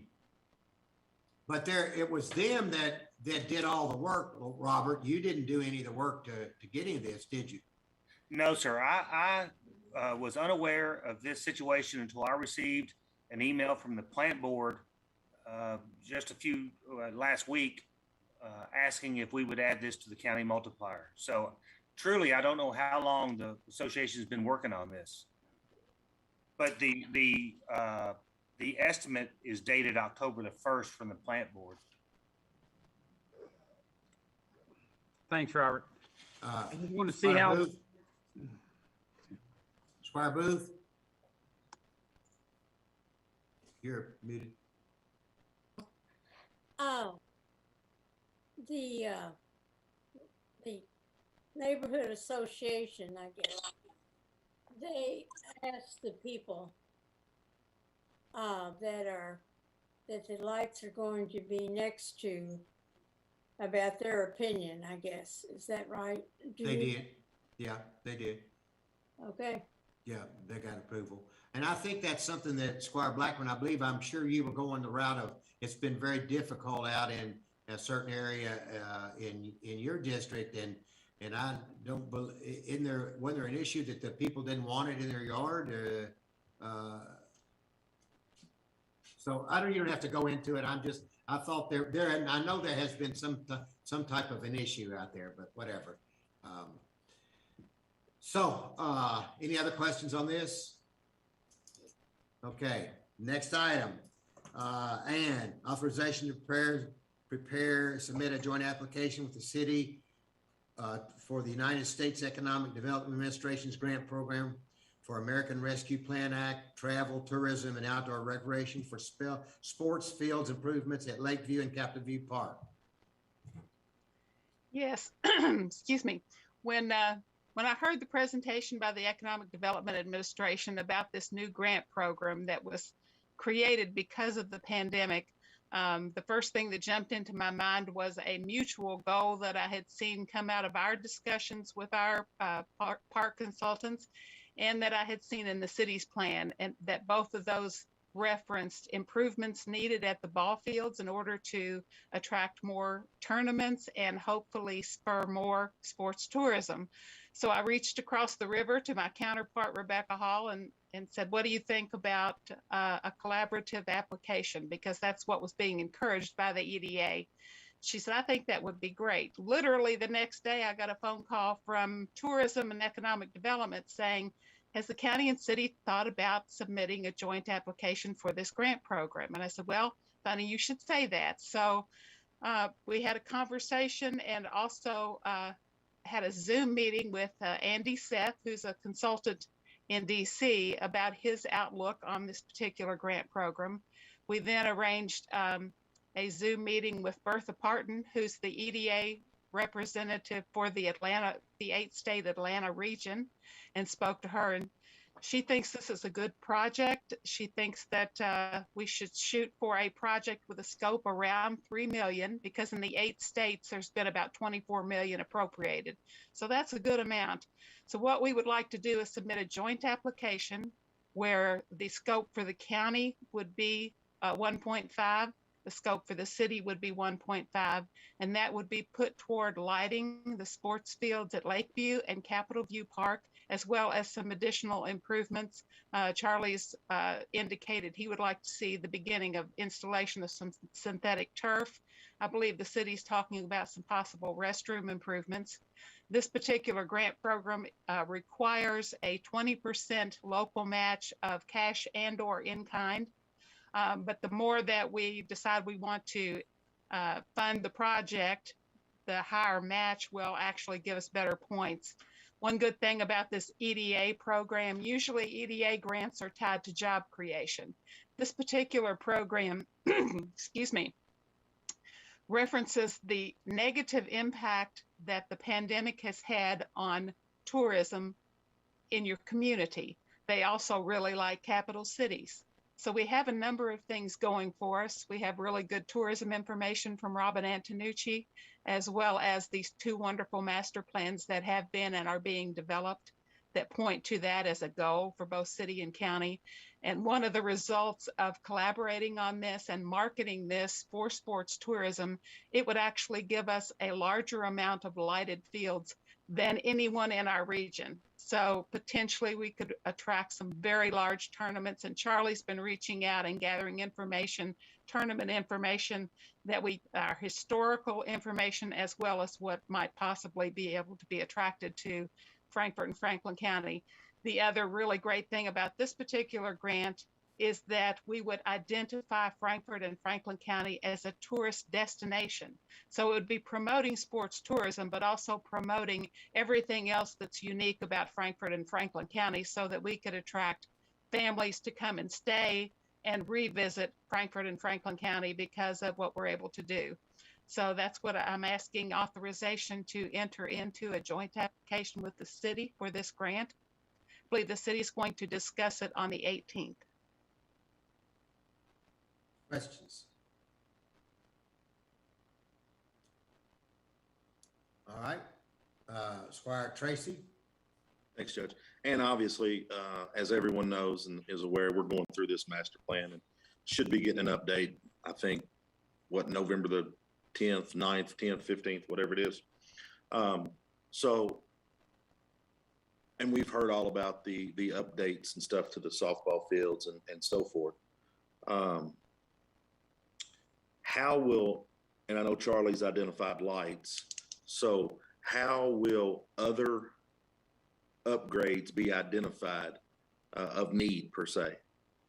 That would be definitely up to the park committee, I'm sure, with Charlie's recommendation. The problem with this particular grant window is it's already open and projects are being funded as they come in. So Ms. Parton let us know that we have to have an application in by November 1st, or we really shouldn't bother sending one. So yeah, that's why we're trying to go ahead and take advantage of this opportunity and hope that we can get some funding. And as you know, lighting is extremely expensive, and there probably won't be a lot of extra money available once we get that done, but we may be able to do a little something extra, whether it be some synthetic turf or some restroom improvements. But we will outline the scope of what we expect to do with ball fields in a general manner so that we can be a little bit flexible about that. Okay, thank you. Squire Blackburn. Thank you, Judge. Scotty, I know you and Michael are on the park committee. Has the park plan? I know we haven't seen it yet. I haven't seen it yet. I know that getting lights on our fields is huge and it's important, but right now, where I'm at with the information that I've gotten, I'm seeing a cart and I don't see the horse yet. I just want to know where we're at. What are your all's thoughts on the committee? Is this an area that they've indicated we really need to do? And I know our part on the county, the city, they don't even own their ball fields, so I don't want to go there. But what are your thoughts? What are yours and Michael's thoughts? Go ahead, Squire Tracy. JW Lights, obviously, the diamond fields have been identified in the project as needing upgraded. I'm not sure putting lights on fields are going to make us a sports destination town. In listening to the Hitchcock group, I'm not sure about that one. I do appreciate the fact that everybody's starting to jump on and realize that sports tourism is a big revenue source. So I am glad to hear that people are jumping on board with that. But I think with the park project, I think it's the 1.5. It's not going to go far. Obviously, we know she mentioned synthetic turf. If we could get all 4 fields lit with the new LED lights, and get some upgrades probably to the bathrooms and more than anything to the fields. You got safety issues, you've got shade. We could go on and on about the needs of the softball field, but it's a start. So, but yes, to answer your question, softball fields lighting has been identified in the master plan as needing as the fields are needing that. Thank you, Scotty. Yes, sir. Annie, let me ask you something that we don't have, and I meant to ask you this the other day when we met. If there's monies left over, can we light the sand volleyball? Because lights are needed there as well. If there are monies left over. I think this would be specific to the diamond fields because it is the sports tourism revenue for the local economy that this particular grant program is aimed at. So I think it would have to be restricted to those fields for this particular program, but we can definitely look for some additional grant opportunities for some of those improvements as well. Yeah. Okay. All right. Thank you. Any other questions on this one? All right, let's move to the next one. This one is authorization to approve a reappointment to the US 60 Water District, Wayne Morris. They received a letter of request from the board. I can't remember the chairman's name, but asking that we reappoint Mr. Morris to the US 60 Water Board. Lambert, I believe you know Mr. Morris. Yes, I'm the one that recommended him for this, and he really enjoys being on there. Okay. Any questions? Squire Muller, I did not receive any other applications, if that's what That's fine, Judge. I'm just curious if you or Squire Moore could tell me, how long has he been serving on this board? This is just his first term. He just finished his first term, I believe. Okay, thank you. He may have finished. Somebody else's, I think. I think he may replace somebody. But it's his second go around full time, correct? This would be his second, yes. All right. Thank you, Squire Moore. Squire Sebastian? I was just going to say, I know Mr. Morris, and I think he is fulfilling an unexpired tour for someone. So this would actually be his first full term on this board. And he has expressed to me his desire to continue to stay. And I know him from other board service. He's a dedicated board member. Okay. No other questions? Let's move to the next one. The next one is first reading of amendment number 1 to ordinance number 6 relating to the budget for the fiscal year 21-22. The vote will take place at our next meeting, but Ms. Susan. Yes, the primary objective is to amend in prior year surplus funds to provide the allocation or appropriation for the Farmdale Sanitation District. The additional $50,000 is a contingency for transfers within the general fund that aren't specified yet, but I would say we are anticipating professional services will probably need to be funded and some training line items at a later date with budget transfers. The code that I put it to will work for a grant as well as a loan because it's identified in our uniform chart as distributions to other government agencies. Squire Muller? Thank you, Judge. Thank you, Susan. Susan, will you be able to keep us up to date of that 50,000 kind of as it comes in? As far as Well, how, what we'll do is amend it in as a contingency for transfers, and it sits there. And then I have to come back to court and recommend budget transfers to specific line items. okay, perfect. Thank you very much. Yes, sir. All right, keep going, Susan. The next item, I believe, is cash transfers. We budget for these every year because, in particular, in the first quarter, we don't have cash flow within individual funds, and each individual fund stands alone. So we have general fund transfers to those funds that have shortfalls in the current year receipts and expenditures. Those are always the fire fund is the top one, always jail fund, and then the sheriff's fund. So those are the recommendations, and they are within budgeted amounts. Go on, Susan. The first quarter. The first quarter report. We are actually pretty much in the same position we always are. Again, in the first quarter of every fiscal year, is that we're in the hole because we don't have any tax receipts yet. So once those tax receipts start coming in, then that turns everything around. We have a lot of upfront cost, as you know, with our insurance, our workers' comp, and so forth. It's about $1 million right up front in July and August that we have to pay. So that puts us in a big hole. But we are again in a very predictable location that they're always in. I'll make one comment in reference that may be pertinent to some of the other discussion tonight, that the current CPI, which is a benchmark that the Department for Local Government uses for a lot of its information and statutory guidelines, is at 5.4%. 5.4%. So going forward, you might be looking at a 5% CPI, I would say, for the 12 months ending 2021.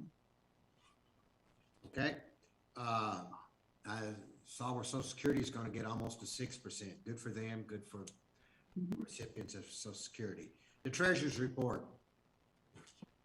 Again, that's just the specific point in time when the packets go out, and it's a dynamic situation. So I don't have any real surprises there.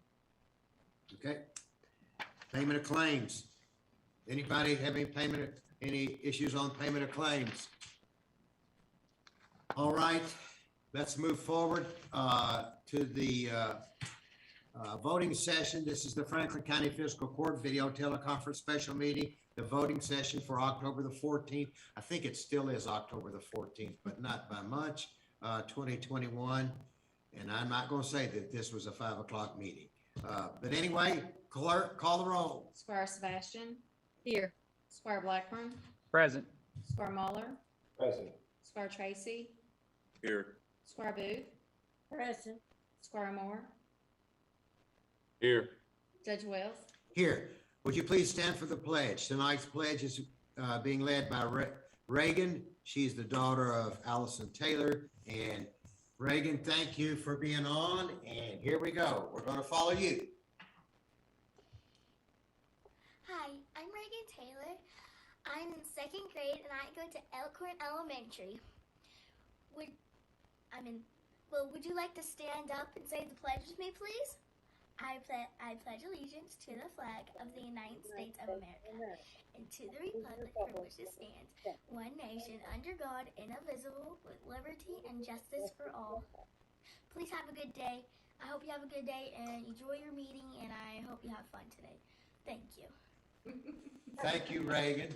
I had your mother in school, and you look a lot like your mother, and we're very proud of you. I'm sure you're probably asleep and don't and not able to know that you did a great job. But anyway, we thank you, and Mama, you have a lot to be proud of. All right, we'll move on to the next item on the agenda, and that's authorization for approval of minutes from our special joint meeting of September the 16th, 2021. So moved. Second. All right, motion second, call the roll. Squire Sebastian, Yes. Squire Blackburn, Yes. Squire Muller, Yes. Squire Tracy, Yes. Squire Booth, Yes. Squire Moore, Yes. Judge Wells. Yes. Next item is authorization for approval of minutes from our public hearing of September the 20th, 2021. So moved. Second. Call the roll. Squire Sebastian, Yes. Squire Blackburn, Yes. Squire Muller, Yes. Squire Tracy, Yes. Squire Booth, Yes. Squire Moore, Yes. Judge Wells. Yes. Next item is authorization for approval of minutes from our regular meeting of September the 24th, 2021. So moved. Second. Call the roll. Squire Sebastian, Yes. Squire Blackburn, Yes. Squire Muller, Yes. Squire Tracy, Yes. Squire Booth, Yes. Squire Moore, Yes. Judge Wells. Yes. Next item is authorization for approval of minutes from our regular meeting of September the 24th, 2021. So So moved. moved. Squire Booth and Squire Moore. Call the roll. Squire Sebastian, Yes. Squire Blackburn, Yes. Squire Muller, Yes. Squire Tracy, Yes. Squire Booth, Yes. Squire Moore, Yes. Judge Wells. Yes. Next item is authorization to receive the county clerk's quarterly report for 9 months ending September the 30th, 2021. So moved. Second. Did you get that? Call the roll. Squire Sebastian, Yes. Squire Blackburn, Yes. Squire Muller, Yes. Squire Tracy, Yes. Squire Booth, Yes. Squire Moore, Yes. Judge Wells. Yes. Next item is authorization to accept the Elkhorn Water District's audit report for the years ended December 31st, 2020 and 2019. So moved. Second. Call the roll. Squire Sebastian, Yes. Squire Blackburn, Yes. Squire Muller, Yes. Squire Tracy, Yes. Squire Booth, Yes. Squire Moore, Yes. Judge Wells. Yes. Next item is authorization to approve a resolution in support of the Frankfurt Plant Board's application for funding to provide internet service for the underserved and unserved residents in the unincorporated areas of Franklin County. So moved. Second. Call the roll. Squire Sebastian, Yes. Squire Blackburn, I think it's a wonderful thing, and I'm glad that we were able to word the funding source in a way that was agreeable to everybody, and I vote yes. Squire Muller, Yes. Squire Tracy, I too think it's a wonderful thing. I would have probably preferred to see the project bid out. The judge stated tonight that other local providers were contacted about being the countywide service provider and was informed that they were not interested in being a countywide provider. So I vote yes. Squire Booth, Present. Squire Moore, Yes. Judge Wells. Yes. And this is a great step forward to help our community because all of us know that this has been a major, major issue. And Squire Blackburn, as you said, with schools, with businesses, and this will help us with businesses as we move forward in development in our community and with jobs as well. So I absolutely vote yes. The next item is authorization to approve a proposal from the Johansson Group for a job valuation and compensation study for all county government departments. And I'm going to take out, it's not for elected and Elected official employees. elected officials, employees. Thank you. So moved. Second. Second, call the roll. Squire Sebastian, I'm going to vote yes on this. I think this is something we can do to help our employees. It brought another issue to light that we'll be dealing with soon, and I think that was a good thing. We can handle two things with this. I vote yes. Squire Blackburn, I absolutely think that letting our employees know that we value them and we want them to be paid according to the benefit that they bring to our community. And I do believe it's a good price. And this company's done a lot of they did the plant board. They've been working on other people in other counties in the state. So I vote yes. Squire Muller, I hope the employees know that this fiscal court here stands behind them, and this is a good thing for everybody. Yes. Squire Tracy, After tonight's discussion, I think it's clear that this court can't change decisions that were made in the past. However, moving forward, we do have an opportunity to make sure that all county employees are accurately compensated for the job they perform and the skill set they possess. The you versus us versus you mentality is for the birds. I'm excited to hear that a teamwork approach that includes the committee members being involved in the process is great. I vote yes. Squire Booth, Yes. Squire Moore, I don't think anybody supports our employees more than I do, but I'm a no on this. Judge Wells, I want to say, I'm going to vote yes, but I want to say that this is the first step in the process of paying our employees what they deserve. Our employees are the backbone of this government, and all of you know that. You all have acted that way tonight in your vote and in other ways too. So I thank you for that, fiscal court, and I look forward to the next step, which is the most important step, where we equalize and look at the true payments, salaries that these employees need and should get. So with that, I vote yes. The next item is authorization to receive an amended report of the audit of the current Franklin County Sheriff for a period ending January 7th, 2019 through December 31st, 2019. So moved. Second. Call the roll. Squire Sebastian, Yes. Squire Blackburn, I'm glad that we received clean audits, and I'm a strong yes. Squire Muller, Yes. Squire Tracy, Yes. Squire Booth, Yes. Squire Moore, Yes. Judge Wells, Yes, next item is authorization to approve the sheriff's 2021 amended revenue bond. So moved. Second. Call the roll. Squire Sebastian, Yes. Squire Blackburn, Yes. Squire Muller, Yes. Squire Tracy, Yes. Squire Booth, Yes. Squire Moore, Yes. Judge Wells, Yes. Next item is authorization to declare the sheriff's office property as surplus for disposal by auction with the proceeds to go to the vehicle maintenance line, sorry. So So moved. Second. Call the roll. Squire Sebastian, Yes. Squire Blackburn, Yes. Squire Muller, Yes. Squire Tracy, Yes. Squire Booth, Yes. Squire Moore, Yes. Judge Wells, Yes. Okay, Tamara, this next item, do we vote not to do this? I'm not sure how this is. you can Second. take a vote. You didn't seem to have the consensus there. You can remove it. You can take a vote, make it official, do whatever you want. I'm sorry, I'm not understanding what you just said. Do we have to take a vote on, does the court want to vote authorization to purchase a sculpture located at the Franklin County Judicial Center in the amount of $15,000 from Josephine Sculpture Park? Judge, can't we remove it from the agenda? We do that frequently. Thank you. Let's just move it from the agenda. Thank you. Okay. All right. The next item, authorization to approve a resolution authorizing the county judge executive to execute all documents necessary with the Farmdale Sanitation District to provide funding assistance up to $200,000 for repairs to the Coolbrook subdivision treatment plant. So moved. Second. Call the roll.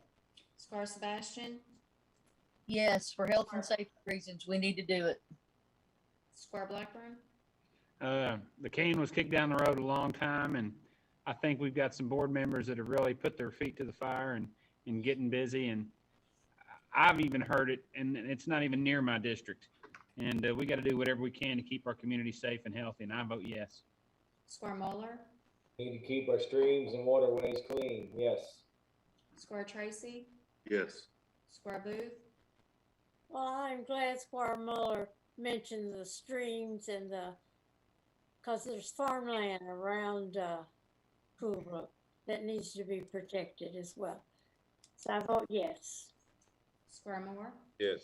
Judge Wells, Yes.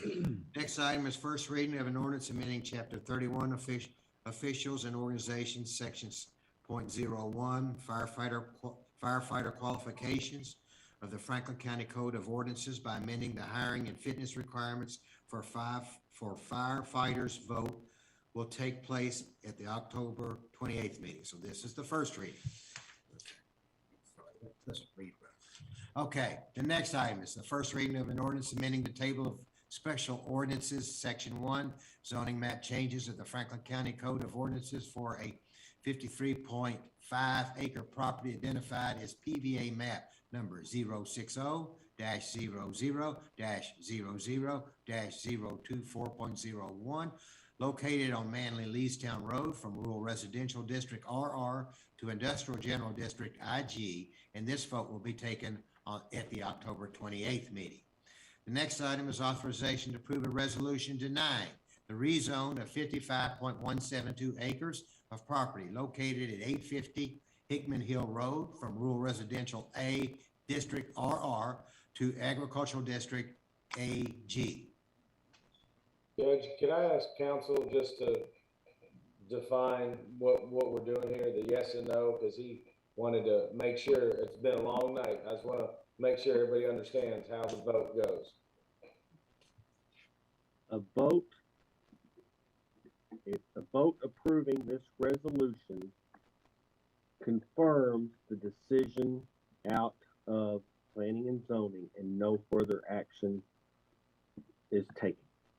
If the vote doesn't pass, then you're sort of back to square one about the process to overrule or have your own matters involving planning and zoning recommendations. This is the vote today is, if you vote yes, it approves the denial. Okay. Thank you. Okay, is there a motion? I'm gonna, Okay, motion by Squire Booth. Was there a second? Squire Blackburn. All right, call the roll. Squire Sebastian, No. Squire Blackburn, I think it's strange that almost every single rural residential to ag proposal has been passed by the Planning and Zoning Board. But this is in the heart of my district. I've had overwhelming public outcry, and I represent the people in my district, and I'm going to vote the way that they asked me to. So I vote yes. Squire Muller, I was contacted too, in not some good ways. I think I'm gonna stick with staff on this one and go no.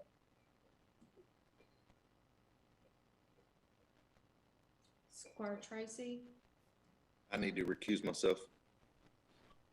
Squire Booth, yes. Squire Moore,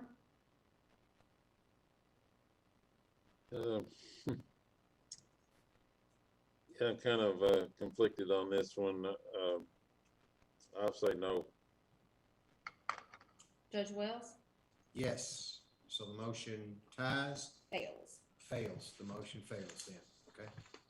All right, then, so now I bring the lawyers back in, and the lawyers are requesting that since this failed, a public hearing, and one is requesting public hearing and one is not.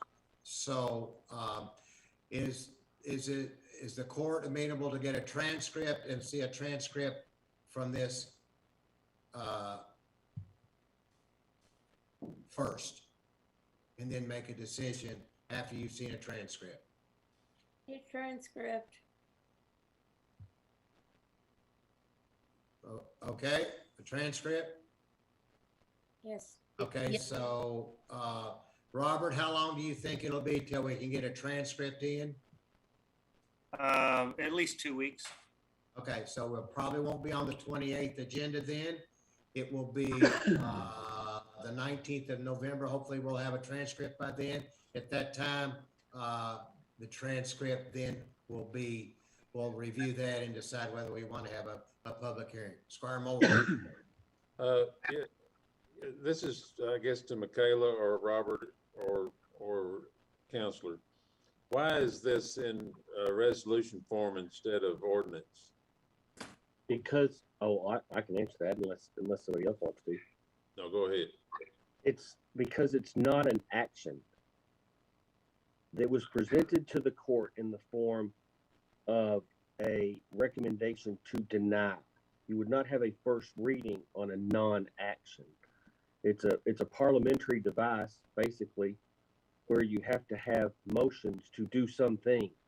And there's no thing to do before the court because the recommendation was not to make the change. If you would have made a change, and that's ironic, this brings us back to circular issues on matters involving ordinance changes. If there is no action, there's no first and second reading. So because they didn't recommend a change, you wouldn't have a first reading of zone change. You're confirming their decision. Now you're faced, and I'll ask Robert what the time frame is, about an action. If you're going to overrule it, you got to have a grant. You just didn't ratify it. So that's why I said this is weird, because it's affirming a negative. And so a 3-3 tie goes to the negative? 3-3 tie doesn't pass. You got to have majority vote to pass. Okay, didn't pass. All right. Yeah, right. So that answers why you said about resolution form as opposed to an ordinance. That's that reason. So this being a resolution, does it, well, it doesn't pass, so. Didn't do nothing. Is there a time limit or anything on this then? Does the time limit still stand or? Robert says, yes, it does. Yeah. December the 15th. December the 15th is the 90-day time limit. Okay. Yeah, you got time to squeeze in 2 readings if need be. Yeah. Okay. Okay. Mr. Cecil, did you want to say anything? I see you, but so you heard the vote of the court. I did, Your Honor. I don't think any comment from anyone at this point on the public is really authorized under the applicable statute. So I think you're right. Thank you. All right. Okay. So we've got our orders on that one. The next item on the agenda is authorization to add 2 streetlights to the county multiplier with the Frankfurt Plant Board in the Heritage Subdivision, the Twin Pines Street and the Waterford Circle Street. A motion? Yeah, I'll make a motion. Squire Booth, you have a second in your district? Second. Okay, all right. Motion is second. Call the roll. Squire Sebastian, Yes. Squire Blackburn, Yes. Squire Muller, Yes. Squire Tracy, Yes. Squire Booth, Yes. Squire Moore, Yes. Judge Wells. Yes. Next item is authorization to prepare and submit a joint application with the City of Frankfurt to the United States Economic Development Administration's grant program for American Rescue Plan Act, travel, tourism, and outdoor recreation for sports fields improvements at Lakeview Park and Capitol View Park. So moved. Second. All right, call the roll. Squire Sebastian, Yes. Squire Blackburn, I had one question that I forgot to ask. So our matching fund, will that be coming out of the general fund? Our match will be coming out of the general fund? Yes, that's correct. And it could be in-kind service too. Yes, that's right. Okay. Yes. okay, Squire Muller, Excited to see the future of our park. Yes.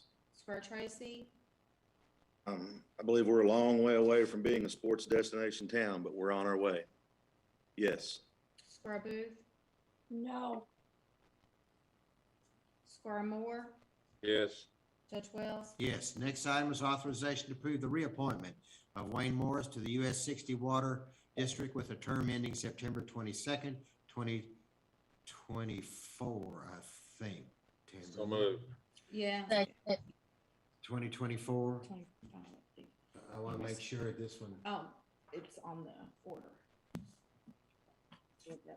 Okay, everybody got that? There was a motion and a second. Okay, who made the motion? Sorry. Squire Moore. Sebastian, Squire Moore made the motion, Squire Sebastian seconded, and let's make sure that date is correct. I will, it's on the order. All right. What is it?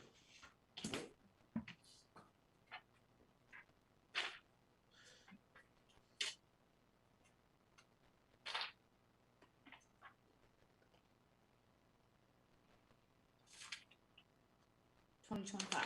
2025, okay, 4-year term. okay, Right. all right. Okay, call the roll. Squire Sebastian, Yes. Squire Blackburn, Yes. Squire Muller, Yes. Squire Tracy, Yes. Squire Booth, Yes. Squire Moore, Yes. Judge Wells. Yes. The next item is first reading of amendment number 1 to ordinance number 6, 2021, relating to the budget for the fiscal year 2021, 2022. The vote will be taken on at the October 28th meeting. The next item is authorization to approve cash transfer for the fiscal year 2021, 22. So moved. Second. Call the roll. Squire Sebastian, Yes. Squire Blackburn, Yes. Squire Muller, Yes. Squire Tracy, Yes. Squire Booth, Yes. Squire Moore, Yes. Judge Wells. Yes. Next item is authorization to receive the treasurer's first quarter financial report for period ending September 30th, 2021. So moved. Second. Call the roll. Squire Sebastian, Yes. Squire Blackburn, Yes. Squire Muller, Yes. Squire Tracy, Yes. Squire Booth, Yes. Squire Moore, Yes. Judge Wells. Yes. Next item is authorization to receive the treasurer's report. So moved. Second. Call the roll. Squire Sebastian, Yes. Squire Blackburn, Yes. Squire Muller, Yes. Squire Tracy, Yes. Squire Booth, Yes. Squire Moore, Yes. Judge Wells. Yes. Next item is payment of claims. Is there a motion to deny any of the claims? Seeing no denial of the claims would be paid. Is there an authorization to adjourn at So moved. 10:15? All right. Is there a second? Second. All right. Call the roll. Squire Sebastian, Yes. Squire Blackburn, Yes. Squire Muller, Yes. Squire Tracy, Yes. Squire Booth, Yes. Squire Moore, Yes. Judge Wells. Yes, we are adjourned. Thanks, everybody. Thank you for watching. To those that stayed on for 5 hours with us. Thank you. Be careful, everybody. Go Cats. And y'all, Ava.